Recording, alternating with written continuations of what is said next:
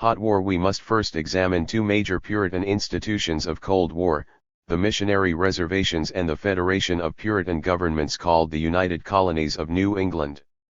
Reserving a separate chapter for the United Colonies, let us here attend to the missions. According to the Royal Patent of Massachusetts, the principal end of this plantation was to win and incite the natives of the country, to the knowledge and obedience of the only true God and Savior of mankind, and the Christian faith. 1. The Great Seal adopted by Massachusetts Bay's General Court continued the ostensible motive of religious altruism with its design showing an Indian pleading, "Come over and help us," figure 7. From the records of the Puritans' activity, however, it would be easy to conclude that the principal end was not an end at all. In 1642 Thomas Leckford stated unequivocally that there hath not been sent forth by any church to learn the natives' language, or to instruct them in the religion. 2. Although Boston had been founded in 1630, Puritan missionary work did not exist until 1643, and what began then was outside the patronage and control of Massachusetts Bay. It started with the labors of Thomas Mayhew, Jr., in the little island of Martha's Vineyard, where in 1642 a handful of Puritans had established an independent colony, the proprietary fief of Thomas Mayhew, Sr. 3. The circumstances of settlement conduced to moderate conduct. Perhaps 20 able-bodied Englishmen, with their families, had moved into an island distant from other English colonies and already occupied by 3,000 Wampanoag Indians. In the memory of the Indians was the Pequot conquest, and in the minds of the colonists was an acute awareness of the distance between themselves and succor in case of sudden need. Both sides were disposed to accommodation. Besides this favorable circumstance, the ruling Mayhews, father and son, apparently felt quite a serious obligation to win their Indians to the hope of salvation. Both devoted themselves to missionizing, with unmistakable sincerity. In 1643 an Indian called Hyakums approached Thomas Mayhew, Jr., to request Christian instruction. The young colonist took pains with Eliakums, who apparently underwent a genuine religious experience and impressed other Indians with his sanctity. Hyakums and the Mayhews set going a movement that eventually resulted in the conversion of the greater number, perhaps all, of the Indians of both the Vineyard and Nantucket. The Christian tradition begun then survives still among the Gay-Head Indians of the Vineyard, who, ironically, now send their own Jehovah's Witnesses missionaries to the island's summer visitors. The Mayhew-Hyakums mission was characterized by voluntarism on both sides. Indians came to the missionary, and he went to them without either coercion or material reward. For no outside aid of any sort was given to the work until 8 years had passed, and the younger Mayhew seems to have continued 3 years more without regular salary. 5. These facts contrasted absolutely with the later beginnings of Massachusetts' missions. Community and property policies stood in equally strong contrast. On the Vineyard, Indian rights in property were fully respected. When Vineyard converts requested a tract of land to be set aside for a Christian village, they obtained it from the pagan sachems Josias and Wannemanhut on promise of payment of an annual rent. The government of their town was committed to Governor Mayhew because it was Christian, but outside the town the non-Christian sachems kept their customary prerogatives to govern and to sanction property transfers. Indeed, Josias soon complained that the Christian Indians had not paid their rent in accordance with their deed obligation, and he reclaimed and resold part of their town land. 6. A detailed description of the Mayhew approach to Indian politics has been left for us by one of the family who worked in the mission after coming of age. Matthew Mayhew's report deserves extensive quotation.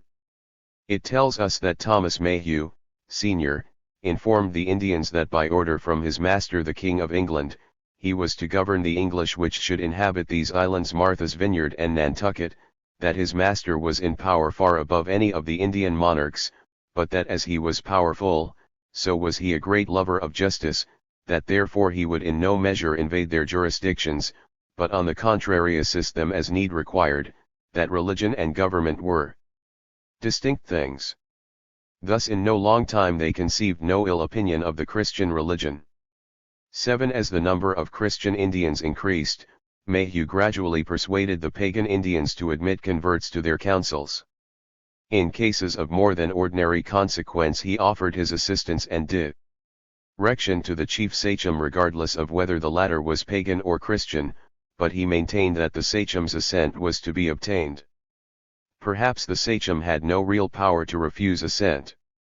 Our source document, after all, was written by Mayhew's genetic descendant and vocational successor, who was not likely to explore the informal ways that pressure could be exerted to obtain a sachem's assent, and a modern student has characterized the Mayhew policies as Machiavellian. 8. Whatever the realities of power, Mayhew did preserve the form of Indian independence and the substance of peaceful coexistence. He formally recognized the sachems as his peers in lordship, and they reciprocated by accepting his kind of vassalage to the English crown.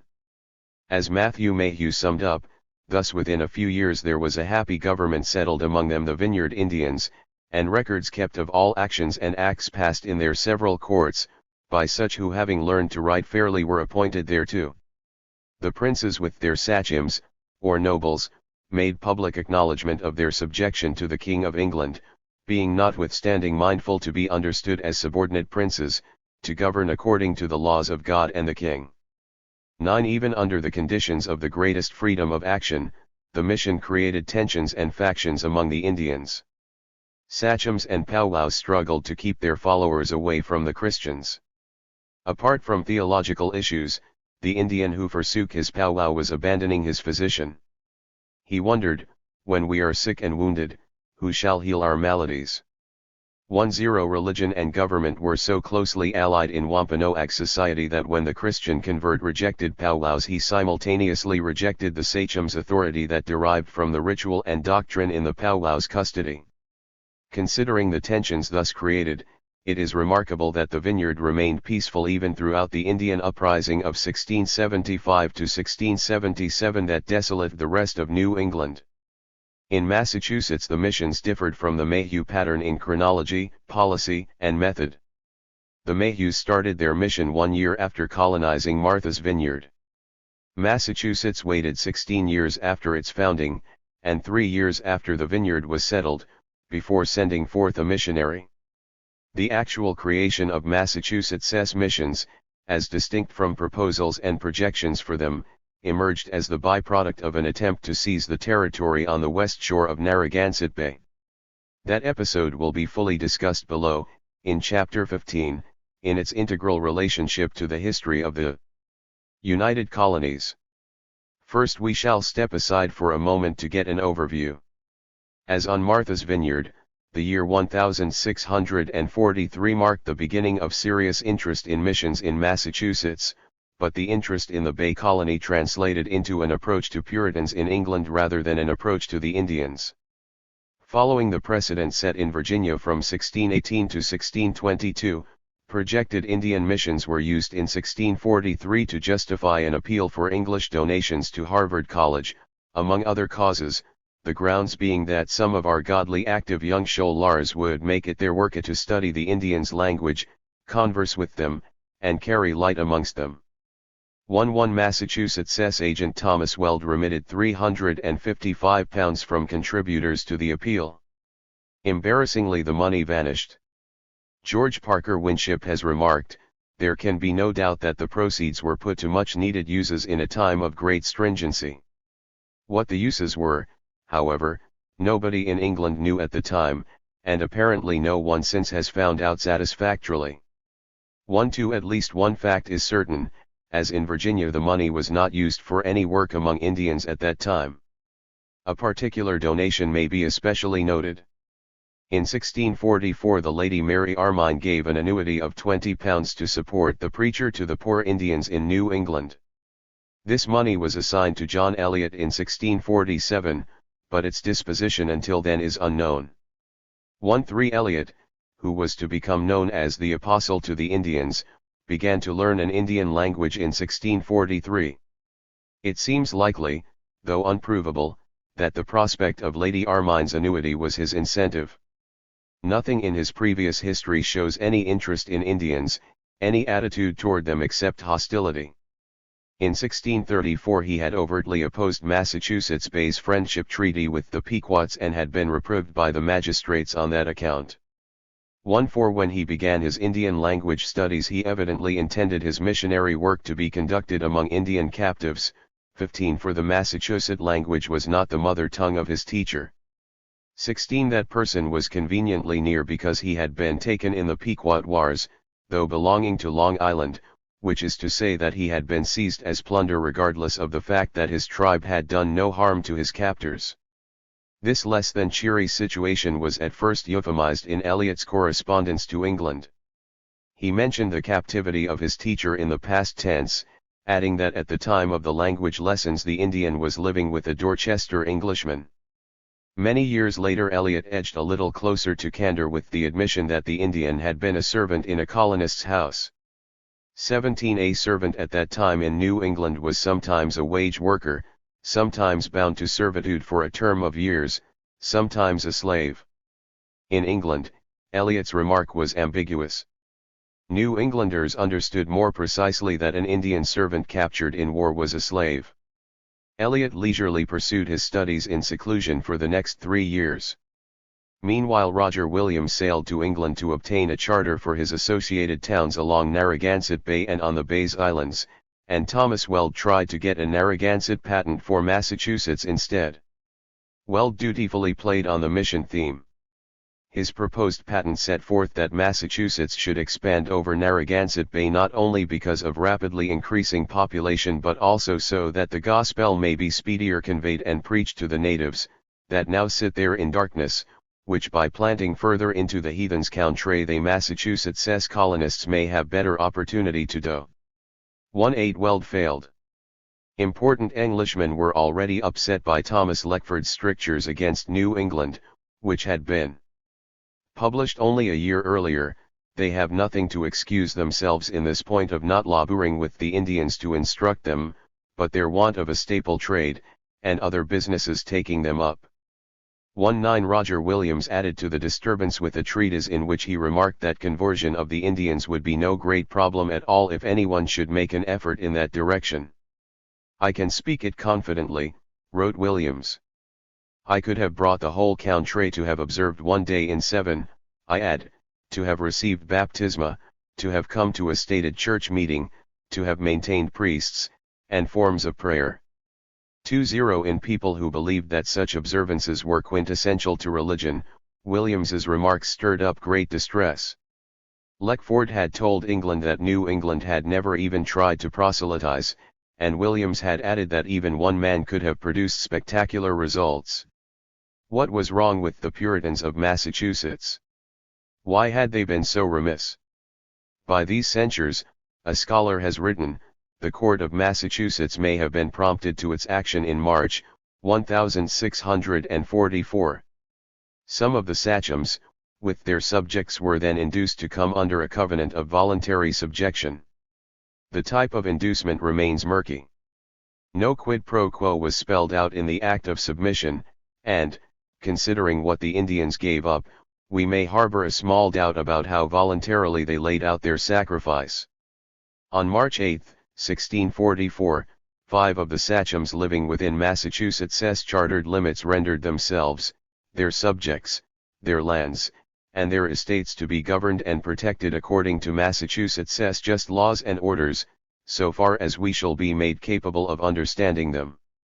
As the magistrates would interpret this instrument, until compelled to change, the sachems relinquished their property rights in land as well as their jurisdiction over it.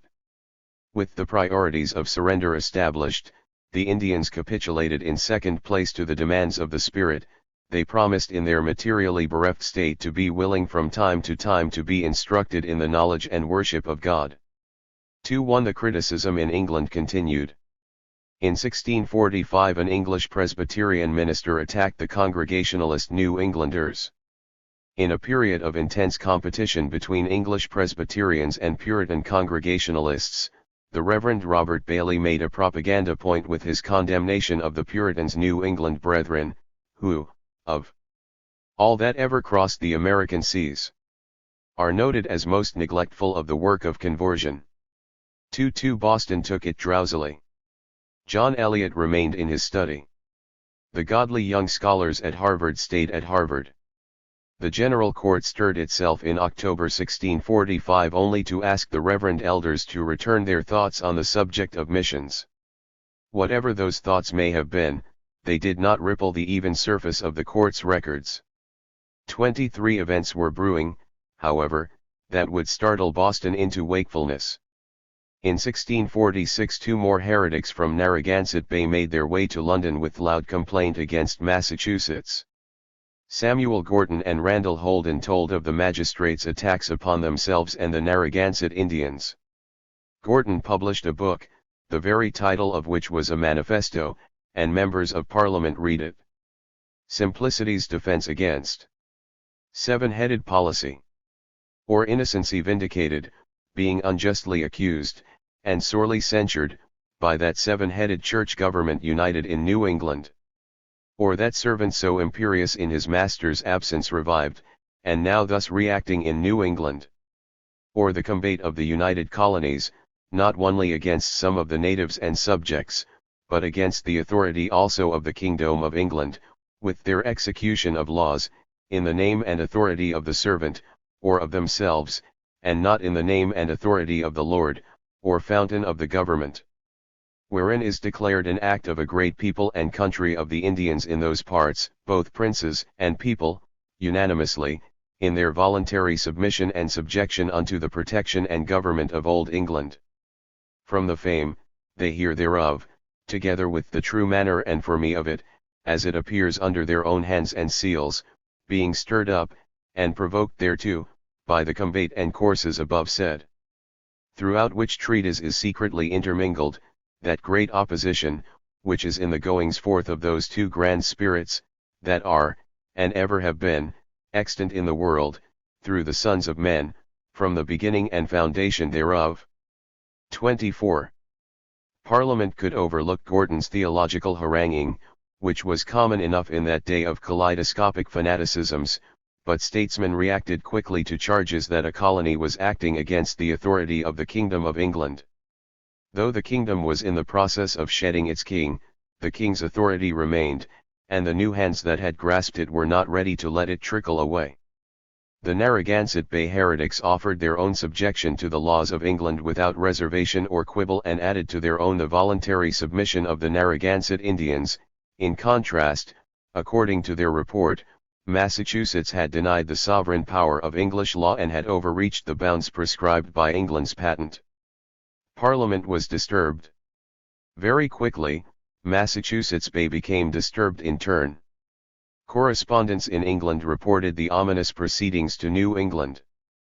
Plymouth's Edward Winslow cautioned Massachusetts' Governor Winthrop about the effects on Parliament of Gorton's representations and also warned of the additional difficulties likely to arise when England should hear of still another heretico-political repression then in process in Massachusetts. 25 Winthrop and the magistrates cautiously awaited developments until a shocking event jolted them into action.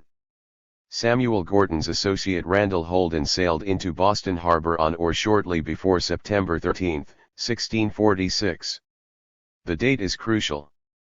Holden's arrival was extraordinarily newsworthy as a flamboyant defiance of the magistrates' power, for Holden had been banished from Massachusetts under penalty of death if he ever again set foot in the colony, yet he made no attempt at disguise or concealment.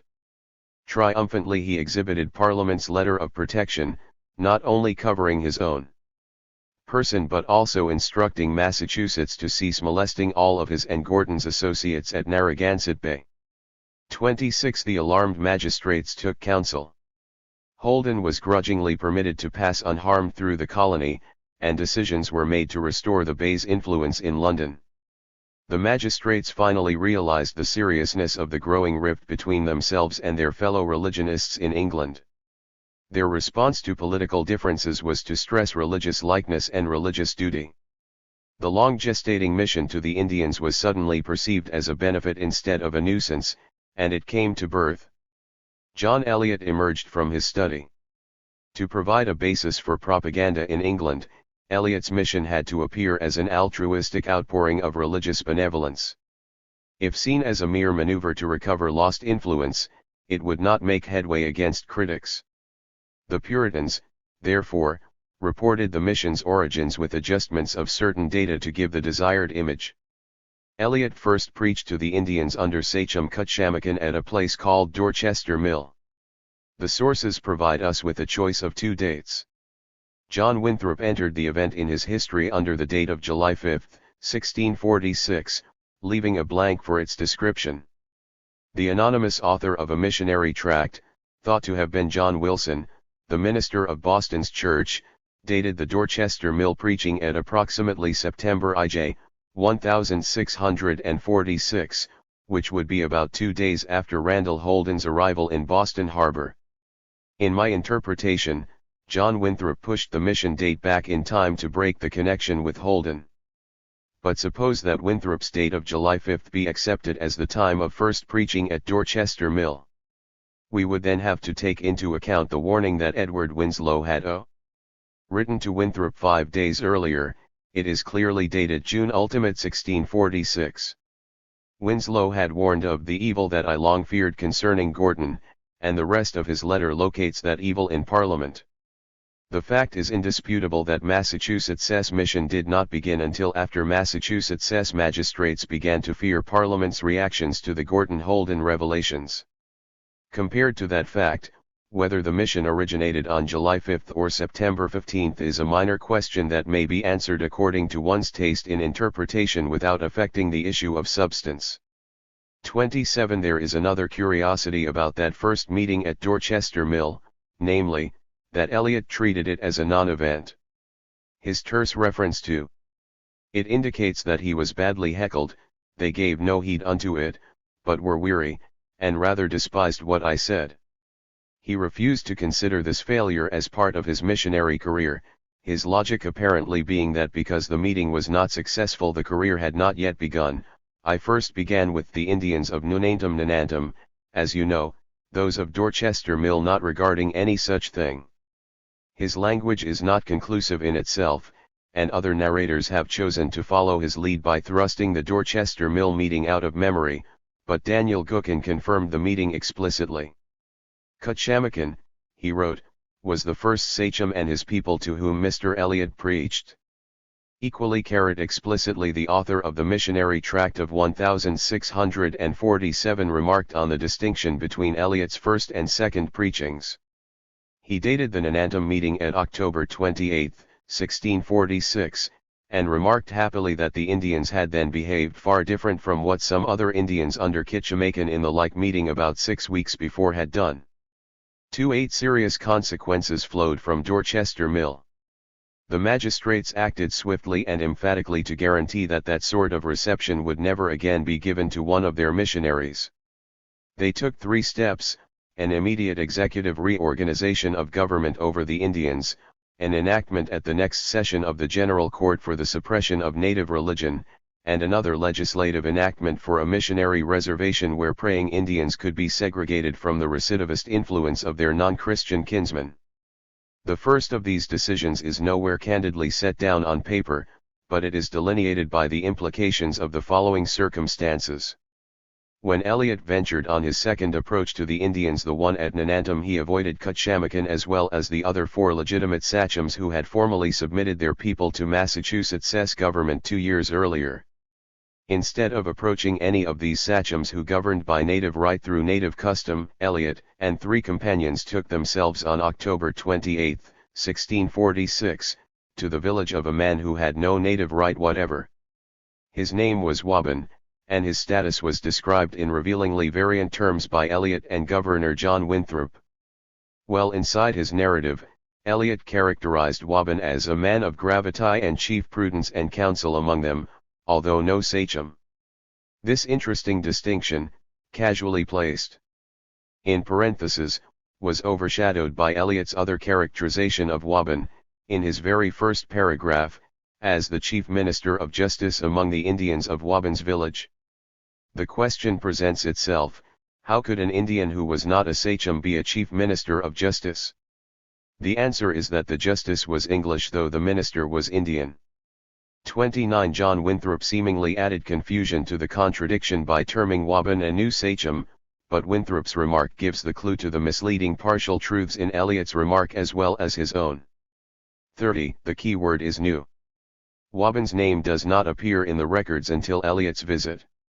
His acquisition of authority preceded the missionaries' arrival by a short time, and there is no indication anywhere of the demise or departure of any previous sachem at that time, nor is there any hint by either Winthrop or Eliot that Wobben had replaced any other sachem. He was an addition of some sort rather than a successor or substitute. Eliot's precise terms must be observed closely because he carefully distinguished between sachems of the blood and civil rulers, and he repeatedly mentioned Wobben in correspondence as a civil ruler. It was a standing assumption with English colonials that Indian government could not be civil because the Indians were uncivilized. Clearly, therefore, Wobben had not achieved governmental authority by Indian procedures, nor did he rule by Indian custom. Understanding this, we can interpret the cryptic remarks and seeming inconsistency of Eliot and Winthrop. It appears that Wobben had indeed not been a sachem before Eliot's first, unsuccessful, attempt at missionizing in Sachem Cutshamakin's village, nor did Wobben ever become a sachem. In the reaction to Eliot's failure at Dorchester Mill, Wobben was made Chief Minister of Justice by English appointment under Massachusetts law, and Winthrop misleadingly equated the new post with the traditional sachemship legitimized by Indian custom. Wobben was a good choice from the Puritans' point of view. He used his newly endowed powers to muster a congregation for Eliot and to discipline it to listen respectfully. 31. Several specimens of Wobben's style of exhortation have survived. One has been preserved by Eliot in a tract extolling his mission's success.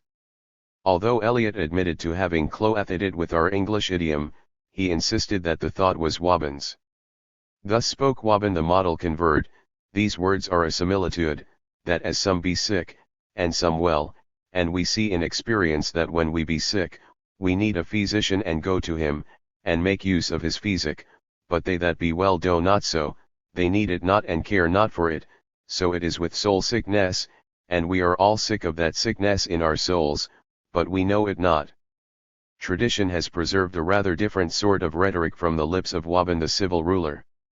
According to Samuel G. Drake, the following is said to be a copy of a warrant which he issued against some of the transgressors. You big constable, quick you catch Jeremiah Offscow, strong you hold safe you bring afore me, Wobben, justice peace. Drake continued, a young justice asked Wobben what he would do when Indians got drunk and quarreled. He replied, tie all up, and whip plaintiff, and whip fendant, and whip witness. There are, to be sure, many kinds of English idiom in which thought can be made clear. 32. Although Wobben's power was entirely derivative and subsidiary, the Massachusetts General Court soon gave it impressive magnitude by enactments for the regulation of religion among Indians as well as Englishmen. In its session of November 4, 1646, 1 week following Eliot's first preaching in Wobben's village, the court enacted for the honor of the eternal God, whom only we worship and serve, that no person within the jurisdiction, whether Christian or pagan, shall wittingly and willingly presume to blaspheme his holy name, either by willful or obstinate denying the true God, or his creation or government of the world, or shall curse God or reproach the holy religion of God, if any person or persons whatsoever, within our jurisdiction, shall break this law, they shall be put to death. An Indian would think twice about heckling Eliot after learning about that law. To make sure that he should, the court enacted further that the necessary and wholesome laws which may be made to reduce them the Indians to civility of life shall be once in the year, if the times be safe, made known to them by such fit persons as the court shall nominate. In still another enactment the court outlawed all the ritual of Indian worship by decreeing that no Indian shall at any time pay vow, or perform outward worship to their false gods, or to the devil, under penalty of heavy fines. 3. The court conceded, in another connection, that no human power could constrain man to believe or profess against their conscience, but it simultaneously affirmed a duty to suppress impiety, which meant, of course, the professions of heretical consciences.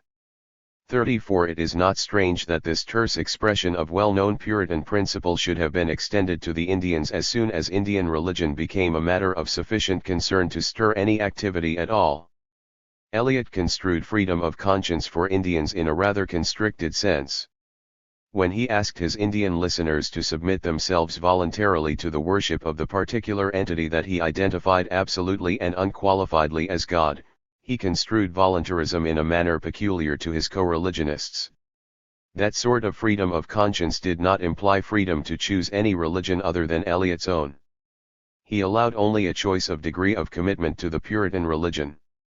The permitted range of choice for mission Indians lay between perfunctory observation of accepted ritual, at minimum, and unqualified profession of faith, at optimum.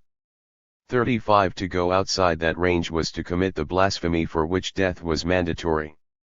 Besides its measures of repression, the General Court took positive action to encourage Eliot's mission in a supporting, though notably thrifty, decree. This provided that 2 ministers would be chosen by the church elders at each annual court of election, to make known the heavenly counsel of God among the Indians in most familiar manner, and that something should be allowed by the General Court for free distribution unto those Indians whom they shall perceive most willing and ready to be instructed. The court also provided for purchase of land for a missionary reservation the first, but the legislators were not entirely carried away by religious enthusiasm. They added that the charge this purchase shall amount unto shall be deducted out of the first gift that shall be brought over from England as given for the good of the Indians. 6 decades later Daniel Gookin was to write a defense of this law, rebutting critics who objected that there was no need to provide land for the Indians forasmuch as it was all their native country and propriety, before the English came into America. Nettled, Gookin claimed English right to the land under Massachusetts' royal patent. Besides, he wrote, the English had the grant of most of the land within this jurisdiction, either by purchase or donation from the Indian sachems. 37 Since very little of Massachusetts' land had been bought as of the time the reservation was enacted, Gookin could only have had reference to the great donation made by the sachems in 1644, in which they submit themselves and their lands to Massachusetts' government. It was a grant obviously made under duress and without compensation. In 1646, however, the General Court would not disgorge even enough to provide for Eliot's mission until money was provided from England to pay for it. The incident foreshadowed the history of the missions during the period of this study. The colonials distributed gifts to the missions but did not themselves contribute. All of the missionary financing came from England. 38 In the matter of Indian land tenure, Massachusetts would be obliged by future events to recede from the position that the Indians had lost all proprietary right by the grant of 1644, but that extreme position was being upheld when the missions were founded. In legal theory at that time, no Indian in the colony's jurisdiction had clear title to as much as an acre until the General Court made its minuscule restitution of reservation land. Indians were not slow to grasp the association. To accept the missionaries was to obtain a secure habitation. The price for them, unfortunately, included more than listening to the ministers. The first native to show favorable interest in salvation came to Minister of Justice Wabbin's village shortly after the November enactments of the General Court. Described as an inferior prince, this visitor had decided to become more like to the English, and to cast off those Indian wild and sinful courses they formerly lived in. When opposed by divers of his men, he argued that the higher Indian sachems had only used their tribesmen for personal aggrandizement. It is clear, therefore, that this subordinate chief was attempting to draw his people out of the authority of their old sachem, who would have been Cutshamakin the heckler. By no great coincidence the seceding subordinate immediately applied for land within the bounds of Concord town. Nevertheless he was unable to persuade all his people to come along. Whoever this inferior prince was, he and some friends paid the price for missionary favor. In January 1647 they agreed to a set of conclusions and orders that included, among many similar things, fines of 20 shillings for not observing the English Sabbath and 5 shillings for not getting haircuts comely, as the English do. The source and sanction for such rules hardly needs to be argued. 39 We have been attending to Eliot's mission as it appeared in Massachusetts, but we must now recall that the primary function of the mission was to make an impression in England. To offset the negative effect on Parliament that had been created by the complaining heretics from Narragansett Bay, the magistrates decided to send an agent to London, as had been earlier advised by Edward Winslow, and Eliot's mission was to be one of the agent's talking points. Winslow himself was chosen for the mission. A week after Eliot's meeting in Wabbins Village, and in the same session that enacted the legislation mentioned above, the General Court instructed Winslow to tell Parliament's High Commission that Massachusetts had been terribly slandered by its enemies. In this presentation Samuel Gorton and his associates at Narragansett Bay had threatened the poor Indians, who, to avoid their tyranny, had submitted themselves and their lands under our protection and government. For Parliament to countenance Gorton would be to destroy a high and holy work, for the Reverend Mr. Eliot had preached to some Indians in their own language, all which hopeful beginnings are like to be dashed if Gorton, etc., shall be countenanced and upheld against them and us, which will also endanger our peace here at home. That the Indians of Gorton's acquaintance were rather different people from the Indians of Eliot's mission did not appear in Winslow's documents. All distinctions of persons and places were carefully and expertly obfuscated. 40 Winslow knew his business. In London he immediately committed himself to polemic war with Massachusetts' critics, exploiting the new mission to maximum effect. Suppressing the fact that the wampum tribute extorted by Massachusetts from various Indian tribes would have financed a considerable missionary effort, for one Winslow represented the colony as too poor and struggling to be able to support Eliot's work without English help. On the basis of this asserted poverty, Winslow lobbied with Parliament for a license to solicit funds in all the churches of England. 42 He seems to have been believed in his accounts of pious progress. However, Parliament hesitated to authorize the collection. Perhaps some of its members recalled the fiasco of the Virginia Company's Indian College. Whether or not such memories had an effect, there were complaints about New England's unsatisfactory accounting for the monies collected in 1643. 43 Winslow's job was to arouse enough religious enthusiasm to overcome political and financial skepticism. Apart from his political objectives, he had to get the money out of England for a mission in Massachusetts that the Massachusetts General Court had refused to finance out of its own funds. This was a task of some delicacy, even in an era of fanaticism. The facts about the Eliot mission were as yet wholly inadequate for Winslow's purpose. Under the most favorable interpretation, Eliot's work was still merely a beginning without any visible accomplishments. Winslow, however, was not a man to be restrained by mere facts or the lack thereof. He seized upon the labors of Thomas Mayhew, Jr., the man who had worked in lonely isolation with never a penny of encouragement from Massachusetts, and gratuitously attributed those labors to Eliot.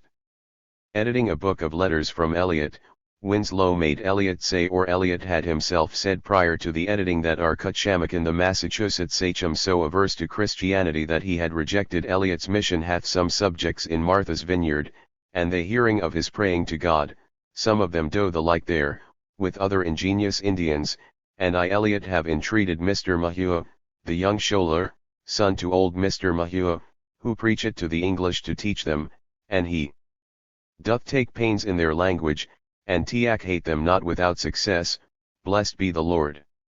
4 Eliot's letter fabricated a role for himself where he had in fact played none. Its assertion about Cutchamakin was an outright lie.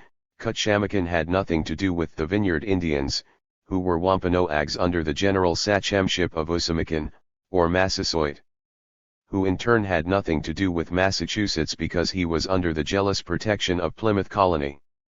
45 Besides this, when the Vineyard Mission began in 1643, Cutchamakin had not yet subjected himself to Massachusetts and was surely not praying to God.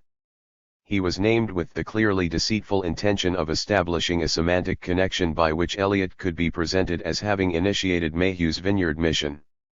46 What made the vineyard fabrication especially credible in Winslow's publication was its accompaniment in the same book by a seemingly substantiating letter from Thomas Mayhew, Jr. 47 In time, however, the facts of Mayhew's mission were exposed by an accident of the winds. A Connecticut minister named Henry Whitfield was blown out of his course on a voyage and forced to take shelter at Martha's Vineyard. Harboring there for 10 days, Whitfield talked with Mayhew and observed the island mission in operation. He went on to Boston and then to England with knowledge gained from direct observation that directly contradicted Eliot's claim to have instigated the mission. 48 It would seem that he had also discussed the matter with Eliot. But Whitfield had no desire to scandalize another minister of his own church or to spoil the pious endeavors then in progress. When he published, he permitted Eliot a face-saving explanation, though he vexed Eliot by keeping silent instead of adding his own word in support of Eliot's strained tale. 49 The explanation simply disregarded Eliot's former statement about Sachem Cutchamakin. Who in England would know anything about the intricacies of Indian jurisdictions thousands of miles away? The problem that could not be disregarded was Eliot's statement that I have intreated Mr. Mayhew to preach to Indians that Mayhew had been converting 3 years before Eliot came out of his study. To explain away this too obvious fabrication, Eliot wrote that his former letter had had a great redundant which make the sense untrue, brightly adding that everything would read quite accurately if only that great were left out. 50 Suppose we do what Eliot suggested, and take that great out of the passage quoted above. The grammatical subject of his sentence would then change from himself in the singular to a plural number of Indians, thus, our Cutchamakin hath some subjects in Martha's Vineyard, and they have intreated Mr. Mayhew to teach them. If Eliot had really not meant to grab credit for himself, he would not have interjected Cutchamakin and he would not have made Hyakums into a multitude. The falseness of his correction must have been understood by clergy and magistrates alike in both Massachusetts and Plymouth, and certainly on the Vineyard. Like Whitfield, however, all these pious folk were willing to maintain silence for the benefit of the propagation of the faith or unwilling to risk the wrath of Eliot's powerful sponsors. In England the whole performance was a great success. Winslow used Eliot's letters, including the I/Indian/Hyakums one, to win Parliament's authorization for a nationwide collection of missionary funds, and an organization with a long name was established to transmit the funds to Eliot's mission. The New England Company, as it is usually called more shortly, became a permanent center of activity for well-wishers of Massachusetts, enlisting the aid of wealthy and important people who thus became committed to active advocacy of the colony's interests. It stood as a perpetual testimonial to the colony's presumed benevolence toward the Indians, and it regularly published tracts extolling Eliot and his associates. Modern propagandists might well admire the ingenuity that created it, for none of this activity or publicity cost Massachusetts a penny. 51 Indeed, the company transmitted much more money than was ever accounted for in mission records or activity, and it drastically revised its financing procedures after its agents in America failed to give satisfactory accounting. Among other uses, the colonies spent mission funds on arms and ammunition, to the great distress of the company's officers, and on the construction of the grandest edifice of Massachusetts' newly founded Harvard College, a 2-story brick building blandly and uncandidly described to the company as one entire room. 52 As many as 2 Indians are known to have been in residence at one time, but not a second time. Other uses were found for the excess space.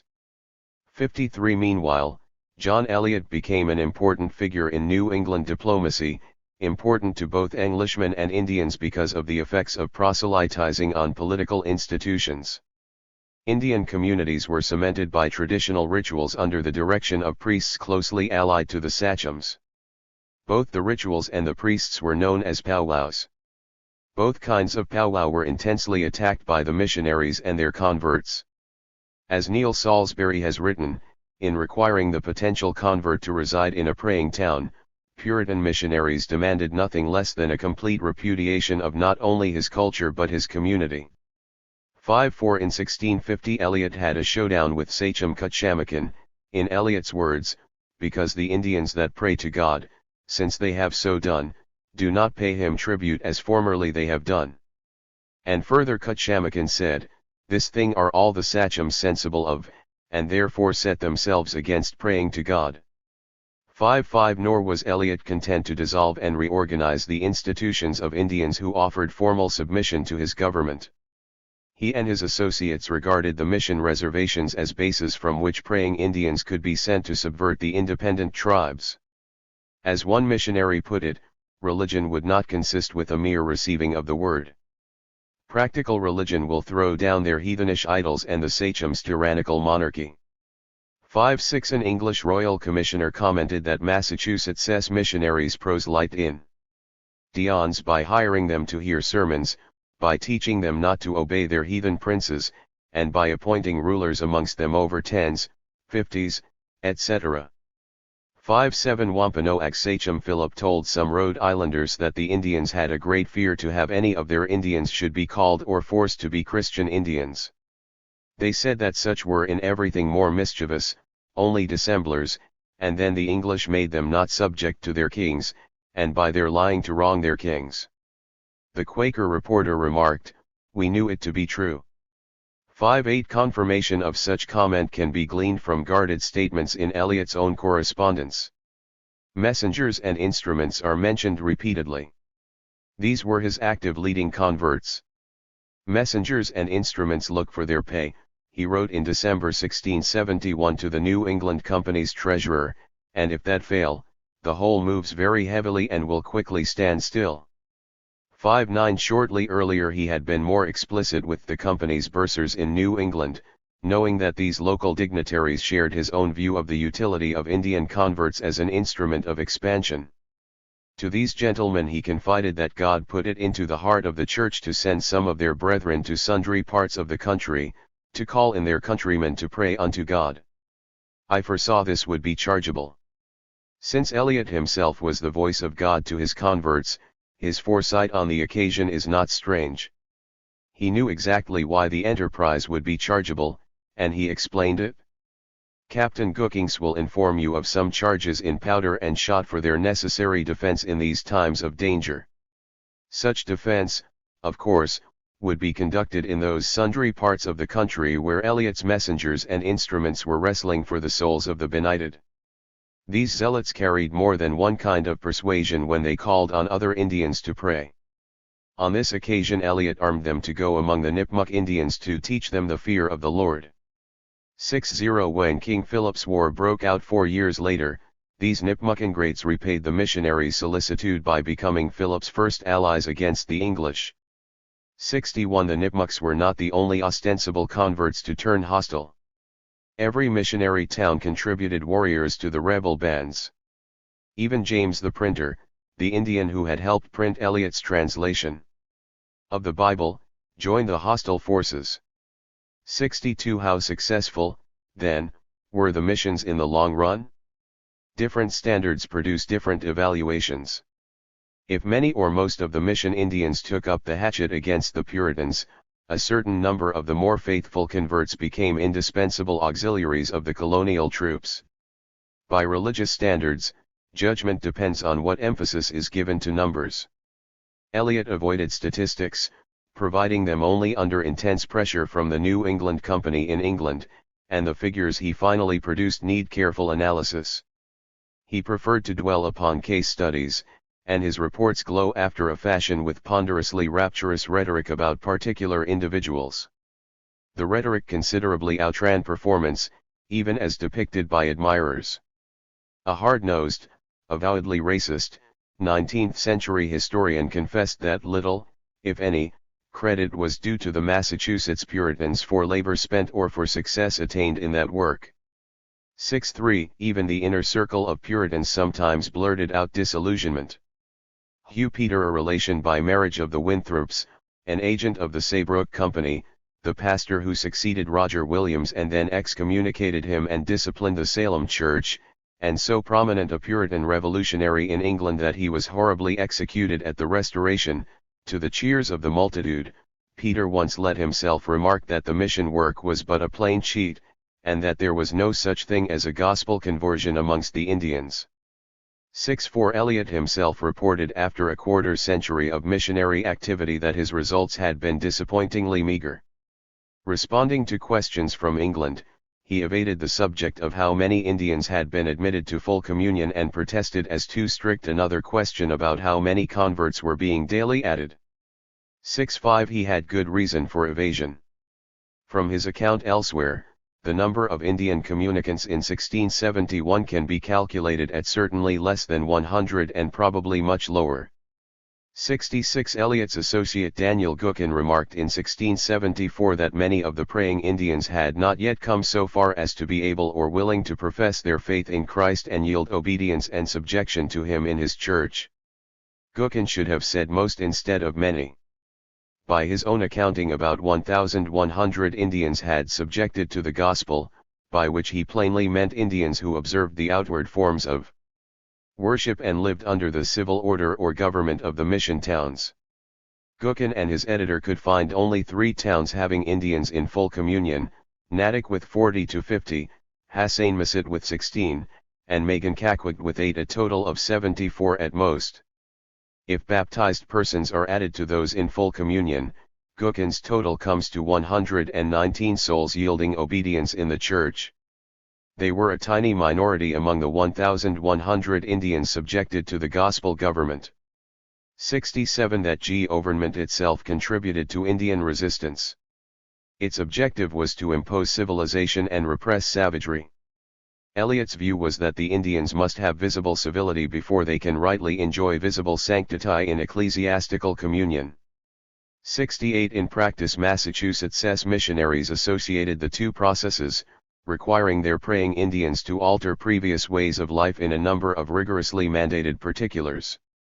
Eliot believed in life and zeal in the punishment of sinners, and he punished such sins as unemployment, long hair, and killing lice between the teeth. 69 In 1684 Eliot attributed the praying Indians' observance of the Puritan Sabbath to the example of the English churches and the authority of the English laws, which Major Gookin doth declare unto them, together with such mulcts, as are inflicted upon transgressors. 70 The primary requirement for both civilization and religious instruction was simple and drastic. To be eligible, Indians were first compelled to subject themselves to the government of Massachusetts. In due course the Indians who had so complied were placed under the authority of an English military officer who appointed Indian commissioners to enforce among their people the laws made by the English.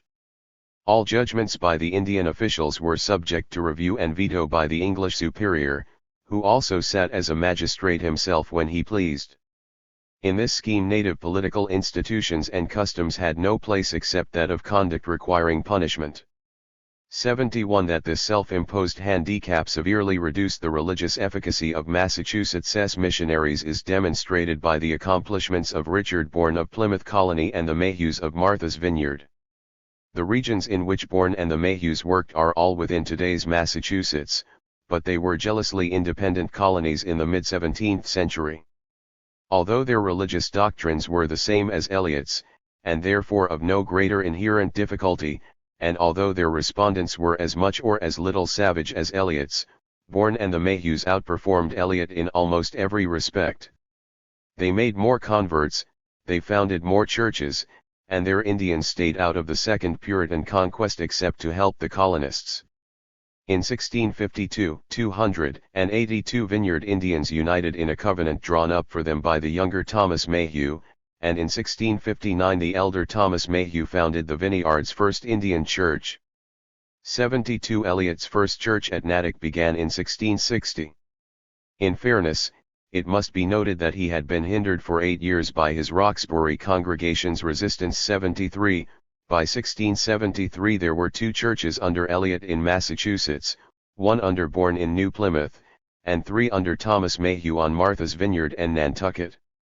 74 The Second Puritan Conquest worked havoc on Eliot's missions but not on the others. In 1684 Eliot listed the stated places of Indian worship in New England, not to be confused with formally organized churches. 4 were in Massachusetts, 10 in Plymouth, 10 on the Vineyard, and 5 in Nantucket. The Mayhews and Bourne, with their missions based on voluntarism, held a total of 25 Christian Indian communities as compared with Eliot's remnant of 4. 75 They all subscribed to the same Puritan theology. The distinction between them lay in Eliot's authoritarian and repressive use of his missions and mission Indians as instruments for political ends.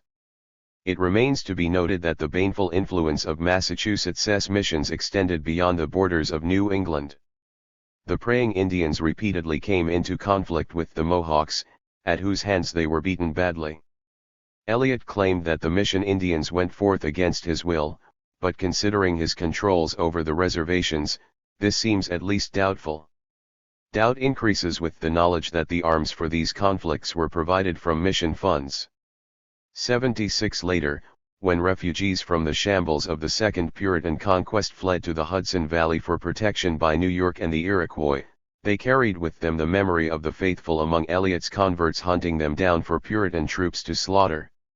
Similar memories were preserved by the refugees who fled to Canada and to the Abenaki Indians in Maine, both of which groups willingly received Jesuit missionaries but never forgot their score against the Puritans.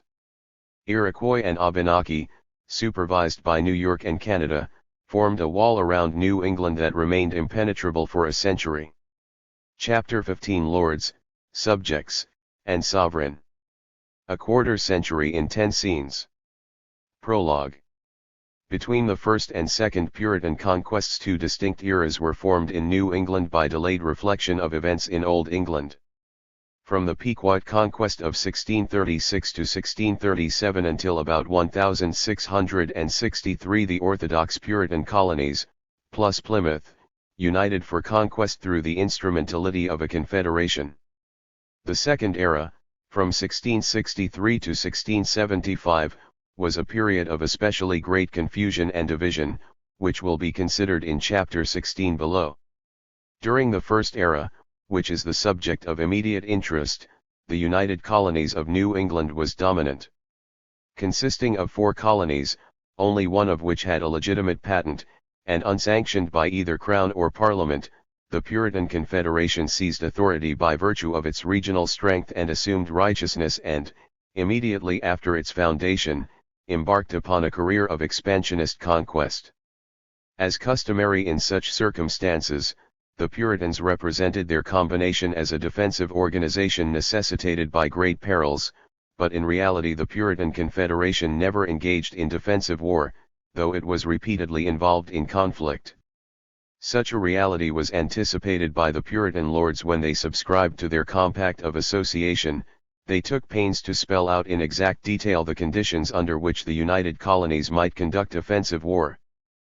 During the Confederation's effective existence, its attention was chiefly devoted to ways of coordinating Puritan efforts for conquest on Narragansett Bay and in the territory of New Netherland. Since both the coveted areas were occupied by resisting Indians with European allies, the Puritans encountered more complicated problems than they had faced in their first conquest, when the defending Pequot Indians had been isolated. On Narragansett Bay, the associates of Samuel Gorton, the so-called Gortonages II, and Roger Williams aided the Indians in defending their territory by political means, and these allies won protection first from Parliament, then from the Crown. Puritan expansion into New Netherland achieved results on Long Island and along the mainland coast of Long Island Sound, but in the upper Hudson Valley the Puritans could not penetrate the barrier of the Mohawk Indians backed and armed by the Dutch of Fort Orange and Rensselaerswyck. There was expansion into Maine also, but the peripheries will here be ignored for clarity's sake. Narragansett Bay is this chapter's central interest. 3 of the 4 members of the United Colonies were interested in the Narragansett region, see Map 3, p. 256. Plymouth claimed, by virtue of its protectorate ever the Wampanoag Indians, the whole east shore of the bay and an indeterminate quantity of the north shore, but, since much of that territory was also claimed by the Narragansett tribe, Plymouth could only maintain its boundaries by supporting Wampanoag claims against Narragansett claims. Connecticut and Massachusetts, as we shall see, hoped to extend their own jurisdictions into the Narragansett region at the expense of both the Indians and the English colonials already on the scene. Confusion was compounded by the fragmentation and quarrelsomeness of the Rhode Island settlers, who schemed and struggled against each other and who in some cases were willing to conspire with the Puritan colonies. Intrigue was everywhere. It is not possible here to follow every thread in this tangle. One particular story is our concern: the struggle of the Narragansett Indians to preserve their independence. Regrettably, the evidence does not permit that story to be told except by indirection, that is, by describing the varied attacks upon the Narragansetts and the devices used by their allies to thwart the would-be conquerors. The Indians' own attitudes and responses can only be inferred from documents written by passionately partisan Englishmen who wrote to serve their own interests first of all. Yet, without the Indians, the history of Narragansett Bay would be Hamlet without the prince. Immediately after the Mystic Massacre in 1637, Connecticut dispatched 30 men to the Pequot country in place convenient to maintain our right that God by conquest hath given to us. A month later, Connecticut's commissioners parleyed with Boston about our setting it down in the Pequot country. Massachusetts vetoed this ambitious project. Boston's commanders continued to discuss Pequot territory as one of the spots to be considered for Massachusetts' own expansion. Besides the Pequot lands, the Pequot's persons became an issue of dispute. Their status was not in question. As captives of war, they had become subjects to be disposed of at the will of the conquerors. The problem was one of administration. There were too many prisoners to risk bringing them all into the English settlements as slaves, though a few were distributed in that manner. They had to be kept at a safe distance in their own communities, but they also had to be kept under strong, responsible supervision that would perform two essential functions: it would prevent their organizing for revenge, and it would not fail to extract regular payments of tribute from each and every person. For practical reasons, these considerations required the assignment of most of the captives to one or another of the tribes allied to the English. Which one? Uncas's Mohegans were Connecticut's allies, but not Massachusetts's. Miantonomo's Narragansetts had a treaty with Massachusetts, but not with Connecticut. To assign a captive to either tribe would also be to assign his tribute to that tribe's ally, and the colonies were far from agreed as to which should get the lion's share. Similarly, they disputed over which should have rights of conquest over the Pequot lands. Massachusetts propounded that a joint conquest had been made and that the Pequot territory should be apportioned between the conquerors, but Connecticut maintained that its troops alone had won the victory and that it alone should have that spoil. The issue remained undecided for a long while, largely because it was easier to conquer Indians than other Englishmen. Massachusetts did not relinquish claim to Pequot lands, but other places also appeared attractive, particularly Quinnipiac farther west along the coast, where the resident Indians had formerly been Pequot tributaries. After Massachusetts's troops massacred the men and shipped the women and children off to the slave market, the region so conveniently depopulated was praised without stint by its conquerors, but the fates were whimsical again. Before Massachusetts could organize a subject settlement on the site, a community of recent arrivals from England founded New Haven there as an unsanctioned independent colony a la Connecticut 4, see Map 1, Chapter 12. While the Puritans disputed jurisdictions, Miantonomo requested reward for his Narragansett's participation in the Pequot conquest. What Miantonomo wanted was a privilege for his men to hunt in the former Pequot lands, and his allies in Massachusetts readily acceded to his wish. But the other English in Connecticut did not much like the notion of Massachusetts dispensing privilege in land that Connecticut claimed as its own, especially since the Narragansetts had indisputably participated in the campaign against Mystic Fort. A good lawyer, and John Winthrop, Sr., was certainly that, might talk that participation into a Narragansett claim, which would then become the claim of the Narragansett's ally in Boston and which would derive additional support from the presence of the Narragansett hunters in the disputed lands, provided that such presence was not challenged. It was quickly challenged, with force. The force was that of Uncas, but the purpose was that of Connecticut. Uncas's men descended upon the Narragansett hunters in the Pequot lands, and we need not doubt the source of his inspiration. Miantonomo appealed to his ally Massachusetts for permission to redress the injury with his own force.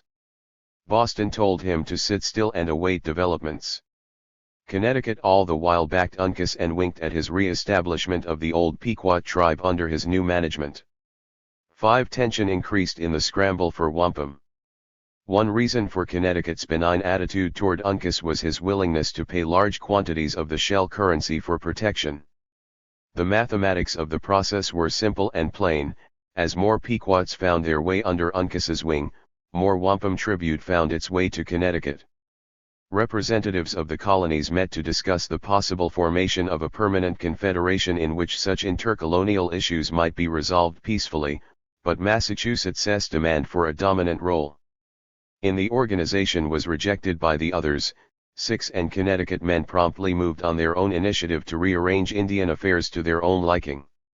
They issued peremptory orders to Miantonomo to come to Hartford for a treaty. He objected that, in his understanding, he was already bound to all the English by his 1636 treaty with Massachusetts. He was answered that Connecticut made its own alliances. Under pressure, he complied. 7 At last we are able to examine the actual text of a treaty instead of a retrospective paraphrase.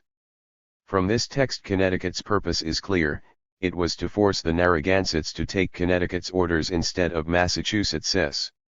The treaty asserted Connecticut's jurisdiction in certain matters that had already been preempted by Massachusetts's treaty with Miantonomo. Whereas that sachem was bound by the earlier treaty with Boston to gain Massachusetts's approval before making war on other Indians, the new treaty explicitly required him to appeal to the English inhabiting the jurisdiction of the river of Connecticut. And they are to decide. In the same high-handed manner, Connecticut assumed ownership of both the persons and lands of the former Pequots. 80 persons were allotted to Miantonomo, and to Uncas his number.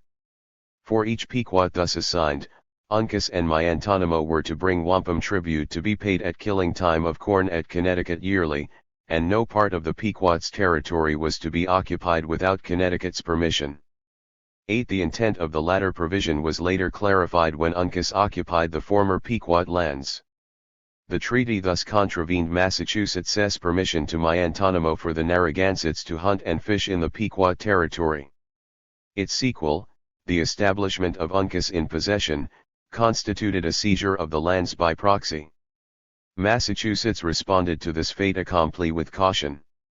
The unhappy Narragansetts, after their enforced treaty in Connecticut, appealed to their old ally to please ratify that promise made to them by Massachusetts after the wars, viz., the free use of the Pequot country for their hunting, etc., but they did not get much satisfaction. As they reminded John Winthrop, since the last year at Connecticut with Mr. Haynes and the magistrates, you have not yet pleased to come to action. 9. It was well for the Narragansetts' peace of mind that they did not know what sort of action was in process. Winthrop and Connecticut's Thomas Hooker had exchanged recriminations over many matters in contention between them, including Indian jurisdictions, and Winthrop had had sad thoughts about it. What those thoughts came to was that Connecticut and Massachusetts must live in peace and love, and blessed be God that hath fixed us in one mind in the truth, which will make the matter the more easy. 10 Nothing was said of honoring any commitment to any Indian. As events would show, Connecticut's hostility for the Narragansetts remained implacable, while Massachusetts's vacillating protection was conditioned on the Narragansetts' acceptance of a subject status that the Indians were unwilling to assume.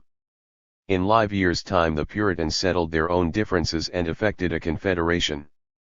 The heart of that settlement became an agreement on how to dispose of the Narragansetts. Scene 2. Cool heads prefer stratagem to combat. The Massachusetts oligarchy seems to have entered into the new association partly to gain some measure of control over Connecticut's explosive expansionism and partly to coordinate all Puritan resources behind Massachusetts's own projects for enlargement. Boston usually moved more slowly and legalistically than the cocky frontiersmen at Hartford. When Connecticut threatened a repetition of a blitzkrieg in the pattern of the Pequot triumph, the larger colony finally was stirred into overt activity. The agitation for war started in almost exactly the same manner as before. In August 1642 several Indians purportedly approached Connecticut leaders with dire warnings that the Indians all over the country had combined themselves to cut off all the English just after the harvest. Connecticut thereupon proposed to Massachusetts that troops of militia should be sent from both colonies to join at Fort Saybrook. Boston's first reaction was panic. The magistrates decided to strike some terror into the Indians. All the Indians who could be reached within the jurisdiction were immediately disarmed, and the bewildered Massachusetts sachem Cutchamakin suddenly found himself a resident of Boston's jail. 11 further inquiry raised questions, however. The magistrates became convinced that none of the Indians of Massachusetts had been conspiring, and a few days of thought produced a sense of déjà vu. When the General Court assembled on September 8, it counseled caution. All this, John Winthrop remarked, might come out of the enmity which had been between Miantonoma and Oncos, who continually sought to discredit each other with the English. Such reports had been raised almost every year, Winthrop noted, and had proved to be but reports raised up by the opposite factions among the Indians. 1-2 Massachusetts simply ignored the Hartford Treaty of 1638 with its pretensions for Connecticut to have power of decision in Indian disputes. A summons went forth to Miantonomo to come to Boston and give satisfaction about rumors of conspiracy and disloyalty. That very subtle man arrived in great dignity to demand that he be confronted with his accusers. The magistrates confessed ignorance of who the accusers really were, and they may be believed in this case because Connecticut had refused to provide evidence. Miantonomo had his own ideas. He offered to meet Uncas at Boston for a showdown, demanded that his slanderers be punished, and generally comported himself without betraying any visible sense of guilt. In Boston that was quite a feat. The magistrates were so impressed that they permitted Miantonomo to dine at the lower end of their own table. 1-3 In the meantime Connecticut renewed its agitation for war and threatened to begin one before Massachusetts could even reply. Perhaps Connecticut was bluffing, it certainly waited for a reply. Boston responded that to begin war while negotiations were continuing with Miantonomo would be dishonorable, whereupon Connecticut cooled off, but, it seemed, unwillingly, commented Winthrop, and as not well pleased with us. The delay was prolonged and the war forestalled. 14 This is not to say that Massachusetts had decided to mind its own business and forget about Narragansett Bay. The Boston magistrates had merely adopted a smooth strategy different from the crashing conquest methods of the rough characters at Hartford. Boston preferred a nibbling technique, and Boston preferred also to nibble with its own teeth and to have the tidbits go down its own gullet. While stalling Connecticut, the General Court quietly eased into the west shore of Narragansett Bay with a bloodless coup. Scene 3. Boston rumbles and acquires distant clients. The Narragansett land at issue was thinly settled by a colony of unchanged ardoured squatters, some of whom had made purchase from Miantonomo. In Massachusetts' view, these purchasers were undesirables for several reasons. All of them were establishing independent title to land that Boston wanted. A majority believed in the anathema of religious toleration. One settler there, Roger Williams, had been exiled for denying the authority of the magistrates, and another, Samuel Gorton, was a raucous, ranting, defiant heretic who might spread the pollution of his doctrines if he were left alone. When a handful of Gorton's neighbors asked Massachusetts to evict the Gortonages from their vicinity, Boston accepted the complainants as clients or subjects. Their precise status was not as clear as a lawyer might desire. Quite clearly, however, Massachusetts' action implied its protection and a claim of jurisdiction over the lands that the complainants claimed as property. While the General Court blocked Connecticut's Narragansett conquest at its session in September 1642, it simultaneously appointed its new clients as local magistrates on Narragansett Bay. Small wonder that Connecticut was not well pleased. 1-5 The settlers at Narragansett quickly learned the full significance of this big foot in their door. The Gortonages began to fear for their lives as they were warned that Massachusetts intended to take in all of Narragansett Bay. 16 Roger Williams, however, apparently trusted in his personal client-patron relationship with John Winthrop, Sr. For a while Williams continued to do errands for Winthrop among the Indians. 17 Full enlightenment came at the end of October with a menacing letter from Boston, although a leader of the complainants, William Arnold, delivered it to the Gortonages. Williams could not mistake its potential applicability to his own settlement.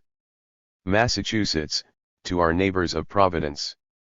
Whereas, William Arnold of Pawtuxet Tract adjoining Providence, and Robert Cole, and others, have lately put themselves and their families, lands, and estates, under the protection and government of this jurisdiction, and have since complained to us, that you have since, upon pretence of a late purchase from the Indians, gone about to deprive them of their lawful interest confirmed by 4 years' possession, and otherwise to molest them.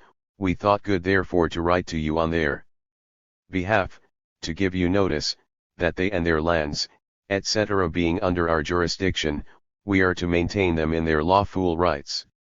If therefore you have any just title to anything they possess, you may proceed against them in our court, where you shall have equal justice, but, if you shall proceed to any violence, you must not blame us, if we shall take a like course to right them. J. Winthrop, Governor. Tho. Dudley. R.I.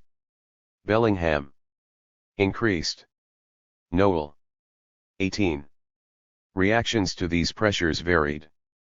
Samuel Gorton and his associates breathed defiance at the Boston magistrates in a long letter interspersing theology with invective in a bewildering ramble of rhetoric, but they soon decided that the neighborhood of Providence was unsafe. They removed then to a neck of land called Shawimet, present-day Warwick, 19, see map 3, p. 256. Maiantonimo continued formally correct behavior as stipulated in his treaty obligations, but he demonstrated his independence by selling Shawimet to the Gortonages. 20. It would seem that Boston became very angry at that transaction. Benedict Arnold predicted that Maiantonimo would lose his head for it. 21. When the full seriousness of the situation became clear to Roger Williams, he sailed for England to seek protection stronger than rhetoric. Ironically, Williams, who had served Massachusetts as its indispensable agent in Indian diplomacy, was forced to travel overland to New Amsterdam in order to make his voyage because his sentence of death remained in full force if he should attempt to embark from Boston.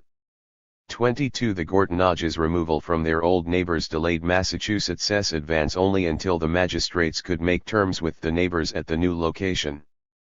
These were two minor sachems named Pumham and Saccanonico. With their cooperation, Massachusetts used the same technique, with refinements, to acquire jurisdiction at Shawimet as had earlier been used near Providence. The Indians became Massachusetts' client subjects. Without any constraint or persuasion, but of their own free motion, they put themselves and their subjects, lands, and estates under Massachusetts' government. They were the more ready to do this because said lands and estates had already been ceded and sold to the Gortonages. They gave a non-existent jurisdictional right to Massachusetts in return for which the magistrates tacitly affirmed a natural law property right for the Indians. By a little mutual accommodation, both parties emerged with substantial gain to which neither was entitled. 23. There remained the problem of convincing Maiantonimo that the magistrates knew more than he about Narragansett customary law. He was summoned again to Boston, where he was required to prove his rights. Even in Winthrop's report, which is a prosecutor's case, Maiantonimo can be seen to have maintained the legitimacy of his acts and powers. That he had been, in fact, the overlord of Pumham and Saccanonico was to be amply demonstrated by Pumham's subsequent career. As a subject, that clever rogue gained more from the magistrates than they from him, and he died in arms against them as a chief of the Narragansetts. 24. Without acknowledging the justice of Massachusetts' usurpation, Maiantonimo was compelled to recognize the fact of Massachusetts' power. The magistrates proved to their own satisfaction that they had rightfully acquired what they coveted, and they sent him home with orders to keep hands off. 25. Scene 4. A depiction of Puritan justice and prudence. The case of Maiantonimo. For clarity's sake, our story has moved a little faster than events. Though Boston's aim remained constant, the magistrates took one careful step at a time, and they made certain of the support of other Puritan colonies before committing themselves irrevocably. They negotiated tentatively with Pumham and Saccanonico in the early spring of 1643. Then, in May, they conferred with the other Puritan governments to form the United Colonies of New England, and Massachusetts felt secure enough in its arrangements to concede Connecticut's basic demand of voting parity within the Confederation. Plymouth and New Haven, being all in church fellowship, came in also. No war was to be undertaken by any member without the consent of the United Colonies, a provision that effectively brought Connecticut's bellicosity under control but did not in the least hamper Massachusetts' method of protecting clients. Perhaps Connecticut was not fully aware of the implications of what its commissioners ratified on May 19. 26. Massachusetts waited until June 22 to consummate its arrangements on NAR. Reagan set bay with the formal acceptance of Pumham's and Sacanonoco's submission. 27. Their full purpose now disclosed, Boston's magistrates sent notice to Miantonomo and the English in those parts. If the Gortanages received such a notice, they disregarded it. Samuel Gorton had a certain flair for the law, and he was ready to argue the validity of his deed against the legitimacy of Massachusetts' jurisdiction. Miantonomo was more tractable. He had ceded the land and had been paid for it, though Massachusetts had denied his right to do so. The magistrates had not demanded that he repay the cession price, and they were not disturbing him in any territory presently in his jurisdiction. Miantonomo simply accepted the secession of Pumham and Sacanonoco and regarded the affair as a quarrel between Englishmen. He had other problems, very serious ones, with a real challenger, and he needed Massachusetts' approval to restore his authority where it mattered. The challenger again was Uncas, who attacked a kinsman and tributary of Miantonomo's in the Connecticut Valley.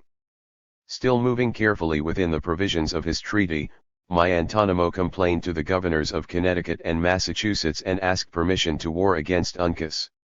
Connecticut's Governor Haynes replied noncommittally. Massachusetts' Winthrop replied that we should leave him to take his own course.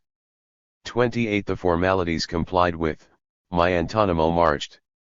But he was an ill-fated man whose friends were more dangerous than his enemies. One of the Gortanages, John Wicks, thought to help by lending Miantonomo heavy armor for the battle, and the armor so encumbered the chief that Uncas's men took him prisoner. 29. The Narragansetts speedily collected a ransom of wampum worth 40 pounds, and Miantonomo requested to be delivered to his friends the English. Uncas complied, but the outcome was not what Miantonomo had expected. The English held him prisoner at Hartford, and his case was put at the head of the agenda of the first business meeting of the Commissioners of the United Colonies on September 7, 1643. Setting the tone for their future career, those eminent gentlemen murdered him. 30. The Commissioners' minutes of this occasion were designed to exculpate the participants in the crime with whatever shreds of reason could be torn off known or alleged fact. Performing a feat of semantic prestidigitation, they made Miantonomo into a treaty violator. They resurrected the Hartford Treaty of 1638 with its provision that neither Uncas nor Miantonomo should war against the other until they had first complained, and that the English had heard their grievances. Or so the commissioners presented it. We may recall that the treaty's actual language was more precise. It said, "The English of Connecticut, and they are to decide," emphasis added. We have seen that Massachusetts had regarded that treaty as null and void and had required Miantonomo to deal with Boston rather than Hartford.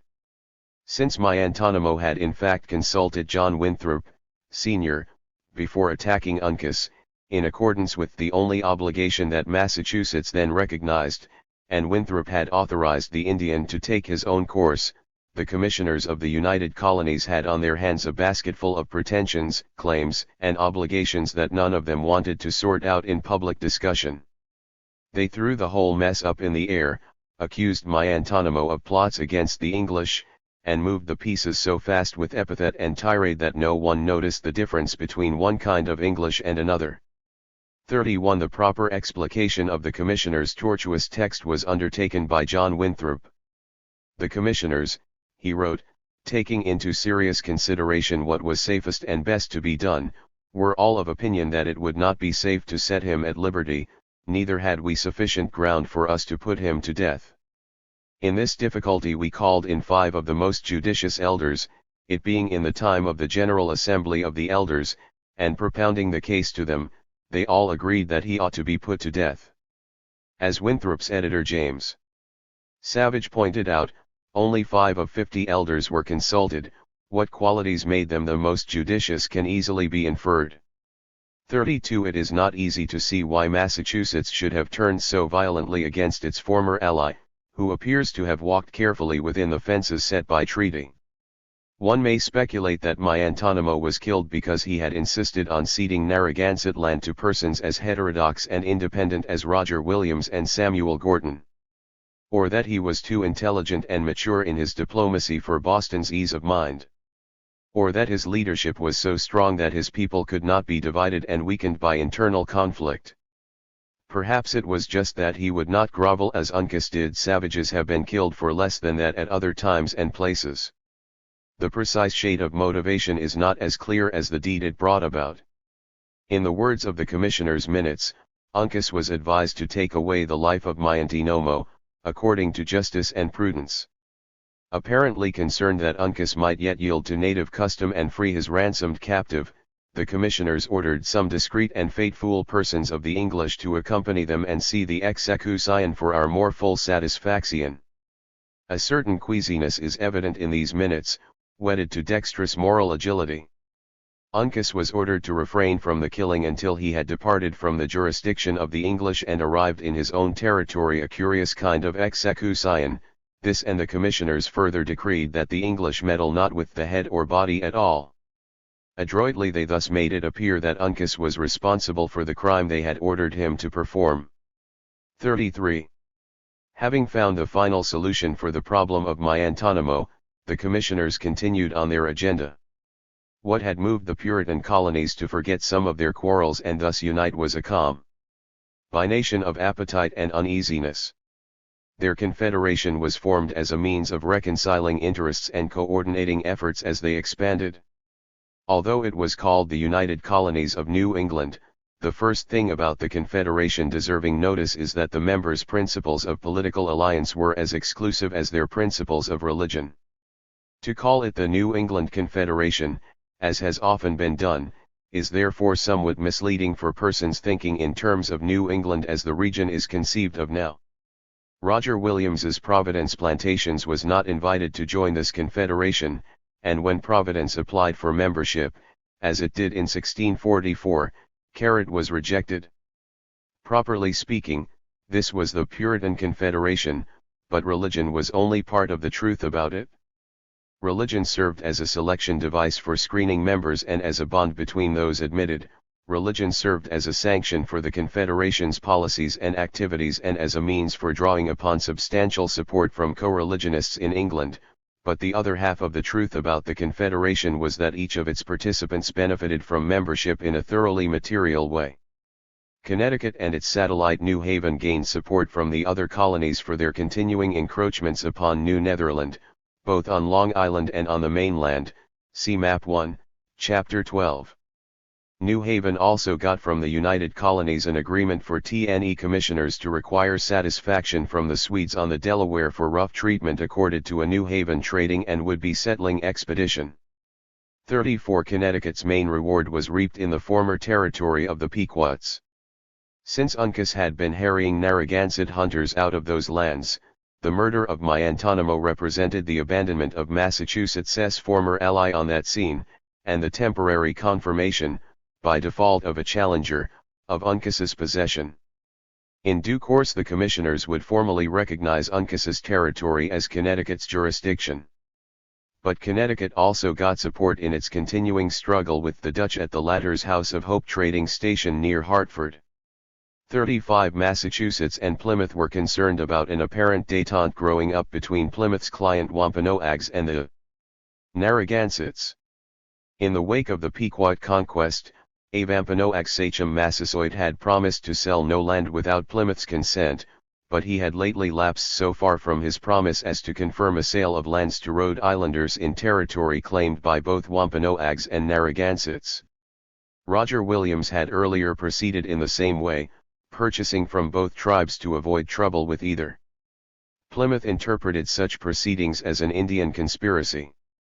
Since Plymouth had no viable charter, its territorial claims depended largely on the extent of territory of its client tribe, and if Massasoit continued to sell off to Rhode Islanders, Plymouth would be whittled down to nothing.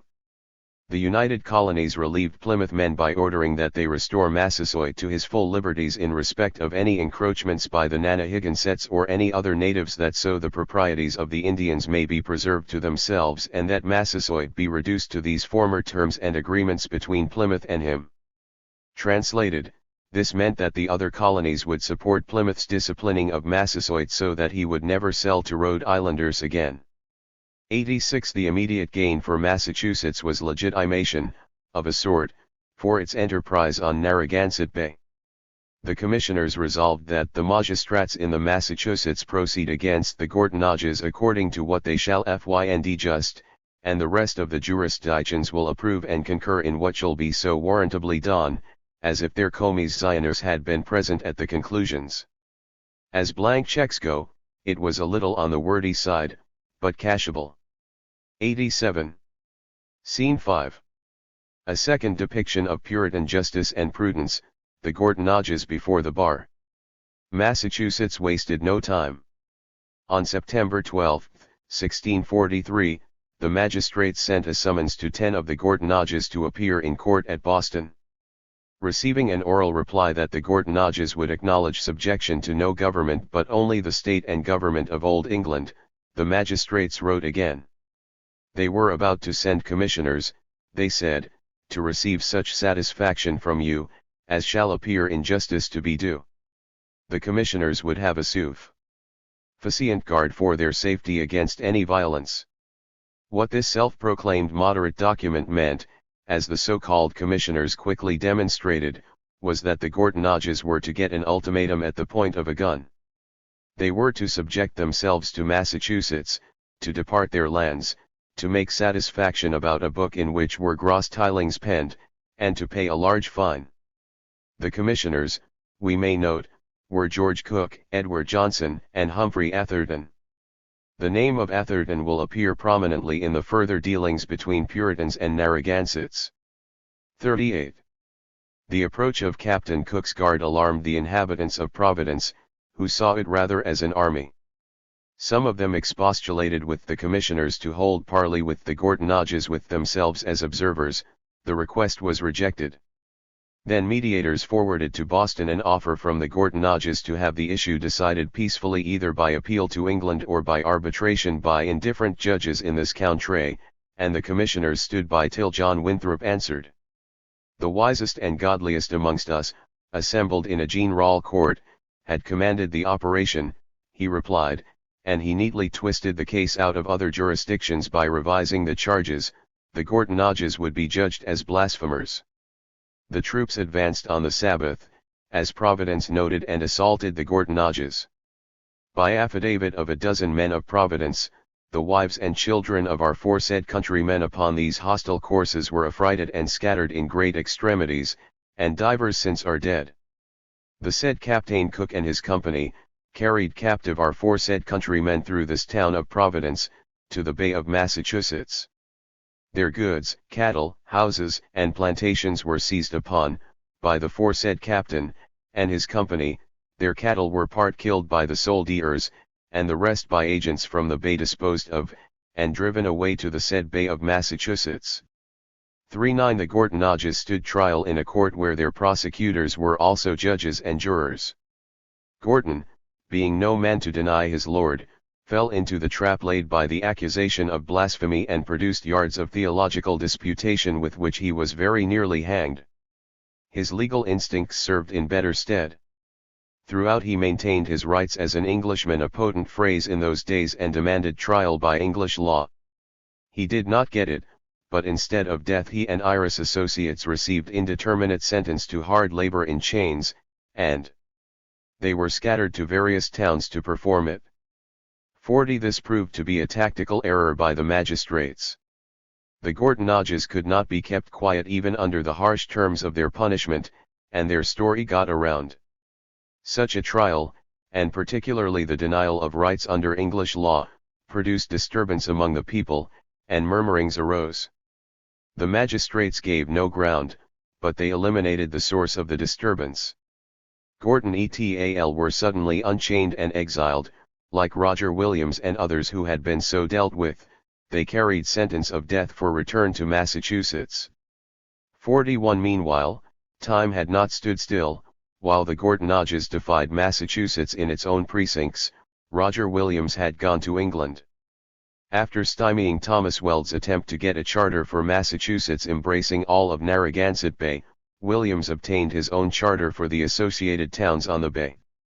Williams's charter contained a clause to give thought in Boston when it became known there.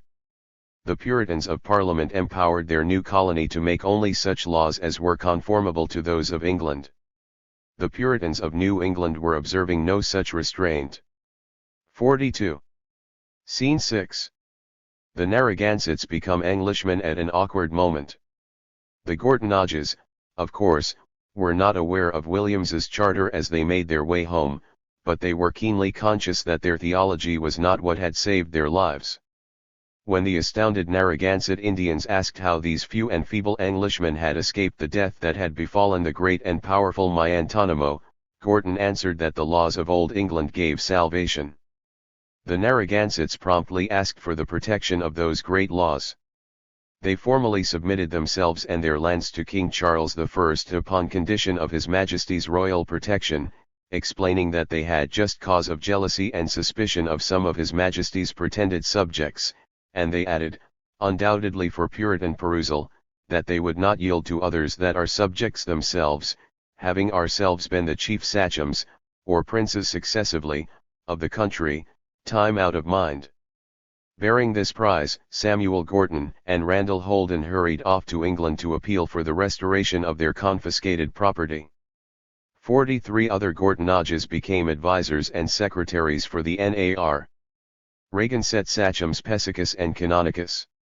When Boston summoned the sachems, it got a tart reply. Our late brother was willing to stir much abroad, the sachem's letter remarked, and we see a sad event at the last thereupon. The sachems declined to stir from their own territory and gave notice of their new condition as subjects unto the same king and state yourselves are. They would no longer accept Massachusetts' intervention in their quarrel with Uncas.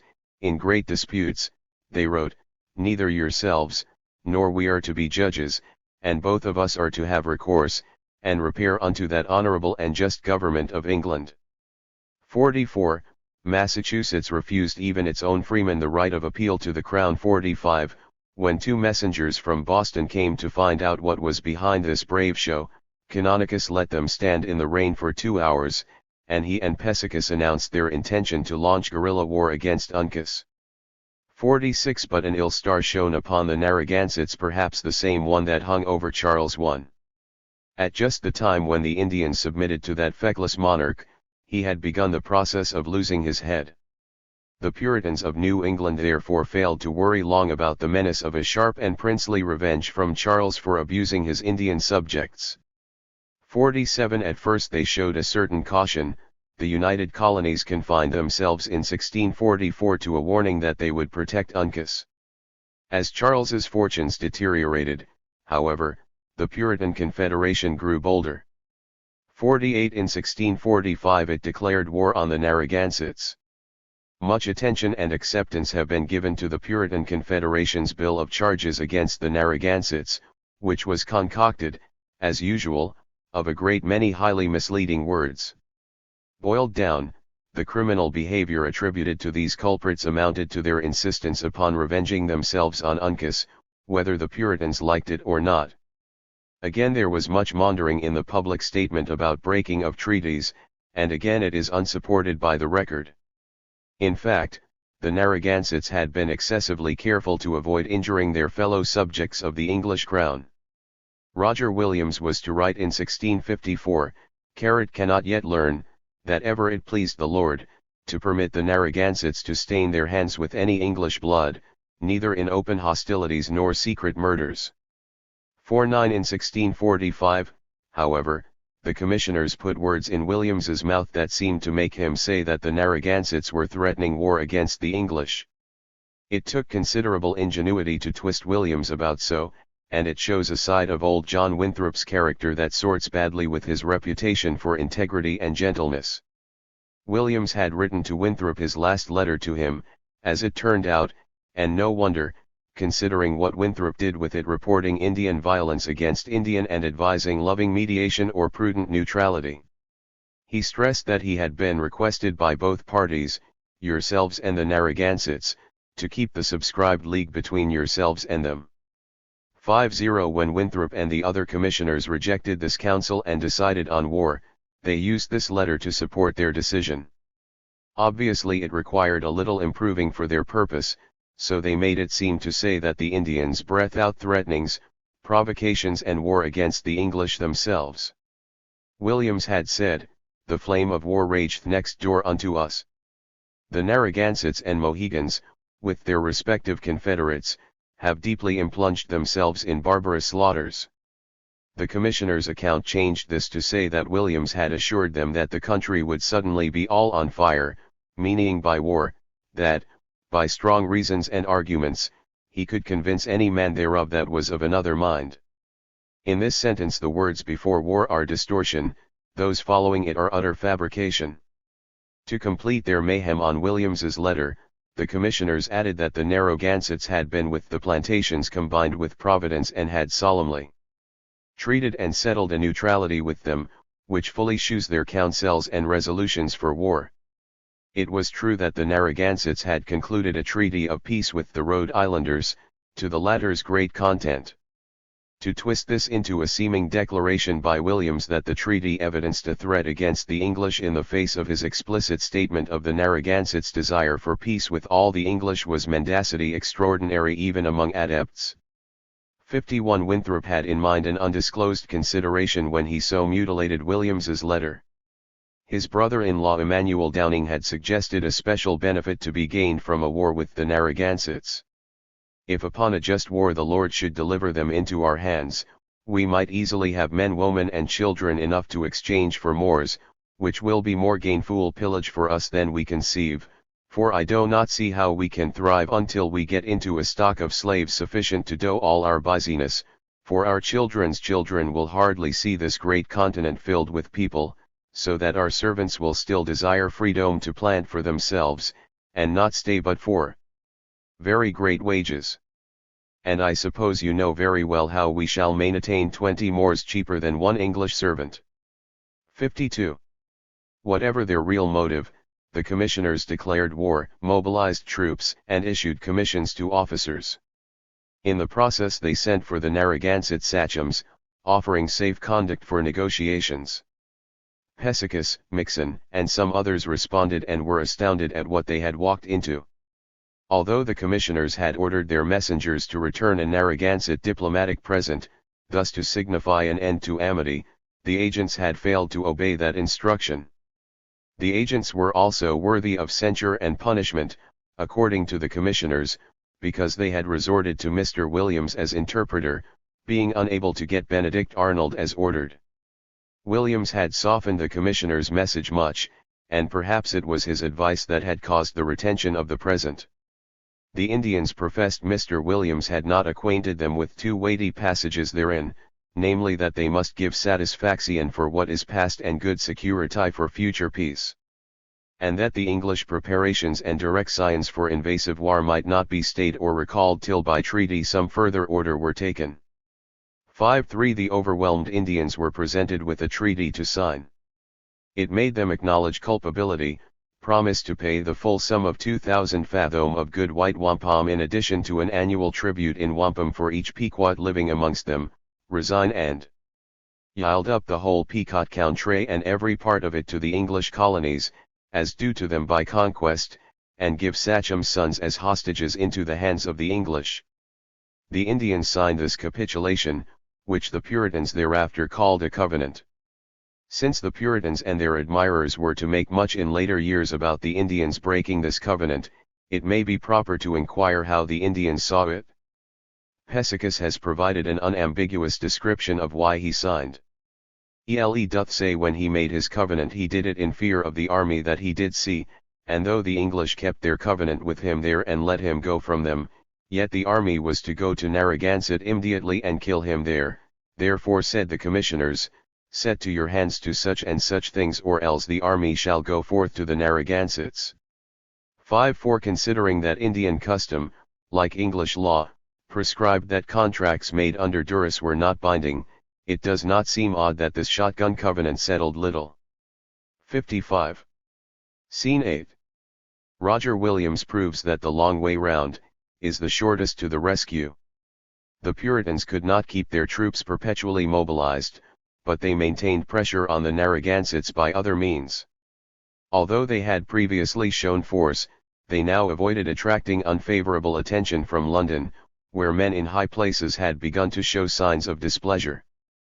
Puritans in England had broader ideas of religious toleration than the Puritans of New England, and the statesmen of the old country had strong ideas about the proper subordination of colonies, whether or not orthodox in religion. 56. Although the Narragansetts had failed to win protection under the laws of Old England, Roger Williams's towns had gained a sympathetic hearing and a guarantee of security. Other victims besides Williams and the Gortanages were complaining in England of the heresy hunts in New England. 57. As we have seen, the defensive reaction in Massachusetts was to accelerate John Eliot on his missionary career and to drown out the murmurs about mundane matters by trumpeting mightily of the Lord. 58. Nevertheless, the concerns of this vale of tears continued to occupy the minds of the Puritan leaders. Tactics changed, that was all. The long-range strategy of terror and conquest remained intact. Indeed, Eliot entered into it with such zeal that the commissioners of the United Colonies had to caution him to be more prudent. We desire you would be slow in withdrawing Indian professors from paying accustomed tribute and performing other lawful services to their sagamores till you have seriously considered and advised with the magistrates and elders of the Massachusetts, lest the passage and spreading of the gospel be hindered thereby. 59. Roger Williams testified more directly as to Eliot's methods and their effect.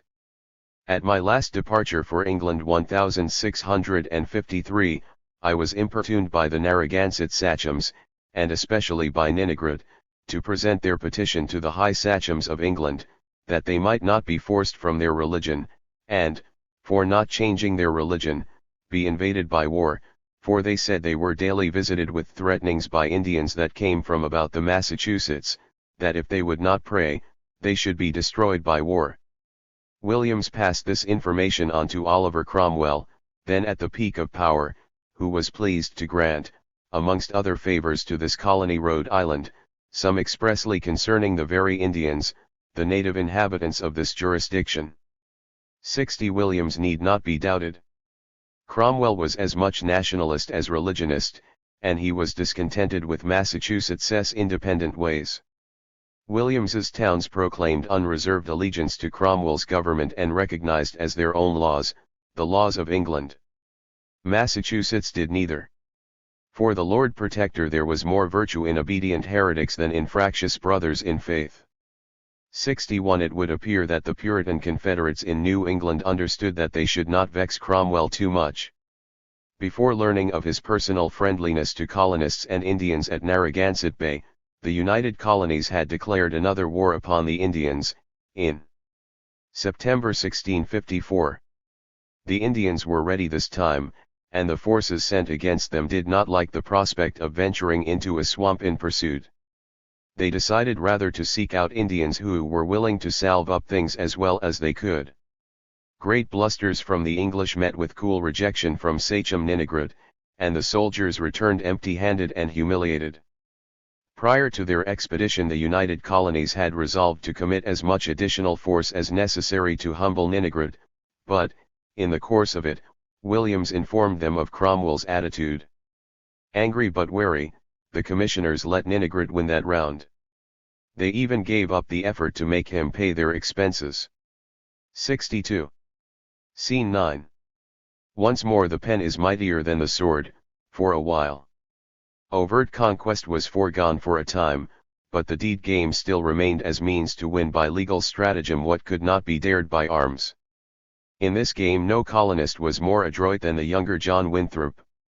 After his father died in 1649, John, Jr., picked up the mantle of leadership, but with a different style and in Connecticut rather than Massachusetts.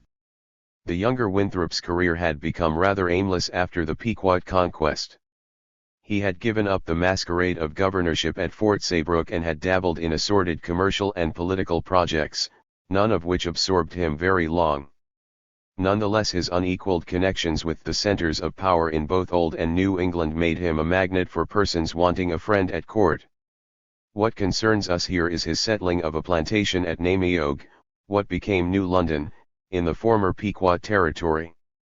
Massachusetts and Connecticut acceded to Winthrop's new settlement, and he was empowered to act as Connecticut's magistrate in the locality. His influence in Connecticut grew, and in 1657 he was chosen governor, an honor that may have amused him at first, when he remembered how he had tried to govern from Fort Saybrook.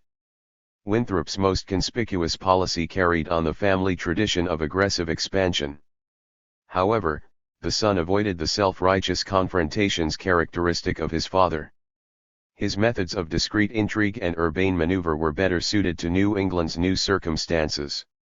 63 While he was governor, Winthrop, Jr., became a partner in the Atherton Company, a group of land speculators that aimed at acquiring lands from the Narragansett Indians.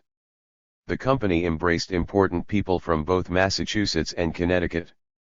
It started in business in 1659 with the fraudulent purchase technique, buying 6,000 acres of the best Narragansett land from Sachem Pesiccus's feeble-minded younger brother, a man who had no valid power to sell and who was seduced by being made drunk and kept so for some days.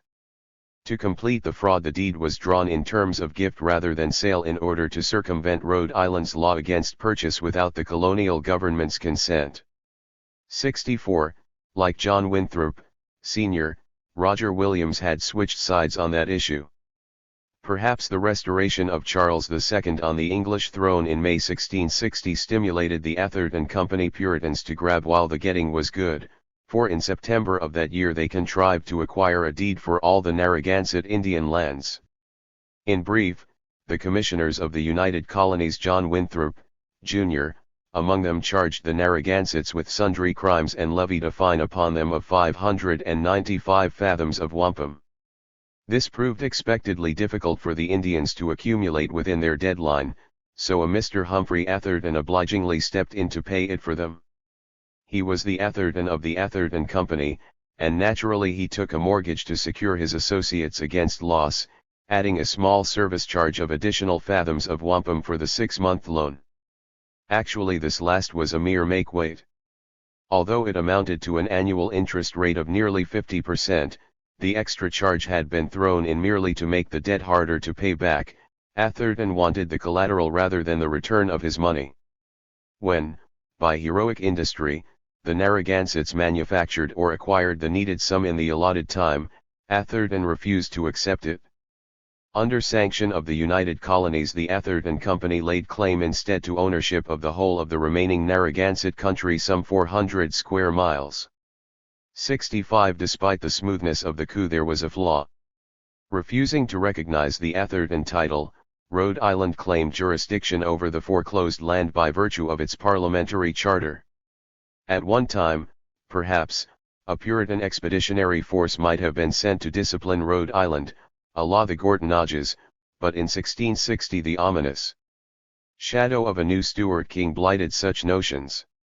Recognizing the need for greater finesse, John Winthrop, Jr., journeyed to England to make things right. To his great disgust, Rhode Island sent a vociferous representative to the same place. Actually, the Atherton mortgage was a relatively minor, though interesting, part of their concerns. Since neither Rhode Island nor Connecticut had a royal charter, and since Charles II was unlikely to feel deferential toward grants made by the Parliament that had cut off his father's head, these colonies were in urgent need of legitimacy. Winthrop, for Connecticut, and Dr. John Clark, for Rhode Island, petitioned for charters of jurisdiction, and their colonies' entire existence hung on their success. From the outcome it appears that they saw opportunity as well as necessity in their errands. Both negotiated for charters that would give their colonies more territory than they had formerly governed. Winthrop tried to grasp all of Rhode Island, New Netherland, and New Haven as well as the lands of his Connecticut towns. As fitted his greater experience and larger slush funds, officialdom gave him the more comprehensive charter, but the Crown had plans of its own for New Netherland, and Dr. Clark argued successfully for Rhode Island's independence. Connecticut momentarily contented itself with swallowing up orthodox New Haven, whose leaders had mistakenly trusted Winthrop to represent their own interests. 66. Scene Ia. Peregrinating homage finds its king. The Crown was now besieged with pleas for redress by colonists who had suffered under Puritan trampling. There were petitions from Maine, from Massachusetts exiles, and finally from the Gortanages, who were still excluded by force from their lands at Chewimet on Narragansett Bay. Now, at last, the Gortanages could actually deliver the Narragansetts' deed of submission to the Crown, and the Crown very sensibly showed interest in this matter. 67 There was so much clamor, and at the same time so much distraction for the ministry in restoring royal government within England, that no one seemed to know quite what to do about the colonies. Finally a device was hit upon that permitted maximum exertion of royal authority at minimum cost. Taking advantage of the departure of a fleet in 1664 to conquer New Netherland, the Crown empowered royal commissioners accompanying the fleet to investigate the northern English colonies and tidy things up. Among other missions, the commissioners were instructed most specifically to investigate the Narragansett country. "If you have clear proof that in truth these territories are transferred to us," wrote Charles to his commissioners, "you shall seize upon the same in our name, and the same tract of land shall be hereafter called the King's Province." 68. Chapter 16, The Disunited Colonies. The arrival of the Royal Commissioners inaugurated a brief new era in New England. Although they were but 4 persons without any of the paraphernalia of power except the royal seal on their commissions, they spoke and acted with the confidence of men who can summon power at need. The voices were those of Colonel Richard Nichols, Colonel George Cartwright, Sir Robert Carr, and Samuel Maverick, but the words were those of the King of England. These were not meant to shiver at a frown from Boston's magistrates or despair at the trainband's advance. They strode into the presence of the colonial great and made demands and gave orders. They stopped the Puritan juggernaut in its tracks. But the limit of their authority was precisely marked at the point where power ceased to be available.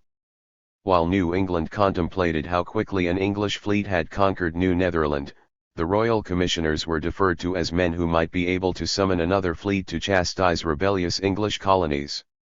Stubborn Puritans dragged their heels, equivocated, evaded, quibbled, misinformed, debated, and appealed, but they pretended to be loyal, obedient subjects acting only within their rights. Others saw new opportunity opening up and hastened to ingratiate themselves with the commissioners. But when soundings indicated that the Crown was indecisive and not at all willing to act forcefully, that, in short, it was bluffing, resistance firmed up, and the commissioners were recalled with their tasks unfinished. Nevertheless, they had made a difference. The church fellowship of the United Colonies shattered under their impact, and every colony struggled frantically on its own to stabilize its boundaries against the claims of all the others. Effects on the Indians varied. Under the Crown's protection, the Narragansetts got a decade of reprieve from Puritan conquest, but the Wampanoags and the inland Nipmucks, whose bands and lands straddled disputed frontiers, came under intense pressure from many sides. The Wampanoags came under severe harassment from Plymouth as the leaders of that charterless colony desperately sought to extract from their clients' natural rights every possible bit of validation for the colony's territorial claims. Ironically, it was Plymouth, the weakest and least aggressive member of the Puritan Confederation, whose thrashing struggles for political survival precipitated the Second Puritan Conquest. Almost from the instant of the restoration of Charles II, complaints had been lodged with his Privy Council against the conduct of Puritan New England. 2 themes ran through these charges: that Massachusetts was denying its proper subordination to the Crown, and that the Puritan governments were trampling upon the rights and liberties of non-Puritans in other colonies as well as in their own. In the eyes of the Crown, both sorts of accusation evidenced that the Puritans had acquired too much independent power, and the Crown's commissioners were instructed to whittle away at that power as much as possible without precipitating outright rebellion. In the nature of the case, the royal commissioners became champions not only of royal authority but also of the rights of the multitudes, both English and Indian, whom the Puritan oligarchy had attacked and repressed. Royal concern for popular right need not be interpreted as a sudden accession of democratic humanism in the Stuart dynasty. Its motivation, quite clearly, was to achieve enough popular support for the sovereign to break the power of the colonial lords with a minimum of financial and political cost. Regardless of motives, however, the immediate aims of the royal commissioners and, to some degree, their achievements included strengthening the rights of Englishmen in the colonies because, by so doing, they would strengthen the Crown. New England's historians have tended, by and large, to invert the reality. The commissioners, they have charged, were sent to destroy self-government. Indeed, some have been so foolish as to equate the independent Puritan oligarchies with democracy.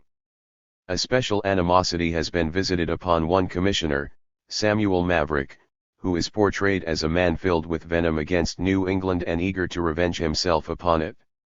It is true that Maverick had a score to pay off, for the Massachusetts oligarchy had made him one of their many victims and had driven him away in spite of his status as an old planter who had been established before the arrival of the Massachusetts Bay Company. But Maverick's venom is not easy to see in the actual policies he recommended when he got the attention of the Crown.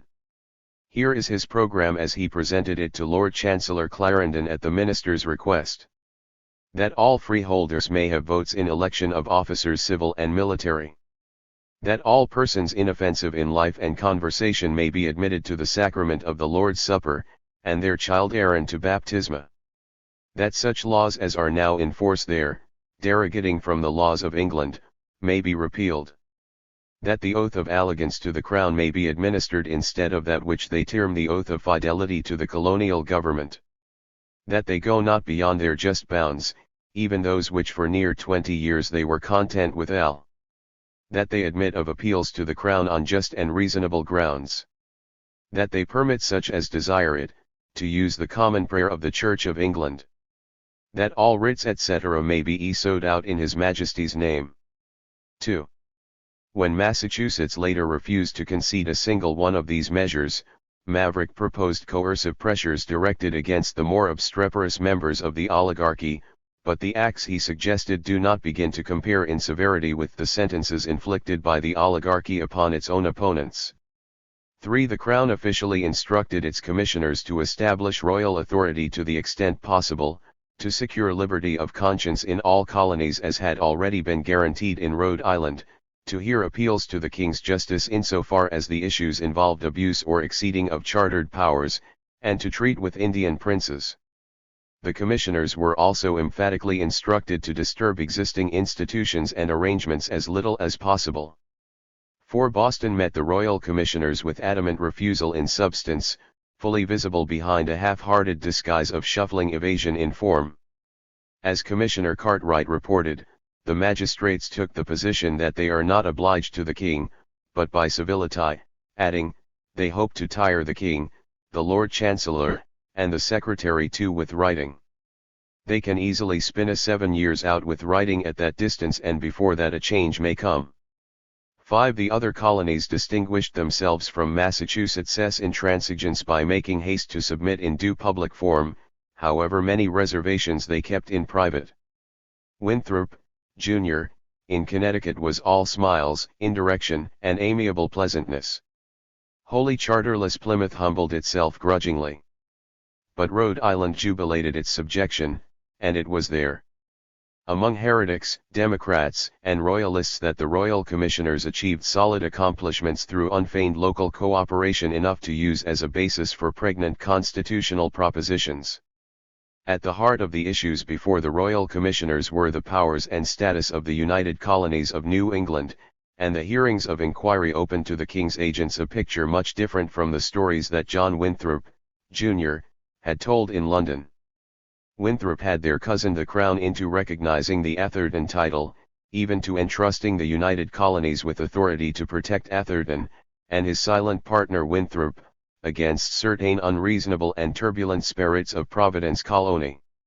After an investigation of the whole situation in Rhode Island, the commissioners ordered otherwise. When they called Sachem Pessicus to testify, he confirmed the Narragansett's deed of submission to King Charles I, which had been preserved so long by Samuel Gorton, whereupon the commissioners, as instructed, erected the Narragansett country into the King's province and put it under the administration of the government of Rhode Island. 6, see Map 3, Chapter 15. They discovered the fraud of the Atherton mortgage so incontrovertibly that John Winthrop, Jr., did not even attempt to defend it. As the commissioners reported, Mr. Winthrop, governor of Connecticut, Major Winslow of New Plymouth Colony were joined together with these of the Massachusetts in a combination, as it was afterwards confessed to be, that the commissioners of the United Colonies, being always the chief men of those three colonies, and New Haven, for Rhode Island was excluded, might always make orders in favor of the purchasers against Rhode Island, and so they did. Winthrop, standing by, was so confounded that he could think of nothing but to pretend that his name had been used by the Atherton Company without his consent. 7. This excuse has been disproved by a modern student who concluded that the royal commissioners were perfectly justified in their finding. 8. The commissioners struck down without equivocation the assumed authority of the Puritan Confederation to warrant and conduct conquest. No colony hath any just right to dispose of any lands from the natives. Unless both the cause of the conquest be just and the land lie within the bounds which the king by his charter hath given it, nor yet to exercise any authority beyond those bounds. They declared void all grants made by the usurped authority called the United Colonies, and Commissioner Cartwright explained to the ministry in London that by means of the Confederation the Puritan colonies took more power than was ever given, or entended them. 9. This was the authentic voice of the national state suppressing all powers save such as derived from itself. The royal commissioners even stepped so far out of their era as to lay down the principle of equality of right among subjects. They tackled Massachusetts' Indian tenure law, with its theological distinctions of superior right for Christians justified by biblical verses. Psalms 115:16 was cited therein, "The heaven, even the heavens, are the Lord's, but the earth hath he given to the children of men." For a brief moment the royal commissioners' comments sounded like a leveler's. Children of men comprehends Indians as well as English, and no doubt the country is theirs till they give it or sell it, though it be not improved. 10. Suddenly the town of Hingham remembered to purchase from its Indian landlord 11, although the benefit to the Indians was short-lived. New England began to emerge, kicking and screaming, from the politics of feudalism to the modern age. Massachusetts found ways of prolonging the transition and of thwarting the work of Charles's commissioners, and Mr. Winthrop in Connecticut obeyed royal directives by interpreting them to mean what he wanted to do, but the process of implanting royal authority had begun, and its growth was nourished in Rhode Island and in the New York that had been made from New Netherland. The United Colonies ceased attempts at overt conquest, but it apparently launched an effort at covert conquest with some of the money that it continued to receive from England for distribution to the missions. Arms and ammunition were bought and entrusted to the care and prudence of Mr. Eliot for the praying Indians upon any occasion. An occasion arose in 1669 when a large force of Indians marched from Massachusetts to attack the Mohawks, by whom they were badly beaten. 12. John Eliot and Daniel Gookin disclaimed responsibility for the march, but the evidence is strong that they must have shared some sort of complicity, possibly under protest. The Indians were led by Josias Wampatuck, chief ruler of the mission town of Paque Unit, and they were not chastised upon their return. Besides all this, two governors of New York had been attempting for years to make peace between the Mohawks and all of New England's Indians, and the frustration of their efforts had not been caused by Mohawk intractability. Each time that Governor Richard Nichols or his successor Francis Lovelace approached John Winthrop, Jr., to arrange a treaty, Winthrop evaded. At one point he came as close to outright refusal as his equivocal temperament permitted, declaring that New England's Indians actually dreaded a peace more than war. Winthrop was, without doubt, the most influential of the commissioners of the United Colonies, and it is unlikely that he bothered to consult the Indians before he spoke for them. His conduct and language signify that the initiative for the war against the Mohawks came from the Puritan oligarchy, whose motive was to expand into the Hudson Valley by the same conquest of Indians techniques they were using openly in Rhode Island. Both Massachusetts and Connecticut laid claim to territory within New York's jurisdiction. There is some possibility that Eliot and Gookin may have dissented from a secret decision to launch their praying Indians on a particular campaign against the Mohawks, but they continued to be faithful servants of the agency from which they drew their funds. 13. But the Puritan Confederation had become a shadow of its former self, and intramural quarrels tore at the fragile fabric of Puritan unity. The charter coup by which Connecticut had seized New Haven aroused so much wrath in the swallowed colony that a contingent of its people sailed off to New Jersey rather than submit. More immediately pertinent to our interests, Plymouth Colony became nervous about its own survival.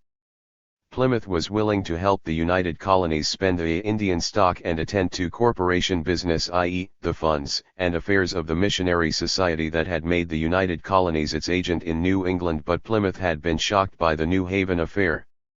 Governor Thomas Prance wrote, "We find not our reason seated in sufficient light to continue confederation with 3 colonies as we did with 4, because it is against an express article that no 2 of the said colonies shall become 1, and we apprehend grounded upon good reason, except with consent of the rest, which we do not nor you yourselves for aught we know nor New Haven except constrained."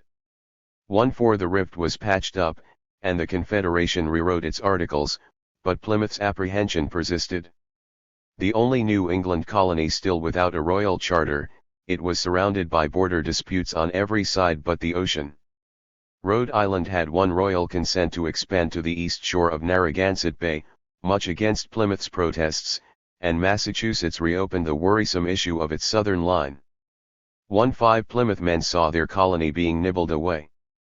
Who could know certainly that the rest of it might not go down in a gulp?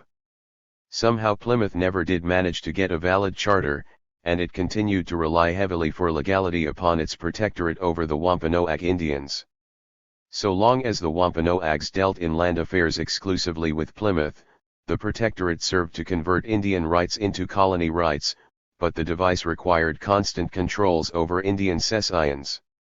Since the Wampanoags were a free tribe, never having subjected themselves in the manner of the Massachusetts tribe, and since Plymouth lacked the size and strength of her northern neighbor, Cantials presented difficulties. Even old Sachem Massasoit, subservient though he was, occasionally plucked up courage to sell his own land at his own whim. Indeed, Providence plantations had begun when Massasoit sold off his claim, overlapping the Narragansett claim to the same land, to Roger Williams. When Massasoit died, his successor, Wamsuta, showed considerably more independence than the old chief. Fearful Plymouth learned that Wamsuta was selling territory to outsiders. Plymouth's General Court directed an emissary to speak to Wamsuta about his estranging land, and not selling it to our colony. 1-6 Wamsuta again asserted independence by selling to Providence after having been spoken to, 1-7 upon which defiance Plymouth resorted to more persuasive measures. Major Josiah Winslow, a worthy scion of his sire, Edward, took a small party of armed men to surprise Wamsuta at one of the Indians' hunting stations.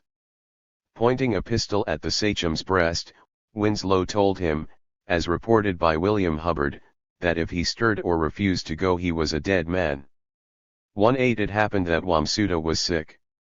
Hubbard says he became sick on the way to Plymouth town, because of hot weather and choleric pride, but that alibi so neatly tailored to the myth of the ferocious and irrational savage fits badly into the circumstances.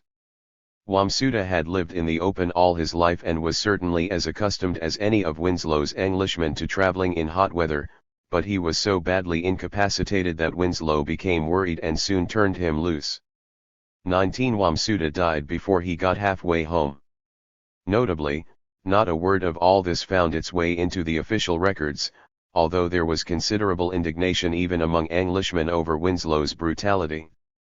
Years later Hubbard felt obliged to denounce false reports as if the English had compelled Wamsuta to go further or faster than he was able. The proof of falsity. It was not to be imagined that a person of so noble a disposition as Winslow's could be uncivil to a person allied to them, by his own, as well as his father's league. 20 It would seem that Hubbard included in his definition of admirable civility the threat to shoot Wamsuta on the spot for non-compliance with an ultimatum. Wamsuta's brother Metacom succeeded to the sachemship. We know him more familiarly as Philip, the name he asked for as a compliment to the English. But that request was made before the death of his brother, who had also requested an English name and had been dubbed Alexander. 21.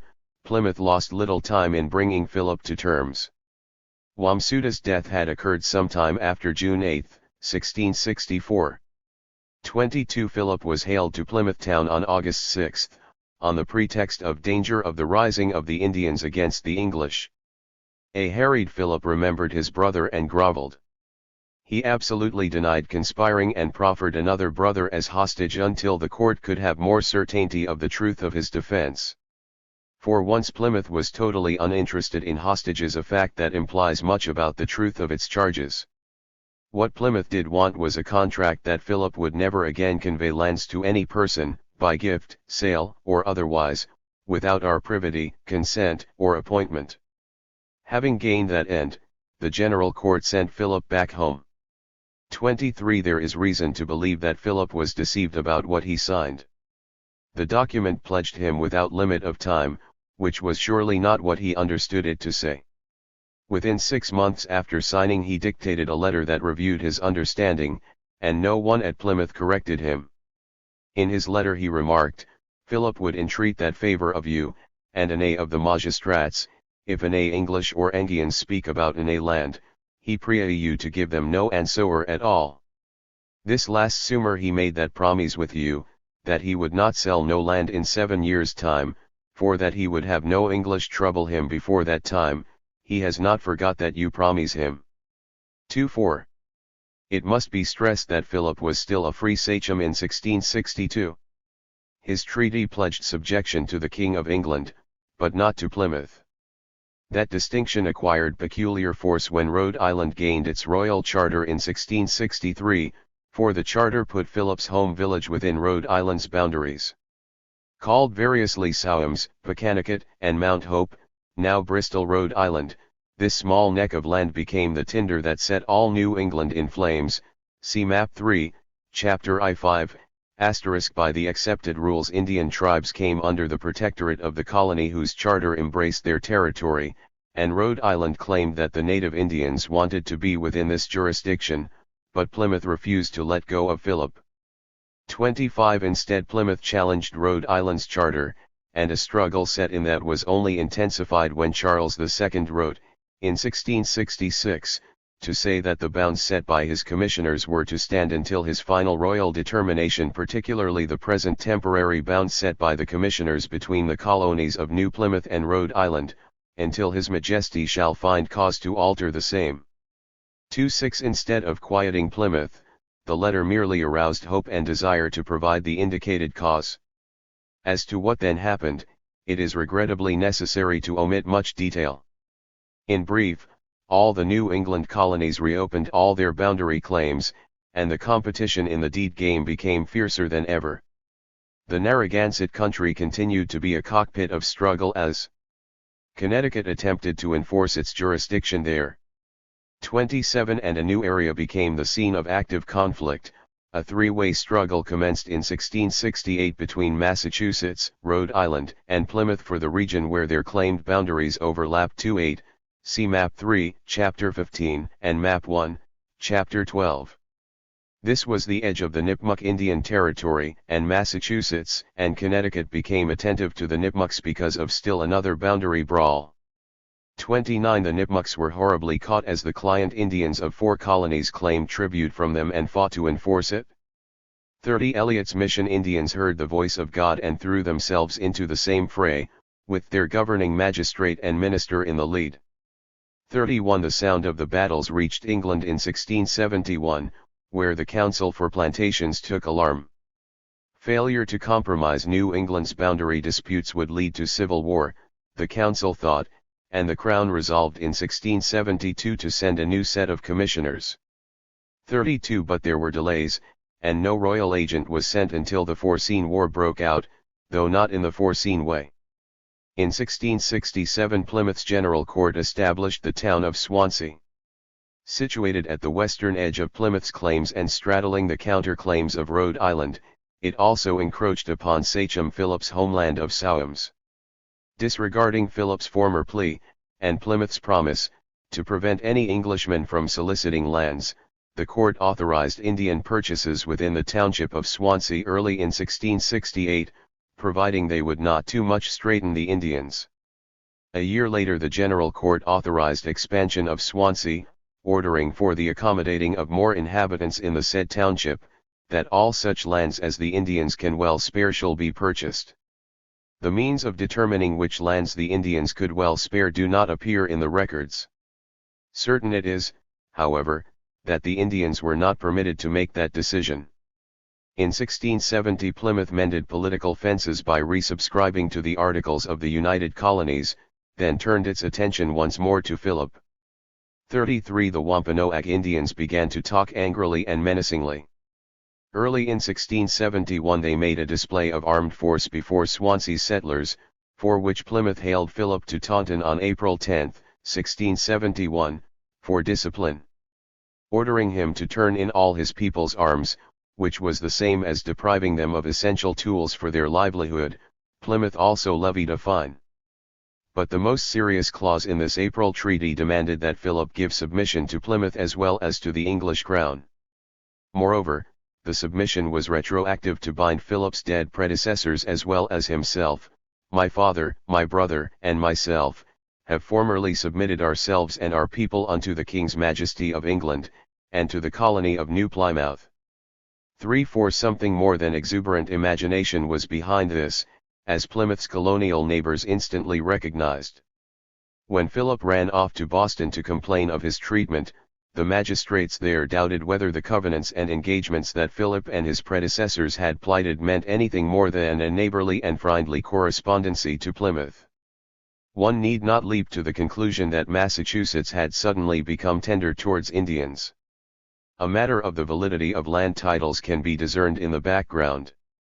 If Philip and his father and brother were all acknowledged as having been subject to Plymouth, the titles of lands bought by colonists of other jurisdictions would suddenly become vulnerable to Plymouth's challenge. So would the jurisdiction over those lands.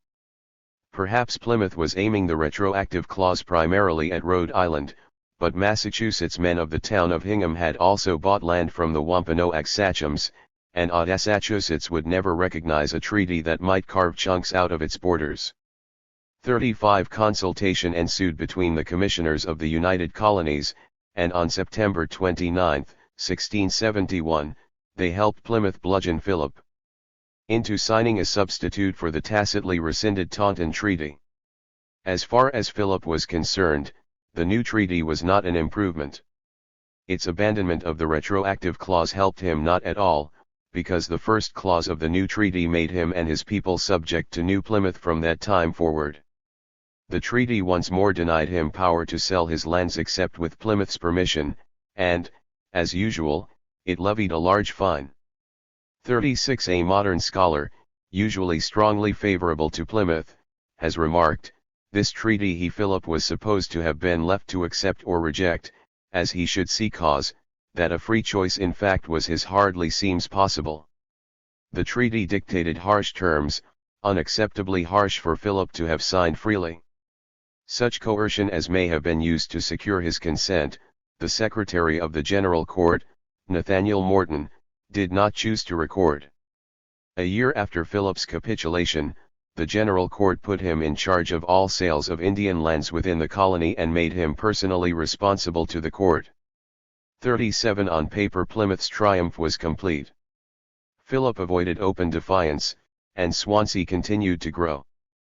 But rumor traced Philip in conspiratorial journeys to and fro among the tribes, and in January 1675 a praying Indian named John Sassamon traveled to Governor Winslow's house at Marshfield to say that Philip was preparing for war. Whatever the truth of his information, Sassamon's visit guaranteed war, in a manner he would never know, because Sassamon never got home alive. Someone murdered him as he returned from Marshfield and stuffed his body under pond ice. 38 That became the official version of Sassamon's death, and it was used as a means to put Philip under suspicion of having contrived the murder. There are reasons for doubt, although John Sassamon was indeed an unlovely character in pagan Indian eyes, and one can well imagine him having become the object of someone's lethal hate. A Massachusetts Indian in origin, he had joined the English forces in the Pequot conquest. He became an early assistant to John Eliot at the chief mission town of Natick and was sent to Harvard College for at least one term in 1653 to be prepared for teaching at that town. 39 Eliot soon found a more important use for him with Wampanoag sachem Philip. In Eliot's ineffable prose this was accomplished upon solicitations and means used. The theory was that Sassamon would teach Philip and his men to read, but later history strongly suggests that the function of teacher took second place to those of political agent and spy. Certainly Philip came to think so. 40 After several years as amanuensis to Philip, Sassamon left in a great hurry. As John Easton heard the story in Rhode Island, Sassamon had written Philip's will at the sachem's request but had included a provision that was not Philip's intent. This was a stipulation that much of Philip's land was to become Sassamon's. Apparently Sassamon counted on Philip's illiteracy to keep the provision secret, but Philip learned of it and Sassamon departed. He returned to John Eliot and once more became a Sunday school teacher. 41 Sassamon's death in 1675 was at first accounted an accident. Months later Plymouth became suspicious, exhumed Sassamon's body, and became convinced of foul play. Thereupon a praying Indian named Patuxun came forward to announce that he had seen the murder. There is, however, a certain difficulty about his testimony. He named 3 pagan Indians under Philip's government as the killers, and the inference was immediately drawn in Plymouth that Philip had ordered Sassamon's assassination. Few Indians accepted this theory because, as some of them pointed out, in such a case Philip would have had no reason to conceal his role, it was his right as sachem to order an execution. Instead Philip had rushed to Plymouth to disclaim any responsibility. However that may be, Patuxun seems also to have had a personal motive for naming the particular 3 Indians that he had denounced. He owed them a gambling debt. As John Easton wrote, the Indians report that the informer had played away his coat, and these men sent him that coat, and after demanded pay and he not to pay so accused them, and knowing it wold please the English so to think him a better Christian. 42 The 3 accused were tried in a precedent-shattering court. As Puritan eulogists never fail to point out, Indians were among the jury. But this is not quite right. It is true that the jury foreman made much of the Indians when the trial concluded. We of the jury, he announced, one and all, both English and Indians do jointly and with Q1 consent agree upon a verdict. The statement is misleading, however, in its implication that the Indians were voting members of the jury. There were only 4 Indians, who had been added to the full complement of 12 Englishmen, and their function was not to make a decision, but rather to help to consult and advise with, of, and concerning the premises. The Indians' agreement with the verdict was precisely defined and delimited. These Indians fully concurred with the jury in their verdict. It is clear that the Indians sat with the jury, but not of it. Why, then, were they there? What had made them worthy to be consulted had little to do with their being indifferentest, gravest and sage, nor did it signify softening sentiments among Plymouth's hard-headed leadership. It was because these were praying Indians, as the defendants were not. Although the praying Indians' participation was only advisory, their association with the jury seemed to make them as responsible as the colonials for the jury's finding of guilt, and this praying Indian responsibility was strengthened by the testimony of convert Patuxun, who provided the evidence needed to convict. The whole trial procedure was carefully designed to drive a wedge between Philip's pagans and Plymouth's converts. to make reconciliation between them impossible under any circumstances. This was a show trial staged for political purposes from beginning to end. 43 At the hanging, one of the ropes broke, on purpose, and the reprieved, horribly scared Indian began to babble. Wampapkan confessed to everything his executioners desired, or almost everything. In return he got a carefully worded stay of execution that seemed to give him a month more of life.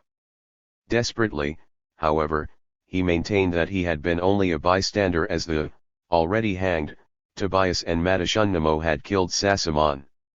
And he gratified Plymouth by implicating Philip, or so we are told at second hand. For some reason, Wampapkan's precise statements, interesting as they must have been, were not preserved, and he was quickly, and this time efficiently, executed before he could confirm or deny what his tormentors attributed to him. 44. The malicious informing of Sassamon, the self-serving testimony of Patuxun, the tortured outcries of Wampapkan, none of these would carry much weight under modern due process, but they were quite enough for Plymouth. Whatever may have been Philip's intentions earlier, preparations for war were now clearly in order. A party of Rhode Island Quakers tried to mediate.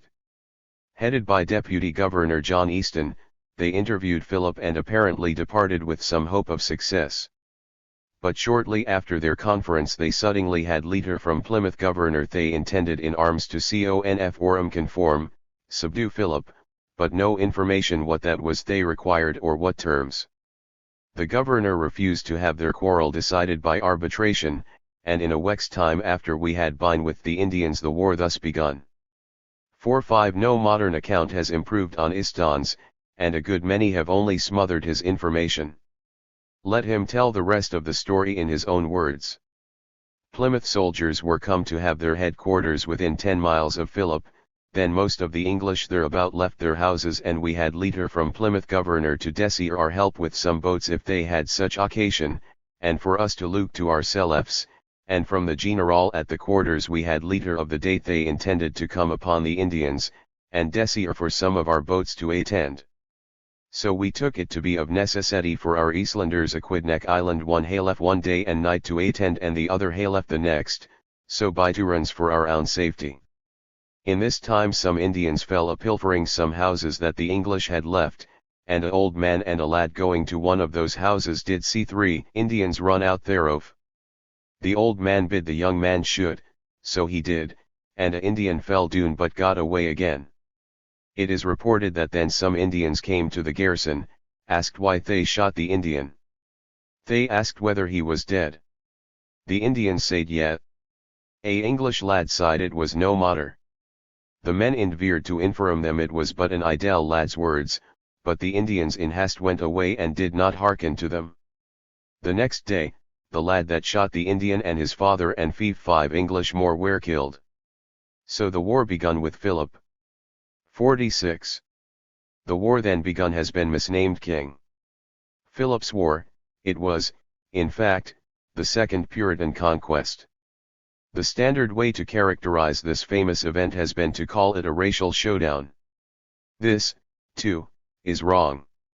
Far from having any unity of contestants, this explosion resembled on a smaller scale and in a shorter span the 30 Years' War in Europe. It became a congeries of conflicts of which the resistance led by Wampanoag Sachem Philip was only one. Different Europeans pursued different interests and fought different conflicts, and so did different Indians. The contestants themselves showed scant evidence of racial objectives as such. Such views were imposed on the phenomena later. As Douglas Edward Leach presents them, a few intelligent men who lived through King Philip's War, and who later pondered its causes, its development, its outcome, and its effects, sensed the historical significance of that great conflict. They realized that the two races had fought a war of extermination. These few intelligent men were Puritans all, and they were not the only contemporaries to evaluate the war. The colonists of Martha's Vineyard, Rhode Island, and New York held rather different views. The few intelligent racists' problem was to put a good face on a war of intended conquest by the Puritans that was met with desperate resistance by the Indians. That they concocted elaborate rationalizations to present Puritan aggression as anticipatory defense, to borrow a phrase from the 20th century, is not strange.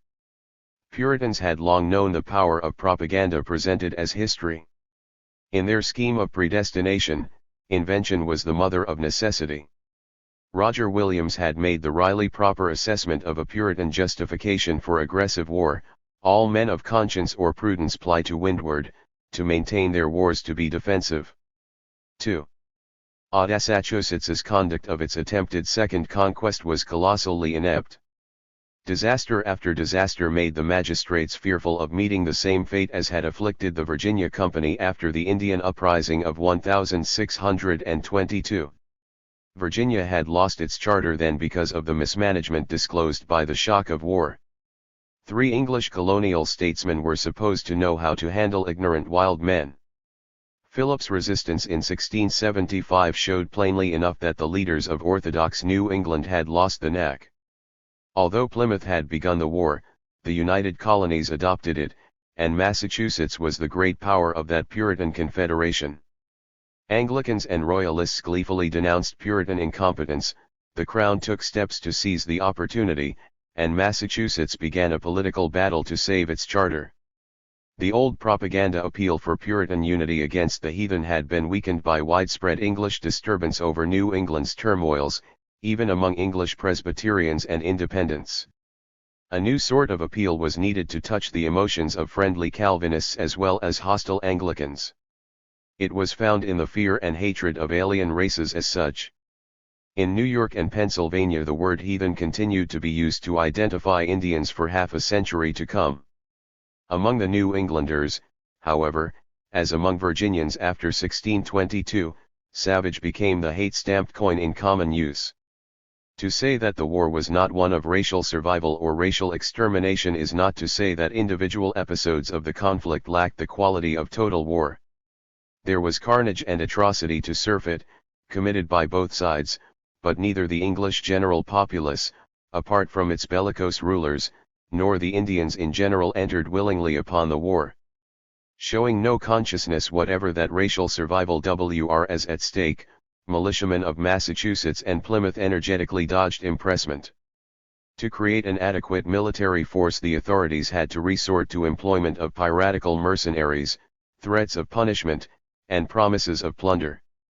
For on the Indian side the record is quite clear about the bulk of involvement, in spite of the standard rumoring of conspiracies, never supported by substantial evidence. The first mobilizations and the first attacks were made by the Puritans. In spite of intense pressures, a segment of the Niantic Narragansetts under Sachem Ninigret managed to stay neutral throughout the war, a position made possible by the Rhode Islanders' matching desire to stay out of it. Confounding the theory of racial showdown is the fact that some Indians, the Mohegans under Uncas and the convinced converts of Eliot and Mayhew, became indispensable auxiliaries of Puritan troops, without whom the colonial soldiers refused to march, and the Mohawks under New York's direction assured English victory by striking the decisive blow of the war. As for the goals of the combatants, the Indians never for a moment aspired to drive out all the English or hoped for mastery over them. Their purpose was to salvage some measure of self-government in secure territory. Nor did any of the colonists worry about being driven into the sea. Even the fervid imagination of the Reverend William Hubbard could conceive only that the inland plantations, i.e., the isolated backwoods settlements, might have been wholly destroyed, as indeed many of them were. 5. In actuality, the evidence of disunity among the Puritan leadership is overwhelming. Massacres and slaughters were for specific ends to serve the interests of specific colonies. Racial bombast has served only too well to disguise the issues that divided even orthodox Connecticut from orthodox Massachusetts, let alone heterodox Rhode Island from both.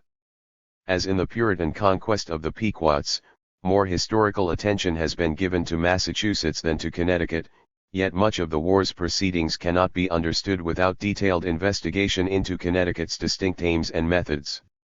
For present purposes two issues are especially relevant: the long struggle over the Narragansett country and, somewhat surprisingly, a territorial claim of New York. These two became interlinked because of Connecticut's interest in both and because of the mutual interests. It is too strong to say coalition of Connecticut's opponents.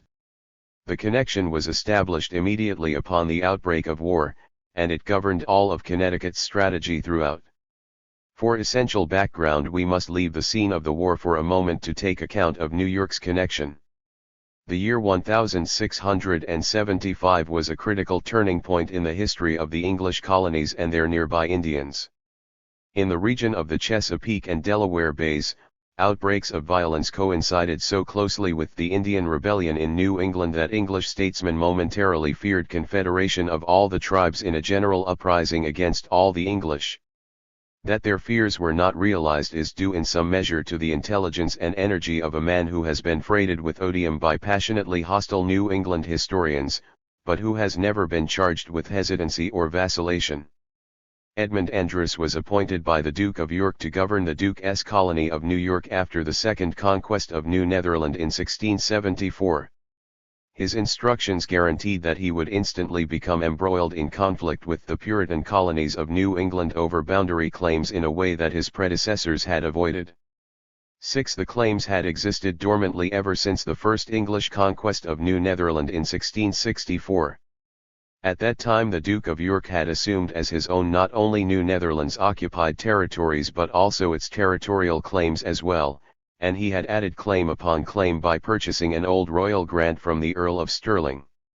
7. Combined, the Dutch claims and the Stirling grant gave theoretical title to a vast territory completely surrounding New England and sharply conflicting with the counter-claims of Connecticut and Massachusetts. The first two governors of New York had not seriously pressed the Duke's claims against the Puritan colonies. Indeed, they had been hoodwinked by Governor John Winthrop, Jr., of Connecticut, into permitting Connecticut to expand at the expense of New York. 8. But when Edmund Andros came in 1674 to take over the administration of New York, he brought the Duke of York's instructions to seize effectively all the Duke's theoretical claims, and Andros was loyal, intelligent, and bluntly aggressive. He was also Anglican and authoritarian. In modern terms, York claimed jurisdiction over Delaware, Pennsylvania, New Jersey, New York, the strip of Connecticut between New York and the Connecticut River, Vermont, New Hampshire, Maine, Nantucket, Martha's Vineyard, and Long Island, but to list these precisely bounded modern units is to create a somewhat misleading impression. In the 17th century only the rivers and coasts made sharp boundaries. York was intent on pushing his claims as far as he could make them stretch, and Andros began immediately to establish practical jurisdiction wherever he could muster sufficient power. 9. His first adversary was Connecticut. When 3 Long Island towns notified Andros that they were under Connecticut's jurisdiction, he marched a company of troops to disabuse them of their idea. Thereafter Long Island remained securely part of New York. 10. Andros then took the strategic offensive against Connecticut. On May 1, 1675, he dispatched a letter to Governor Winthrop and the General Court of Connecticut requesting the delivery into his jurisdiction of all lands within the Duke of York's patent, by which he meant all the mainland west of the Connecticut River. Compliance would have cost Connecticut half its territory and almost all its towns, see Map 4, following. Not strangely, the Connecticut General Court refused to commit suicide, and a wrangle began. It was stiffly polite until a messenger waked Andros at 3 o'clock in the morning of July 4, 1675, with Connecticut's excited notice of the outbreak of Philip's Indian Rebellion. 1. Regrettably, it appears that both Andros and the leaders of Connecticut viewed the war at first in terms of opportunity. In their letter to Andros, Winthrop and his General Court anticipated hostilities with the Narragansett Indians. It would seem that Connecticut had more reason to want such hostilities than to fear them, for the Narragansett country was still very much coveted by Connecticut. With this in the background, the letter to Andros told him explicitly, and falsely, that the Indians being in arms in Plymouth colony had killed Englishmen as near as Narragansett. At least, that is what Andros recorded as the letter's message. Unaccountably, the file copy of the letter itself has disappeared from Connecticut's voluminous archives, and the original in Andros's possession probably burned up in a fire at Albany. Its mutilated enclosures survive to say only that murders had been committed by Philip. Burned as they are, the enclosures evidence that Connecticut's assertion of the Narragansetts as belligerents was not a mistake but rather a fabrication to serve policy. One of these documents is a letter from Governor Winthrop's son, Major Waite Winthrop, who had rushed off, before Philip struck a blow, to join Roger Williams at Narragansett Bay. Waite saw nothing of Narragansett hostilities, and the remains of his report say nothing of them. The minutes of Connecticut's council say only that the council had received word of Indian outrages in Plymouth Patent. But the message then forwarded by the council to New Haven and other towns, probably in the same phrasing used to Andros, stated that council had been informed of warring Indians in Plymouth and in the Narragansett country. 1-2 What was the actual situation? Philip's men killed colonists for the first time at Swansea in Plymouth Colony on June 24, 1675. News of this arrived on the morning of June 25 at Wickford, Richard Smith's house on the west shore of Narragansett Bay. Roger Williams and commissioners from Boston were already there and were joined by Waite Winthrop that same morning. They all met with the Narragansett sachems on the same day. In Williams's words, the sachems professed to hold no agreement with Philip, in this his rising against the English. Their overriding concern at the time was a great and vehement desire to avenge themselves on the Mohegans for a new murder committed on one of their people by Uncas's son. 13 The most partisan of propagandists has admitted that the good hand of God was seen in so ordering things that the Narragansetts were for the present restrained from breaking out into open hostility against the English at that time when Philip began. 1-4 This was not enough for the Puritans. Although they professed to be merely attempting to keep the Narragansetts out of the war, what they aimed at was the subjugation of that tribe. The chief real issue, so far as the Puritans were concerned, was whether Massachusetts or Connecticut should take the Narragansett prize. Plymouth was content with the Wampanoags. On June 21 Plymouth's Governor Josiah Winslow had offered a deal to Massachusetts. If Boston would let Plymouth have fair play with the Wampanoags, Plymouth would recognize Massachusetts' jurisdiction over the Narragansetts. 15 Whether Connecticut knew of this arrangement does not appear in the records.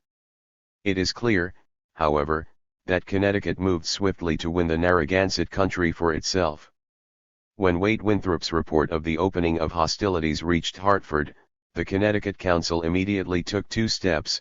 Besides falsely locating hostilities in the Narragansett country, the council on the same date, July 1, ordered troops to march in that direction. The troops were not sent to attack Philip, who had almost become the forgotten man of the time, or to defend Plymouth. They were sent to Connecticut's border with the Narragansetts, more than 50 miles distant from Swansea. 16 A race began. Boston gave new instructions to its officers. As Douglas Edward Leach writes, Massachusetts decided to force the issue with the Narragansetts, and the issue was an abject surrender. 17 Although Philip's Wampanoags had escaped from their bottled-up neck and were roaming at will through Plymouth Colony, Massachusetts' troops departed from Swansea on July 5 to cross into Rhode Island. On July 7 Roger Williams wrote to tell Waite Winthrop that 100 privateers had arrived with Boston's officers at Wickford and were trying to get the Narragansett sachems to a meeting. 18 Winthrop and Connecticut's troops came galloping in 2 days later. 19 He and Massachusetts' Captain Hutchinson promptly quarreled over the proper approach to be made to the Indians. Hutchinson was for immediate confrontation, Waite Winthrop counseled delay. 20 The reason for their difference seems to be that Massachusetts was at that moment in the superior position, having arrived earlier on the scene and with a larger force.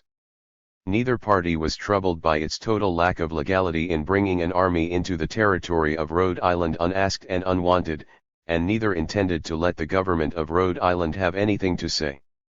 4 Witnesses heard a local magistrate protest that the Indians had given no cause of war and that the troops coming here did more hurt than good.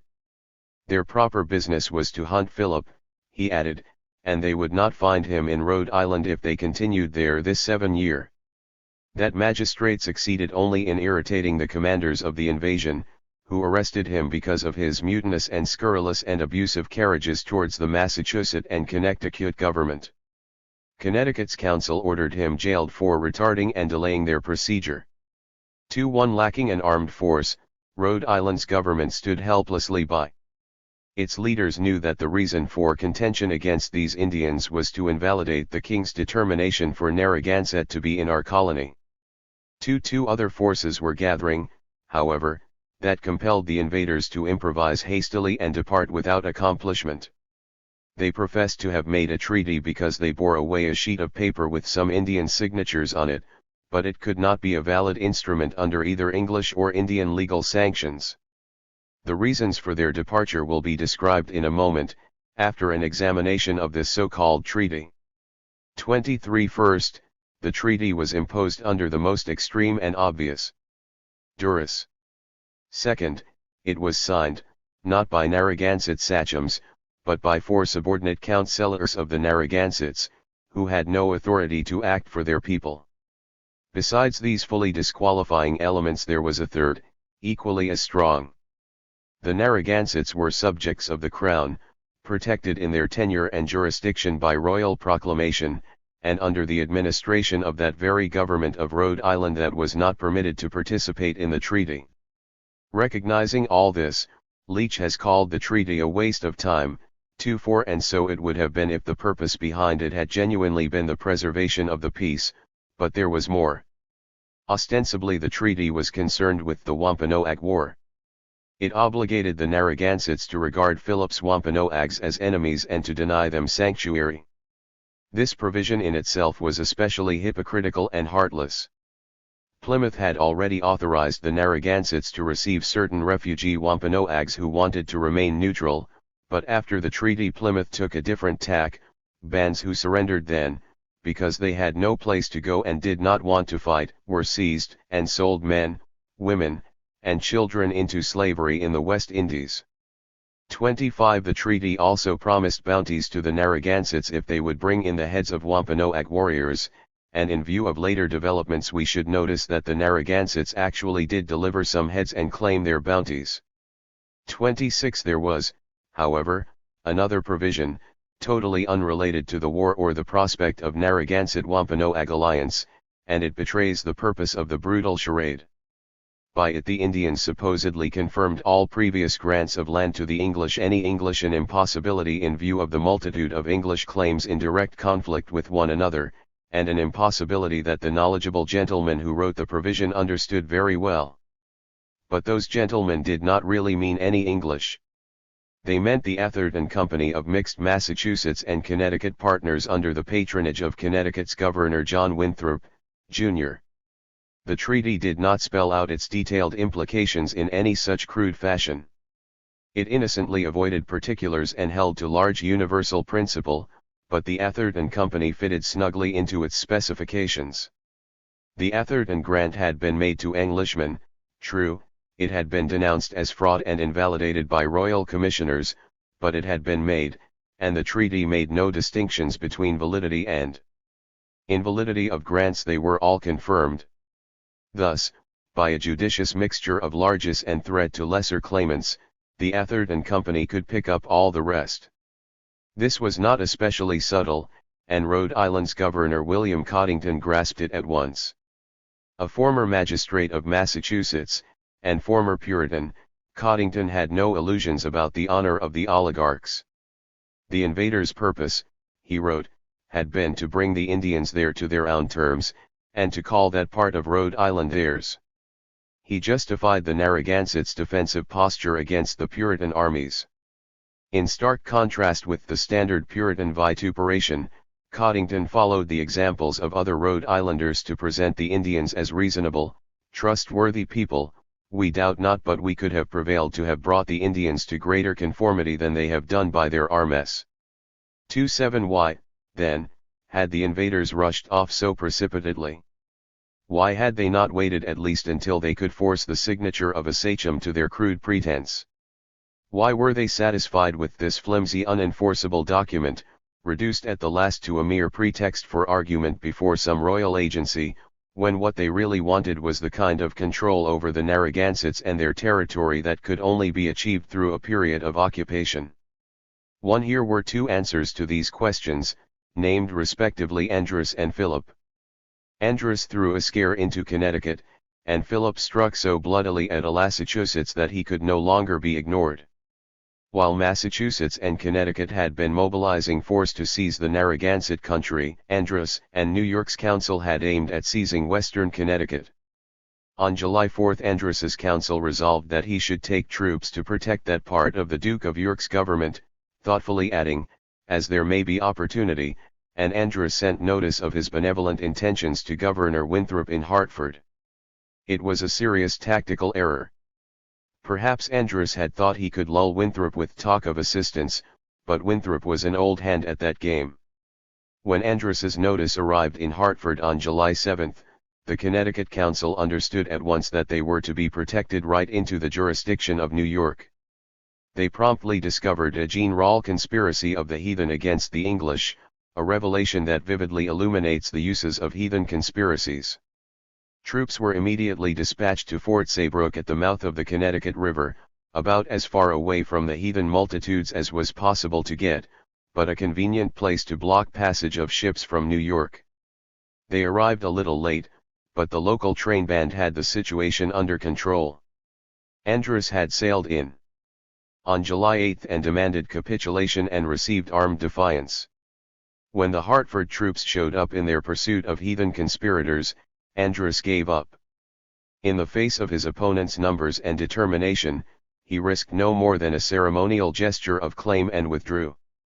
Governor Winthrop sent after him a message suggesting that he should go to relieve the people who were really in danger from the Indians, the people of Plymouth, for there is the seat of the war. It was a curious message, considering where Winthrop was. 28 Andros's politic withdrawal had not been a foregone conclusion to the episode. As the contest of nerves continued, John Winthrop, Jr., thought wistfully of the possible reinforcements that were then off in Rhode Island. He did not panic, such was not the Winthrop way, but he put some urgency into his suggestion that the business there be finished off. In the light of Connecticut's whole history of Indian relations, his letter to Major Thomas Savage made such astonishing admissions that it is worth quotation at length. The Narragansetts have hitherto continued in amity with the English, and were voluntarily very helpful to them in those wars with the Pequots.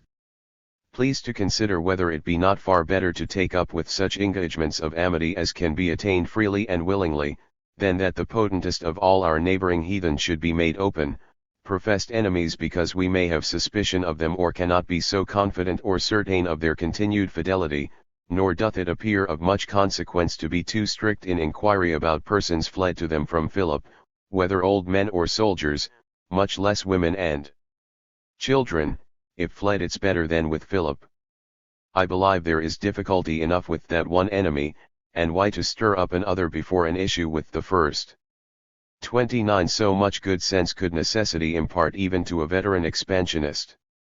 The treaty, as we have seen, did not follow Winthrop's suggestions, very likely in part because the time had passed when engagements of amity could be attained freely and willingly. The officers in the field took what they could get and returned to bolster Connecticut's defense against the menace of Andros. So much explains Connecticut's withdrawal from Rhode Island. The explanation for Massachusetts' retreat is simpler. Boston's troops could afford to stay with the Narragansetts only as long as Philip hid and ran from English terror, in keeping with all the old traditions of Indian conflict in New England. But Philip's warriors now put into practice the guerrilla strategy that the Pequots had only proposed in a bygone time. An astounded New England discovered an Indian menace in bloody reality, a peasants' war that broke out in sudden flame here, there, and no one knew where next. From Plymouth's Taunton, Rehoboth, Middleborough, and Dartmouth came news of unprecedented and destructive Indian raids, and on July 14 the Nipmucks rose against Massachusetts' town of Mendon, 40 miles distant from the troops in Rhode Island who could have defended the place. 30 The hypothetical menace of the Narragansetts was set aside for future attention, the treaty with their councillors was slapped together, and the troops went off to pursue the real menace of Philip at last. The Narragansetts were reprieved for a few months, but they still could not face the grim reality of their predicament. Instead of realizing that their only chance of survival lay in joining Philip at once, they succumbed to their genuine desire to stay clear of the slaughter. Instead of striking their persecutors at advantage, they repeated the Pequot's strategic error and withdrew to a hidden stockade in the fastness of an almost impassable swamp, where they deluded themselves into thinking they could wait out the storm. Philip's first real allies, as distinct from the conspiratorial multitudes of inspired rumor, came from a startlingly unexpected source: John Eliot's mission towns among the Nipmucs. If more proof is needed that Eliot's proselytizing had been forcible and resented, the rising of the Nipmuc converts should be evidence enough. 31. Present purposes preclude a detailed reporting of the raids and the colonists' countermeasures of that cruel year. It is enough to remark here that the depredations of the Indians on the warpath, bloody as they were, never distracted the Puritan gentry from their concern with the Indians hiding in the swamp. No consideration of morality, gratitude, or humanity deterred these statesmen. Their decisive attack was held up only by policy disagreement among themselves. Connecticut stalled. In the light of proceedings to be described below, Connecticut's declared reasons may be disregarded now as readily as they were dismissed by the other belligerent colonies. The real reason for Connecticut's procrastination was probably fear that Andros would suddenly appear again if the colony's armed forces were committed to a campaign as far off as the Narragansett country. During that tense period, Connecticut's soldiers were standing guard against the English enemy as well as the Indian. The Allies became impatient. When the resuscitated United Colonies of New England met at Boston on November 2, John Winthrop, Jr., was pressed for decision. He put off, equivocated, and excused in his most expert manner. Boston and Plymouth protested that he was in absolute violation of the main ends of the Articles of Confederation, 3-2, but Winthrop could not be moved until Connecticut's interests dictated movement. But when a particular message came to him from Hartford, it carried more weight than all the pleadings of his allies, and Winthrop abruptly cast his vote for a blitzkrieg against the Narragansetts. Once more it becomes necessary to look abroad for a source of motivation. An aggressive and voluble Rhode Islander named William Harris had gained the Crown's attention in distant England. Harris complained of disturbances in his possessions, how truthfully is not immediately germane. 33. What is relevant here is his success at court. On August 4, 1675, the Crown sent orders to the governors of the New England colonies, commanding them to assemble their representatives to hear Harris's case, and of your proceedings herein to send us an account, with all convenient speed. Unlike proceedings before the United Colonies, this one would include Coddington's Rhode Island, and no one could doubt how Rhode Islanders would advantage themselves of such an opportunity to appeal for direct royal intervention. Connecticut's council met on November 2 to consider the royal command to hear and determine Mr. Harris's business. Putting the king's letter on file, the council interpreted it for the minutes as having additionally instructed them to labor to keep off a war with the Narragansetts. From what happened next, we can infer that the council believed the best way to keep off a war would be to destroy the Narragansetts in a peace action. They sent Wade Winthrop to inform his father in Boston, and father and son immediately subscribed Connecticut's cooperation against the Narragansetts. 34. No sudden violence had been perpetrated by the Narragansetts. Although the United Colonies fulminated that those Indians were deeply accessory in the present bloody outrages of the barbarous natives, its bill of particulars was a flimsy and feeble justification for neglecting a swarm of furious enemies to attack the only peaceful tribe in sight. 35. Naturally, the pretense was once more made that the Puritan army had no intention other than to enforce the actual performance of their covenants, and the fraudulent treaty of July 15 was dragged out to serve as the particular covenant at issue, but, as Douglas Edward Leach has observed, hostilities began without any further effort at negotiation.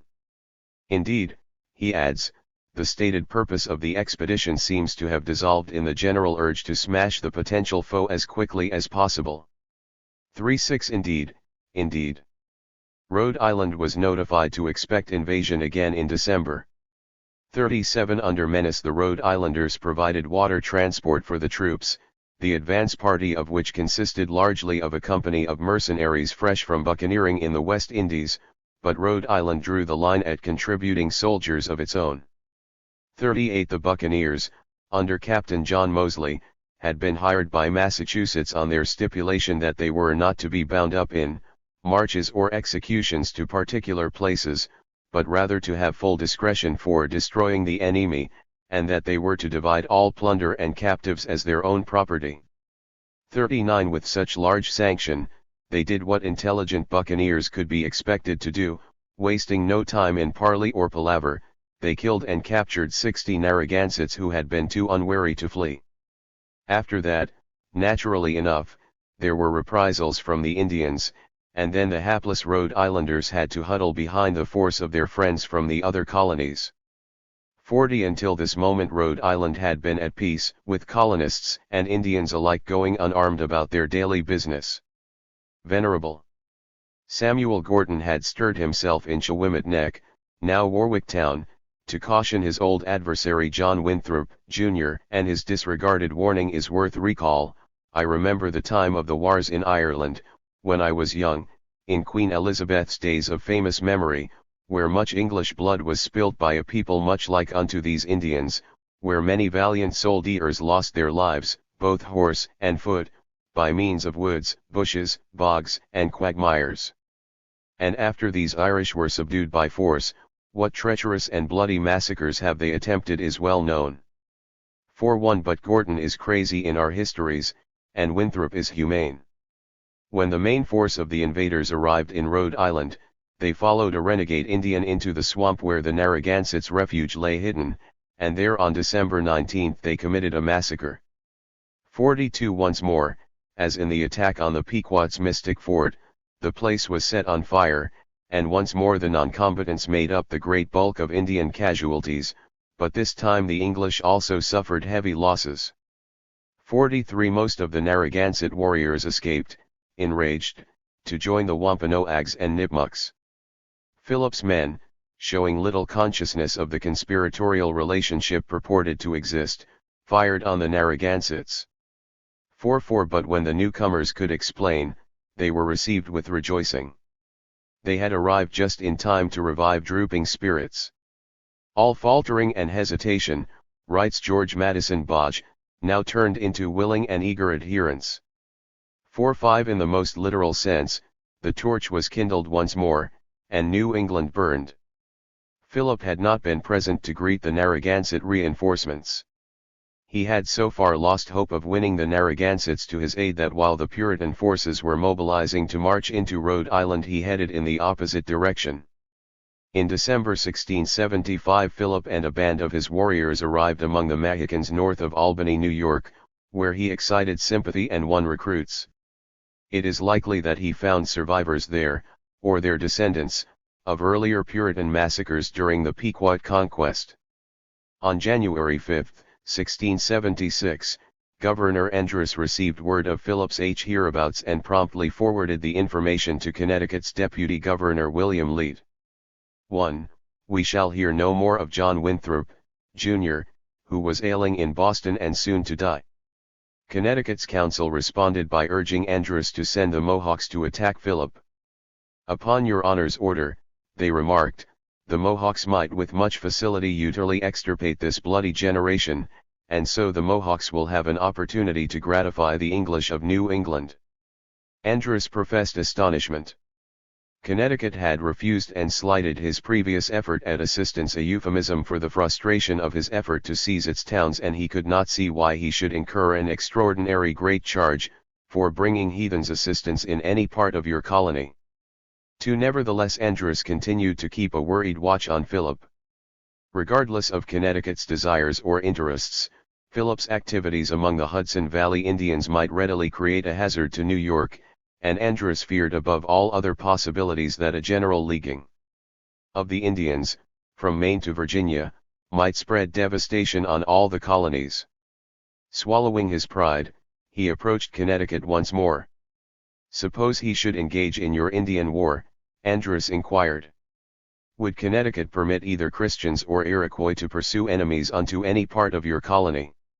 He asked for a plain answer, without delay. 3. Instead, what came back was full of qualifications and hedges, And no wonder. The Connecticut gentry had every reason to bear in mind their own purpose and conduct in Rhode Island, and they had no reason to think that Andros would deal more altruistically with themselves. The impasse was broken by news from another quarter. A former prisoner of the Indians, one Thomas Warner, came down to New York to report that he had seen 2,100 Indians with Philip, all fighting men, and, worst of all, 500 or 600 French Indians, with straws in their noses. For this was a trigger for Andros's instant propulsion into the conflict.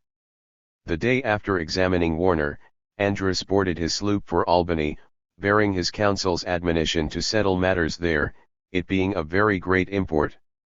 Explicitly, he was to serve only New York's interests, the other colonies not having made us acquainted with their concerns and some of them slighted our friendly tenders, to continue our endeavors as Christians and the King's subjects, for the good of this government without farther application to the said colonies. 5. What Andros did in Albany was briefly shrouded in conspiratorial secrecy that was preserved by historians' bias long after the facts became matter of record. Officially, Andros commissioned Lieutenant Gerrit de Eunice to find Philip and command him to leave New York as far as Connecticut River. 6. According to the Mohawks, however, Andros did encourage us, and told how his friends in New England were involved in a great war with Indians and that some of their enemies were fled to Hossack, encouraging us to go out against them, and killed some and put the rest to the flight. 7. Nobody ever contradicted them, and all the circumstances verify the Mohawks' account. Andros's successor, Thomas Dongan, would one day remark that New England in their last war with the Indians had been ruined, had not Sir Edmund Andros sent some of those Iroquois nations to their assistance. 8. The Mohawks had their own reasons for plunging into battle. Since 1663 they had been periodically in conflict with confederated Algonquian tribes including the Mahicans of the Upper Hudson, the Secocas or Squawkhegs, 9 of the Upper Connecticut, and the Penacooks and Abenakis farther distant. These vaguely known North Indians ironically enough had been encouraged and probably instigated against the Mohawks by the Puritans. Now the upheavals of the Second Puritan Conquest had transformed relationships, and now the Mahicans and North Indians were enemies to New England, but the Mohawks had not changed.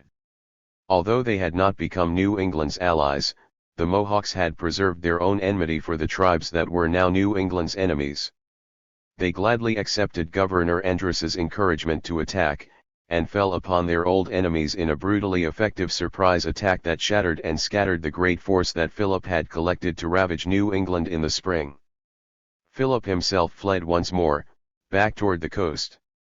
10. Andros himself acknowledged in 1678 what he had done. In winter 1675/6 Philip and other Indians in 2 parties armed, his about 500 the other 400 men, tending westward within 40 miles of Albany, Connecticut and Boston refusing assistance or pursuance of them into their colonies.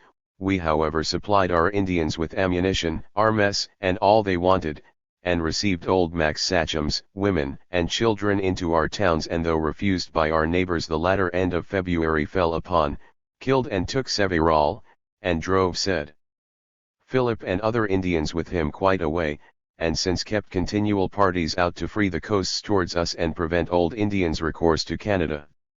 This was the blow that lost the war for Philip. Until Andros acted, Puritan New England was deep in despair over its inability to win a decisive battle.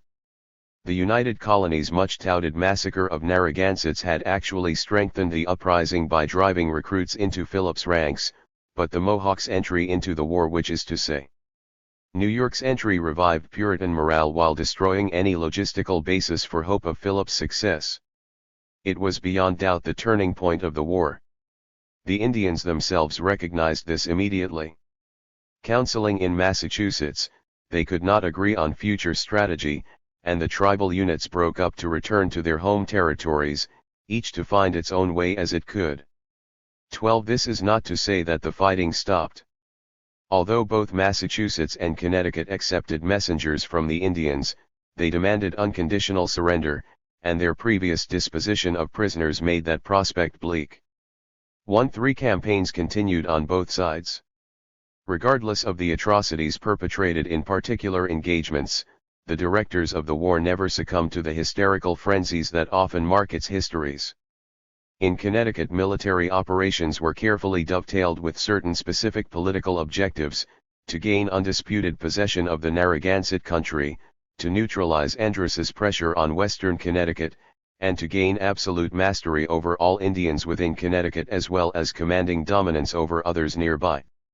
Attainment of all these objectives depended on the endgame moves in the war.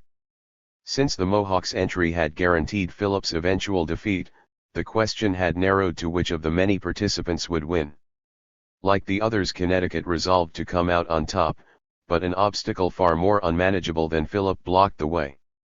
Connecticut could not gain its objectives without coming to terms with Andros, and Andros had objectives of his own. So also had Andros's Mohawks, who continued their raids deep into New England's back country regardless of boundaries and diplomatic protocol. The Mohawks fought their own war, often failing to distinguish between the Puritans' enemies and their own. They had old scores to pay off against Connecticut's Mohegans and Massachusetts' praying Indians as well as Philip's allies. Many a friend Indian trudged captive back to the Mohawk villages and was burned at the torture stake. For although Andros's mercenary Indians proved vastly more effective in the field than Massachusetts' hired pirates, some time elapsed before the Puritans even became aware of Mohawk entry into the war. Connecticut attempted to approach them directly, to the great annoyance of New York's government. New York's Secretary Matthias Nichols called it strange that Connecticut wanted to treat with any branch of this government apart and upon your own account. Such an attempt was most mistaken and ineffectual because the Mohawks took their orders from the government of New York, and cannot be subject to 2:15 on the face of it. That reply seemed to slam the door to the Mohawk country, but Andros ostentatiously failed to turn the key. Apparently Connecticut had been making interesting secret propositions, to which Andros responded with carrot and club. For the record, Secretary Nichols established the formal position mentioned above. However, Andros replied separately on the same day to encourage Connecticut to keep trying. He was ready, he said, to try to procure an honorable and safe peace, which if I cannot obtain by fair means, then to use such other as may be proper for me. His carrot was an offer to suspend his demands for the disputed territory west of the Connecticut River till a determination from England. Since the Duke of York had already instructed Andros to drop the boundary issue for the time being, this offer was less large than it appeared. Perhaps Connecticut men had their own information of the Duke's instruction. At any rate they failed to reach for Andros's bait until cogent reasons emerged from new events. In another sector, Massachusetts had been fighting a war on many fronts. Its North Indian enemies had a vast range of territory in which to maneuver, almost all of Maine, New Hampshire, and Vermont in modern terms. These Abenaki, Pennacook, and Sokoke tribes were able to strike without warning at exposed frontier settlements, then disappear into a wilderness impenetrable to the English. The only effective force against them was the Mohawk tribe, and the Mohawks were uncomfortably out of Massachusetts' control.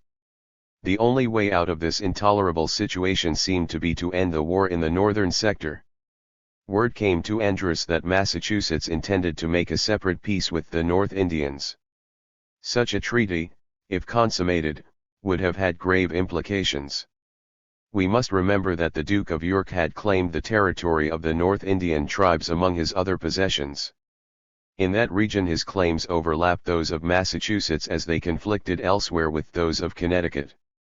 If Massachusetts made peace with the North Indians while Andros was still at war with them through the Mohawks, Massachusetts would be able to get a grip on the territory and prevent his deputies from entering it.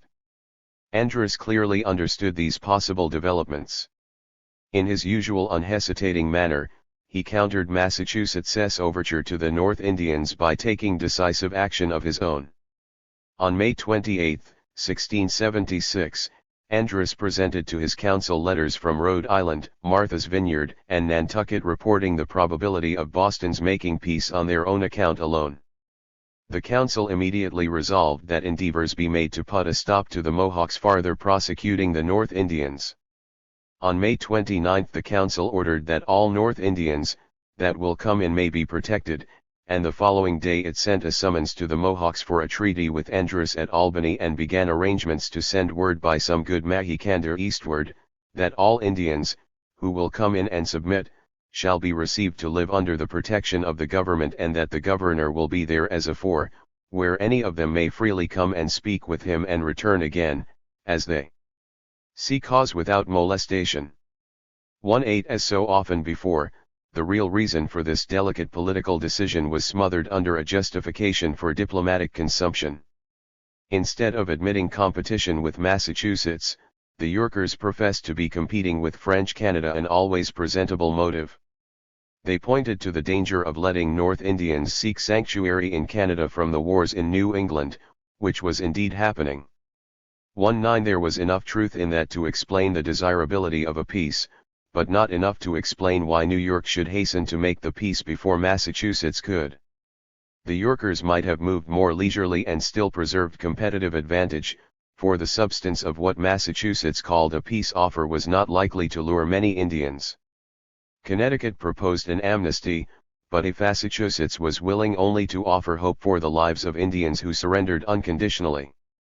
20 When the Indians hesitated to give themselves up to such dubious mercy, the Puritans concluded to force the war more rigorously than ever.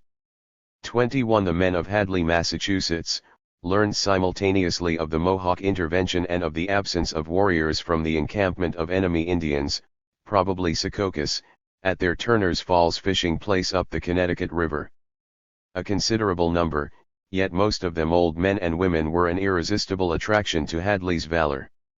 22 Over 150 mounted men assembled at Hadley to attack at daybreak of May 19, 1676. By their own report they poked their guns inside the unguarded wigwams and shot sleeping Indians.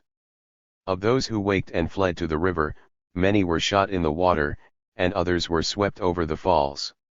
When warriors attacked from the opposite shore, the English turned and themselves fled in utter panic, which is the more notable because there probably were no more than 70 warriors on both sides of the river to stand up against the 150 Englishmen.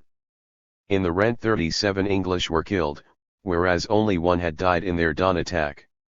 23 It was hardly the stuff of sagas, but it conformed to the Puritan strategy of destroying the warriors' morale by wiping out their kin.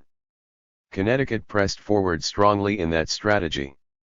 It organized a new force under Major John Talcott, with instructions to kill and destroy them, according to the utmost power God shall give you. Missionary James Fitch found that a little hard to swallow.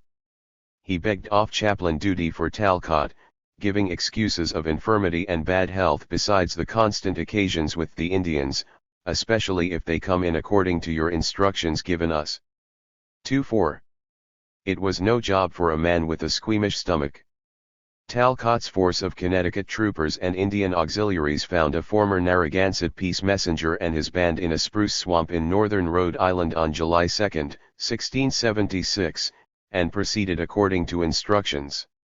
The event should be seen in two aspects, the happening itself and the reasons for the participants being there. As to what happened, Major Talcott reported that his men within 3 hours slew and took prisoner 171, of which 45 prisoners being women and children that the Indians saved alive, and the others slain, in which engagement were slain 34 men.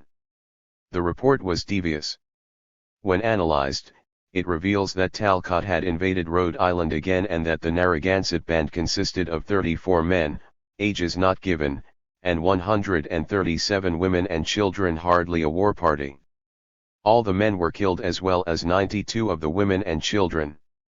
As in the Pequot conquest, the Indians saved alive the women and children taken prisoner. 25 On the day following, Talcott turned down to Providence and received information that the enemy was there to make peace with some of Rhode Island, upon which information, being willing to set our seal to it, posted away and dressed Providence Neck, and after that the same day dressed Warwick Neck. At Warwick 18 men and 22 women and children were killed and 27 captives taken. 26. The scenes of battle, let it be remembered, were in territory to which even omnivorous Connecticut made no claim, and they occurred in defiance of Rhode Island's explicit order that no military forces from other colonies were permitted on Rhode Island territory. 27. Talcott's two massacres were described by William Hubbard as the greatest blow given to the Narragansetts. 28. He might have remarked as truly that it was indirectly, but purposefully, a blow against both Massachusetts and Rhode Island as well. The Indians had been at Samuel Gordon's Warwick awaiting the return of Potuck, their emissary to Massachusetts to negotiate peace. Obviously there was nothing furtive or secret about their presence, which seems to imply that they were there by permission, and such an inference fits well enough into the previous history of the inhabitants of Warwickshire. Connecticut's forces destroyed these Narragansetts not merely while they were waiting to make peace with Massachusetts, but in order to prevent them from doing so. Although superficially Talcott appears to have acted out of simple bloodlust, second thoughts put his slaughter in a different light. If the peace had been concluded, Massachusetts could have used it to claim that, regardless of Connecticut's participation in the war against the Narragansetts, the Indians had finally surrendered to Boston and therefore the rights of conquest should belong there. The Rhode Islanders had also been aware, it seems, that a peace in Boston would confer a conquest claim, for some of them had stopped Potuck's passage to Massachusetts. 29. Talcott's bloody sword determined Connecticut's future priority as Rhode Island's greatest menace. Connecticut wasted no time before demonstrating the point. Talcott's massacre took place in July 1676. By October the outraged General Assembly of Rhode Island found it necessary to declare to Connecticut an absolute dislike of your late proceedings. They protested, "It seems strange that you should, under pretense of subduing the Indians, monopolize our privileges by warning our inhabitants from settling upon their own plantations in said Narragansett, that were forced by reason of the late war with the natives to desert their habitations for the security of their lives." 30. The war was winding down in different ways on different fronts. While the Puritans mopped up, Andros's peace messengers to the North Indians found some attentive ears. In late July a large party of Indians on their way to cross the Hudson River was reported to Connecticut's council. These were going to seek another country, the council thought, because the Indians knew that Connecticut planned to destroy their crops and perpetually to disrest them. The council urged Andros to send the Mohawks against them. Andros replied blandly that he durst not presume farther with the Mohawks.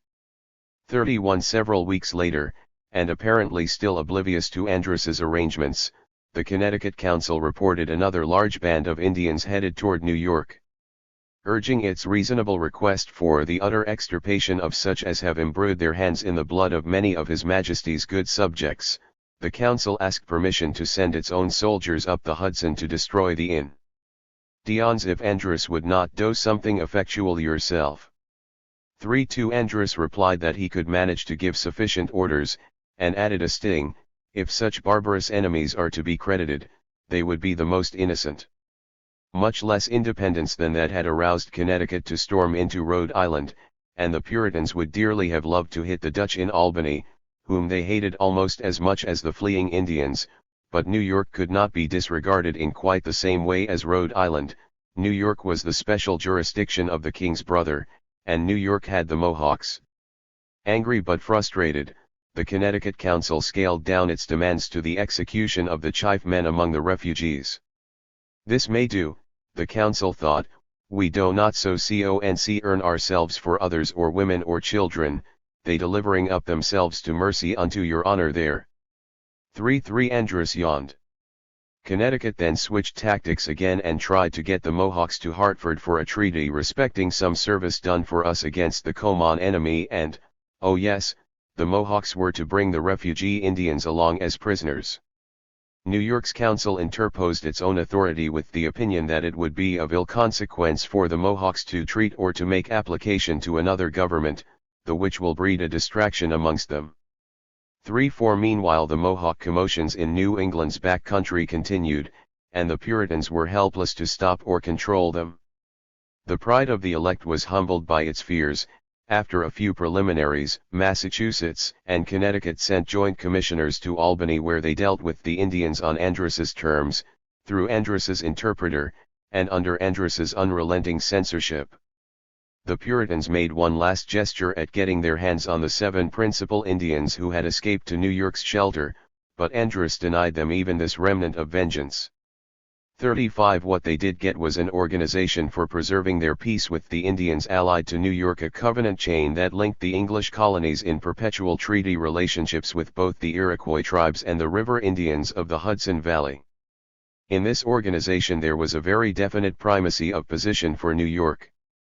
Though the New Englanders later tried to seduce the Mohawks away from Albany for negotiations free of New York's supervision, the Indians remained immovable. This, they replied invariably, pointing to Albany, this is the prefixed meeting place.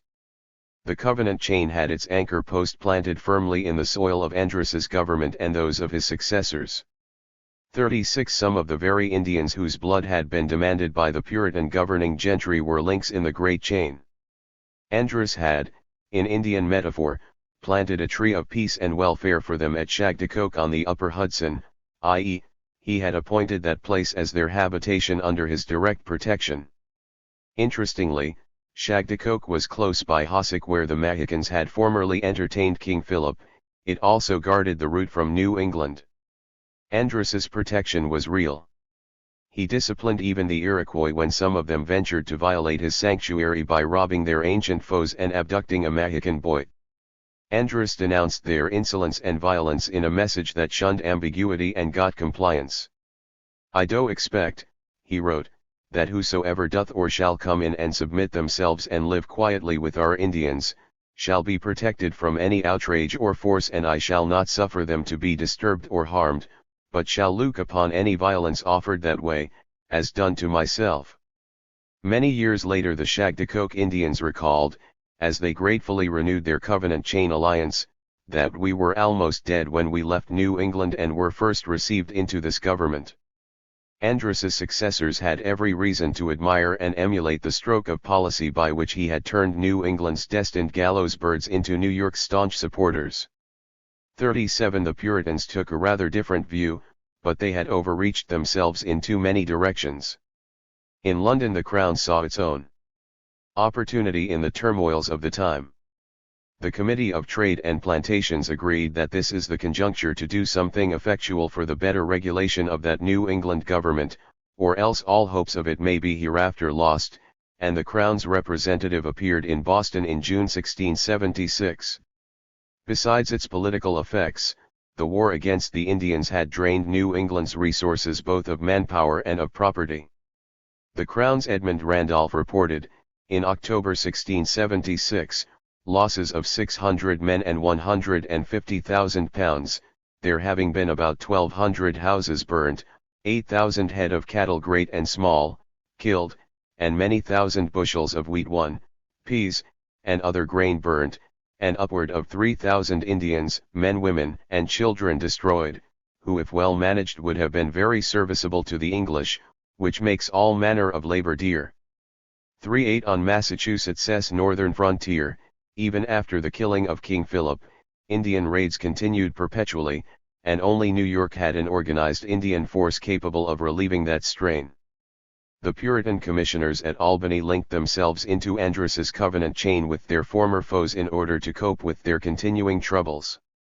"We do therefore acknowledge these river Indians are friends and neighbors," they stated, with the last spark of old grudge reduced to a reasonable proviso that you do not henceforward harbor or entertain any that shall remain our enemies. 39 The New Englanders were never very happy with the alliance and never able to get along entirely independent of it until England conquered Canada and thus eliminated the perpetual source of support for New England's Indian enemies. The Iroquois, more particularly the Mohawks, improved their own situation in the chain by regularly raiding the remaining Indians of New England, allied as well as hostile, in order to subordinate those Indians as Iroquois tributaries. Angry Puritan protectors found themselves helpless to act except through New York's intermediation and at a price. 40 Massachusetts felt its new loss of dominance at once. Shortly after The Covenant Chain Treaty had been signed in April 1677. Andros sent an expeditionary force to Pemaquid, Maine, to pacify the Indians there. Pemaquid was in the territory claimed by both Massachusetts and the Duke of York. Andros's men built a fort and remained to occupy it.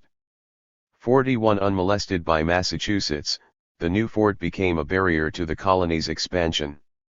All in all, the Second Puritan Conquest was a fiasco for its victors. Instead of easy plunder, the Puritans netted massive debts and smoking ruins, to say nothing of heavy casualties. The rights of conquest over the Narragansett country were later nullified by legal action, so that there was no gain from that quarter to offset loss of settlements on the Puritan frontiers. 42 Instead of acquiring new territories, Massachusetts lost Marne. Plymouth failed to hold even the territory of King Philip's Soams, where the war had started. Rhode Island made its town of Bristol out of it. Enfeebled Plymouth colony limped along for only a dozen years longer before disappearing into Massachusetts' maw by court action, as New Haven had earlier been given to Connecticut. Andros summarized the war tartly for a royal board of inquiry: the advantages thereby were none, the disadvantages very great and like to be more, even in the loss of said Indians. 4-3 Somehow, incomprehensibly, Jehovah had withdrawn his countenance from his people. For their own part, the surviving Indians had learned more than they could love about their neighbors' righteous zeal and unrighteous covetousness. Demoralized and dispirited remnants of formerly large Indian communities sank ever deeper into subjection and debauchery. Others, with more will to self-preservation, fled to Canada, to New York, to the Delaware and Susquehanna valleys, and even as far as Virginia, to regroup and recuperate and to meditate revenge. 44 Those who went to Canada became willing weapons in the hands of the French. Those who went west were sheltered under the protection of New York, which enforced western limits for Massachusetts and Connecticut with an effectiveness that New Netherland had never been able to manage. The hitherto most aggressively expansionist colonies in English America became a closed pocket and remained so until the American Revolution. The way to the beckoning west would be found by persons who consciously adopted a strategy of maintaining symbiotic interdependence with the Indians. Pennsylvania's Governor George Thomas explained that strategy patiently to some proud Southern gentlemen. These Indians by their situation are a frontier to some of the English colonies, and from thence, if friends, are capable of defending their settlements; if enemies, of making cruel ravages upon them; if neuters, they may deny the French a passage through their country, and give us timely notice of their designs. These are but some of the motives for cultivating a good understanding with them, but from hence the disadvantages of a rupture are abundantly evident.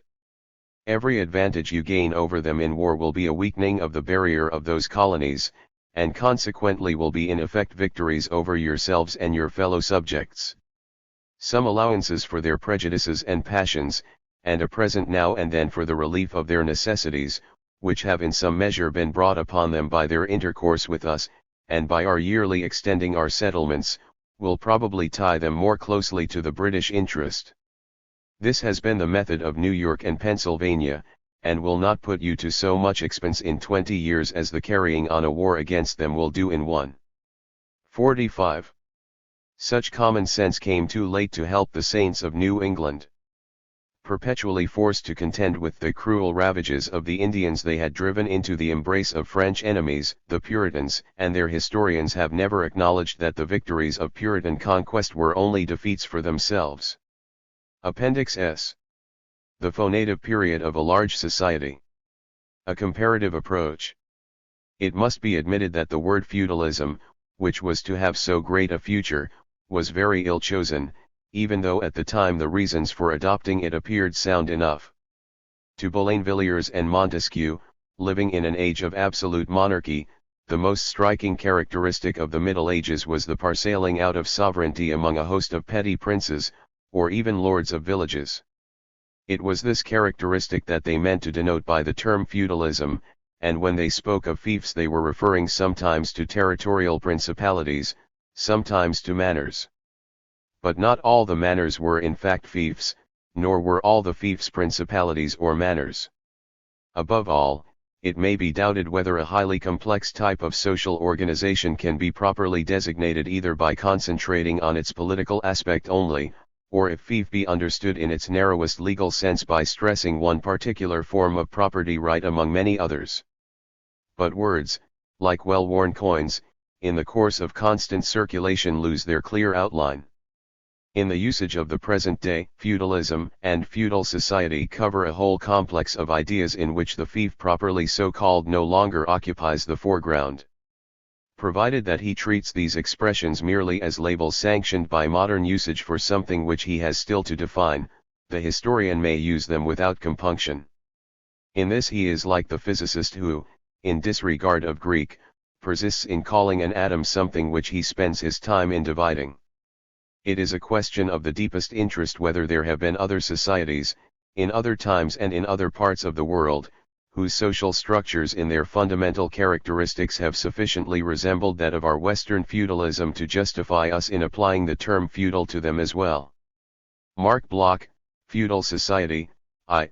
1718. Theories of American historiography assume or tend toward two kinds of exclusion from the process of formation of American society and culture.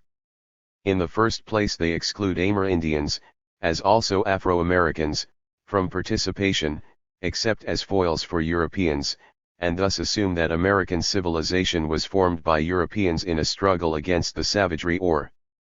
The original paper on which this appendix is based was critiqued by an interdisciplinary panel at the 19th annual meeting of the American Society for Ethnohistory, October 15, 1971, at the University of Georgia, Athens. It took a drubbing that compelled re-examination of several chapters in the book as well as this material. For inclusion here the paper has been rewritten from beginning to end, for which the reader should thank, as I do, Professors John T. Jurasik, Joseph R. Berrigan, Jr., and Raymond Fogelson, as well as Professor Charles Hudson, who arranged the meeting. None of these men has seen or approved the revision, but Professor Edward Peters has read it and suggested some improvements. Barbarism of the non-white races. This first conception implies the second, that the civilization so formed is unique. In the second conception, uniqueness is thought to have been created through the forms and processes of civilization's struggle on a specifically American frontier. Alternatively, civilization was able to triumph because the people who bore it were unique from the beginning, a chosen people or a super race. Either way, American culture is seen as not only unique but better than all other cultures, precisely because of its differences from them. This seems like grievous infatuation. Yet it continues to sway minds because no one has offered a comprehensive and consistent alternative. Such an alternative is too great a task to be undertaken here, but some prerequisites for a new theory may be suggested. The logical counter to a theory of exclusion is one based on inclusion. On the one hand, we must assume that American society and culture are the joint and mutual products of all the peoples resident within the American territory, that the contributing persons were equally members of the human species, that they were of equal moral worth, and that they were, in the average of their groups, of equal inherent capacity. On the other hand, we must assume that American society and culture are unique only in the degree that all societies are individual, and that the processes and persons through which this society came into being are strictly and properly comparable with societies and persons elsewhere in the world and in time. Such assumptions, it may be noticed, are democratic without reservation and are irreconcilable with all forms of national and racial elitism. They imply that the processes of American history may not be accepted from the rules and patterns of social development found to be applicable where similar conditions can be identified. They therefore establish an indispensable prerequisite for any history aspiring to be scientific. Modern theories of historical or cultural evolution, with few exceptions, tend to correlate forward direction in time with upward direction in development. There is no necessity for such correlation. Social development can be and is either progressive or regressive, matu-rational or degenerative, and it may make quantum leaps or suffer catastrophic setbacks. Lateral diffusion is as possible as internal innovation. In short, although the movement of culture has been cumulative for the world as a whole, It can vary in any given society in any direction, at many rates of speed, and, one is tempted to say, by any means. Considering the stupendous complexity of variables, it seems best at this stage of knowledge to avoid elaborate conceptual schemes supposedly applicable to all history. However stimulating they may be to speculation, they cannot be put to the true scientific test of independent verification. One scheme becomes as good as another, and taste rather than evidence determines their acceptance. Better progress can be made in a more limited project. As a science, ethnohistory is still in the stage of gathering and classifying data, and its difficulties are increased by lack of agreement among its professors about the identity and definition of its theoretical objects. Let me suggest that one of those objects should be the processes by which large societies came into being, and let me offer the findings of the present study as a contribution to the description of large society formation. Anthropologists have long used the comparative method to describe the formation of the small societies normally the subjects of their study. I cannot. The formative period of a large society 329. Readily set up criteria for distinguishing between large small societies and small large societies, though certainly the quantity and extent of population would be part of such criteria. For present purposes, however, universal definition is not necessary. It is enough to identify the present society of the United States as a large society, or a major component of such a society embracing all of North America, and to define it as the product of acculturative processes that began when Europeans invaded this continent.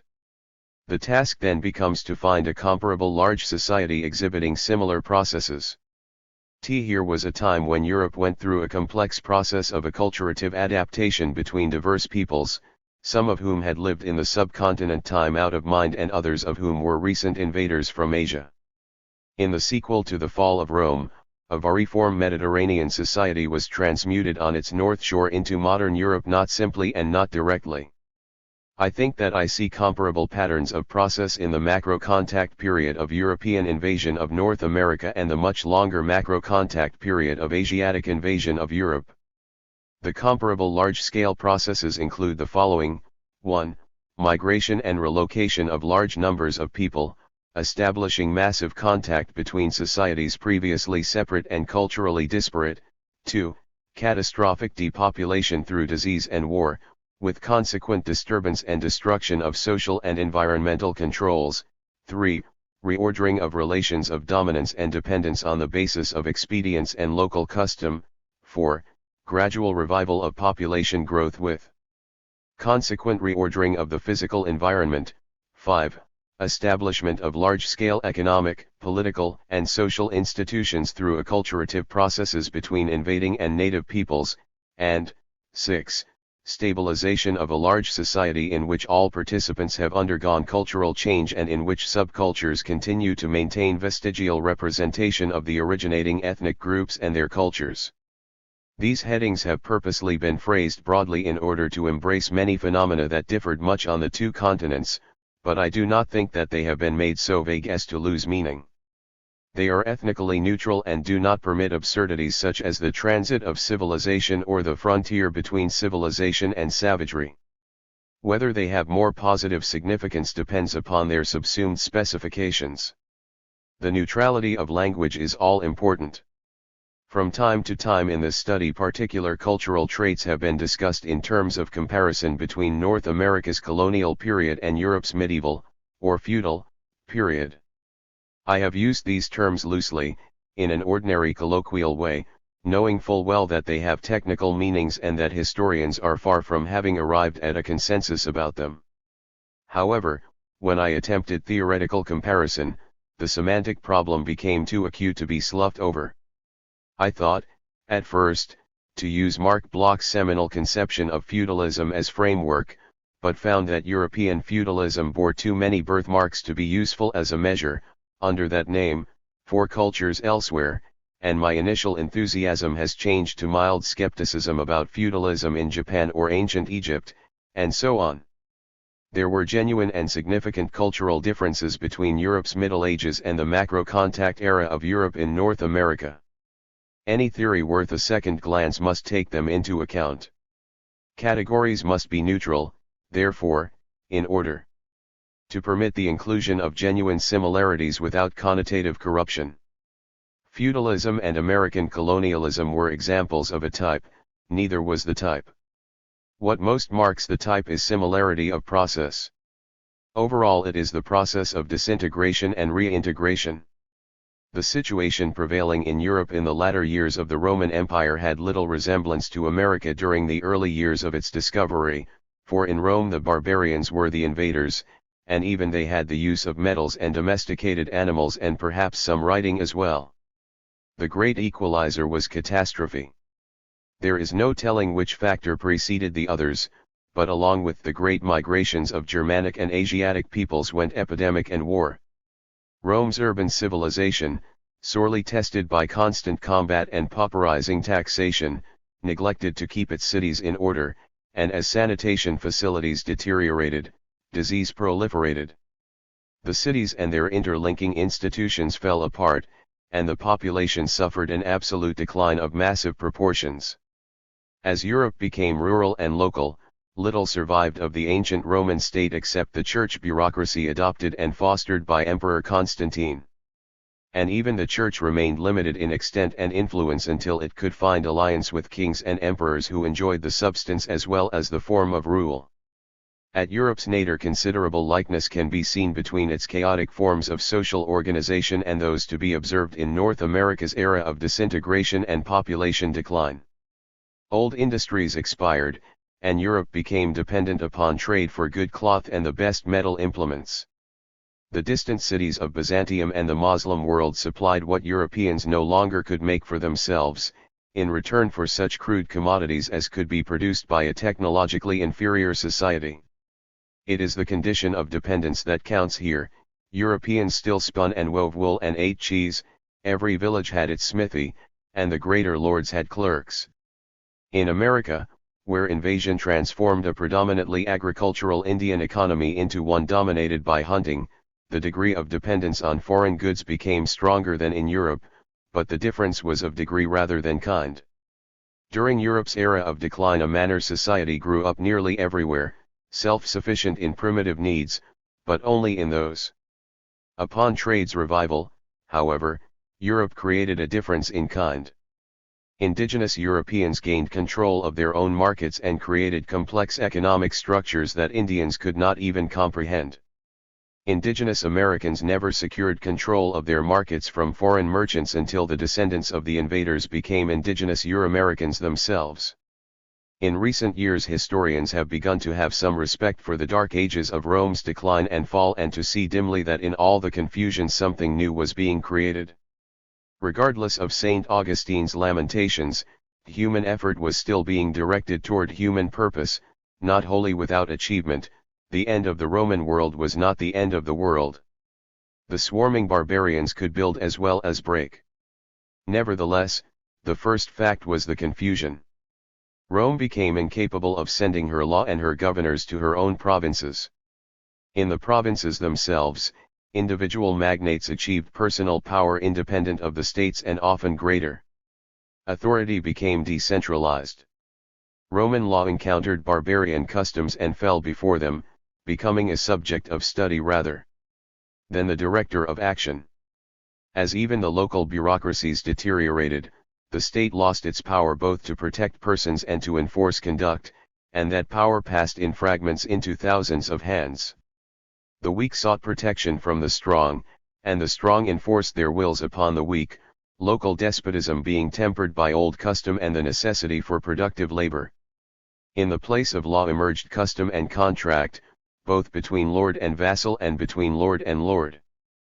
Few sanctions existed for enforcement of contract except custom and personal morality, and morality probably broke down as often then as now. Lord fought lord to gain a manor or a fief or to revenge a wrong, vassals betrayed lords when opportunity offered advantages, and also revenged wrongs. Peasants sometimes broke out in desperate insurrection or more often joined gangs of bandits, and robber barons provided the bandits' example. In formative America, old authority also degenerated and fragmented in all components of the population. Europeans recognized subordinate Indian chiefs and protected them against their legitimate superiors in the deliberate strategy of dividing to conquer.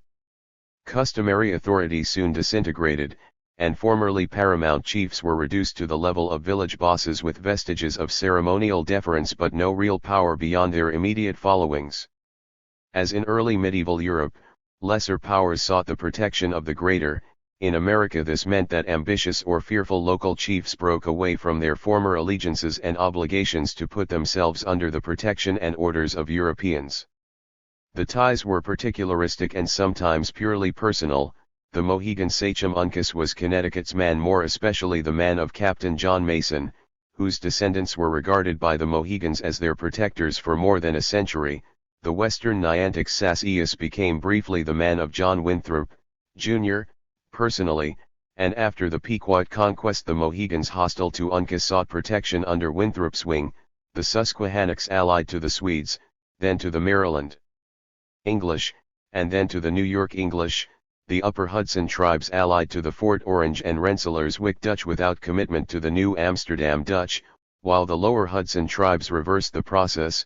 The Mohawks institutionalized their Dutch friend Corlaer, and so on and on. On the European side the Dutch, Swedes, and English in the Delaware Valley used their Indian alliances and cessions as means of nibbling away at each other's possessions until total conquest could be effected. Maryland attempted to use the Susquehannocks to invade Delaware, and when that failed Maryland used her own troops. Massachusetts made a client out of Subsachum-Pumham in order to seize the west shore of Narragansett Bay, and New York and New France manipulated the Iroquois and fought each other for the Great Lakes. The consequence of these separate and conflicting alliances and relationships was kaleidoscopic combat as each tribe or subtribe and each European province or town or individual strove to expand its power and territory and to increase its wealth. This was early feudal Europe all over again. Fragmentation of political authority implied the weakening of real property rights sanctioned by that authority. As powers came and went in Europe, custom sanctioned allodial right, a property right inherent in the fact of effective occupation and possession time out of mind. Emperors, kings, and lords might come and go without disturbing the free peasant in his own, so long as he paid his stipulated obligations to whatever lordship happened to be in a position to demand them. This is not to imply that the law of ancient Rome had overlooked provision for sanctioning real property holdings. Rather, when Rome's administrators could no longer function, Rome's sanctions disappeared, and no stable substitute immediately took their place. Allodial right was all that was left. Even when feudal suzerains granted fiefs to their vassals under color of sovereignty, the vassals often felt the force of custom sufficiently to recognize allodial rights, sometimes, of course, for the purpose of negotiating the acquisition of such rights for themselves. Is not this very much the same process that occurred when Indian tribal jurisdictions fragmented? Depending on tribal custom in matters of property, the vestigial councils of the tribe might be left with collective claims, or particular families and individuals might be acknowledged to have rightful claims, because of immemorial possession. Indian title and allodial right are the same thing, a property right recognized in custom but lacking the formal sanction of an effective sovereignty. In another respect, the fall of Rome created a social parallel with formative America by means of its destruction of the state bureaucracy. When that impersonal arbiter disappeared, civilized persons turned to the same resource that the barbarians had always used: kinship ties. Among lords and peasants alike, the obligations of kinship provided support and protection, and not least among them was the duty to avenge a wronged kinsman. In a time when justice and strength were almost synonymous, a large and loving family with a reputation for sticking together brought more stability into everyday life than the remote and abstract rules of law. The Europeans of America's formative era acted as an ethnic aristocracy, stratified within itself but entirely imposed over top of Indian society whenever the two shared the same territory. This is a common feature of lands being invaded by peoples more powerful than the natives. It is plain enough in Frankish Gaul and Norman Britain, not to speak of Magyar Hungary, Teuton East Prussia, Angevin Naples, and so on. In medieval Europe some group mobility was permitted over the centuries, an ethnic caste gradually transformed into social class. So also in America some slight intermarriage and much extramarital mingling have permitted a degree of social mobility, but in the formative eras of both modern Europe and modern America stratification on the order of something very like caste lines followed lines indisputably ethnic. There seem also to have been parallels in the processes of reintegration as new large societies emerged from the ruins of their predecessors. Basic to all else was the reversal of population decline, with consequent reconversion of the physical environment to human purpose and management. In both Europe and America there came a moment when total population began to grow in spite of continuing disasters in particular localities. No statistics exist except in the form of wildly varying estimates, but Europe's renewed vigor in the 12th century suggests that growth had begun sometime earlier. In North America renewed growth appears to have begun toward the end of the 17th century along the Atlantic coast and river valleys where European migration, added to natural increase, replaced the Indians of a century or more earlier. On both continents renewed numbers implied renewed clearing of forests and the building of urban centers. On both continents the revival showed distinct signs of increased production of crops and goods, and it was linked to commerce with the world market and with technological development. In both reintegrative eras much of the advance of technology was owing to importation of ideas and crafts in the medieval instance from Asia and Africa, in the American instance from Europe. But techniques were not all imported, native skills and crafts were tested by newcomers and adopted when found useful, with far-reaching effects. Our eras of comparison seem to show one difference in demographic change, which becomes less of a difference after examination of the sequences of change.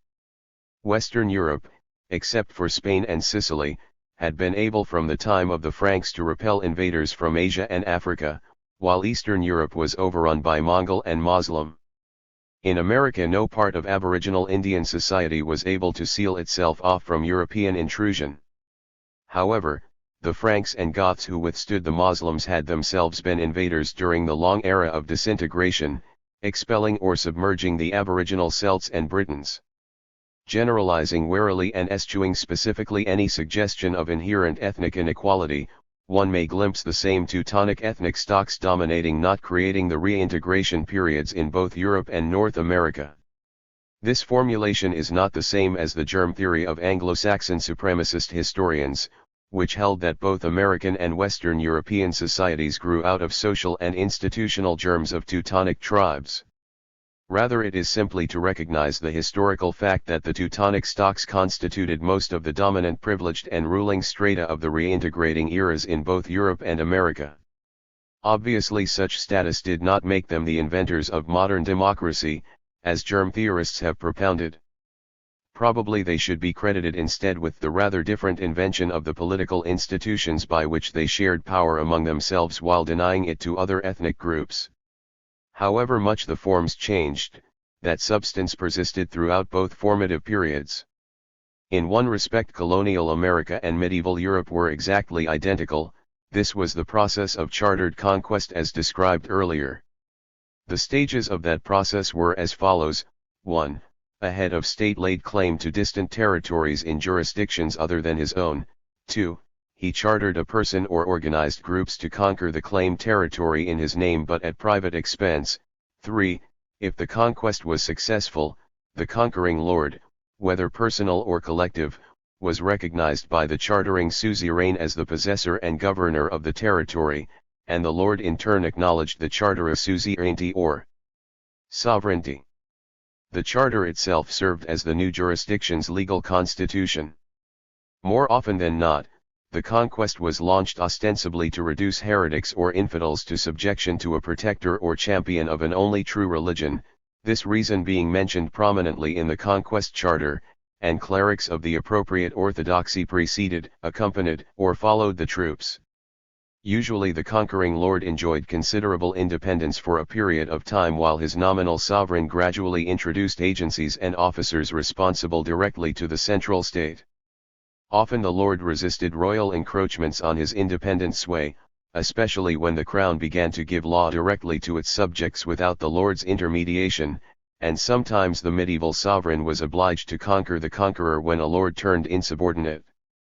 Chartered conquest accompanied by colonization in America did not repeat by mere coincidence the pattern set in Europe. So far as the British colonies were concerned, there was a specific historical link connecting the empire of the Plantagenet kings with the empire begun by Elizabeth Tudor and expanded by the Stuarts. That link was Ireland. Medieval efforts to impose feudal law, church, and land tenure on the Irish tribes resulted in a standoff. Elizabethan conquerors terrorized the Irish savages even more ruthlessly than the medieval marcher lords had done, and the methods and propaganda tested in Ireland were transplanted to America. I do not think that this was quite the same thing as a transit of civilization. Inexorably, after the marcher lords had beaten the natives into submission, the crown reached out to conform the lords in their turn. Inevitably the crown met resistance, but the struggle's outcome differed in the two lands. Ireland's natives, both the Irish and the Anglo-Irish, went under in the 17th century, not to reassert independence until the 20th century. The American colonies resisted more successfully when their crisis came, but their victory was temporary. Having gained independence from one sovereign, they quickly recreated a new central sovereignty that has acquired ascendancy over state lordships as effectively as any crown. The reduction of lordships to genuine subordination, the establishment of effective law, enforcement of law by appointed judges and officers, administration by bureaucracy, the creation of standing armies and fleets, these are the processes that transform decentralized feudal jurisdictions into the centralized nation-state. The transformation consumed less time in America than in Europe because the processes were already well advanced in Western Europe when the invasion of America began, and the state navy, the existence of which had made the American invasion possible, long prevented the colonizers and conquerors of America from enjoying the full autonomy of the medieval marcher lords.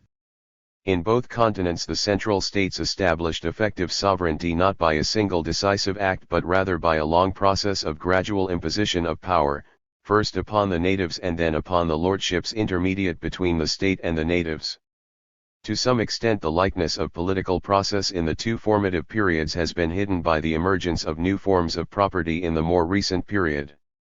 In medieval times the fief combined the functions of jurisdiction and property, though the fief was by no means universal.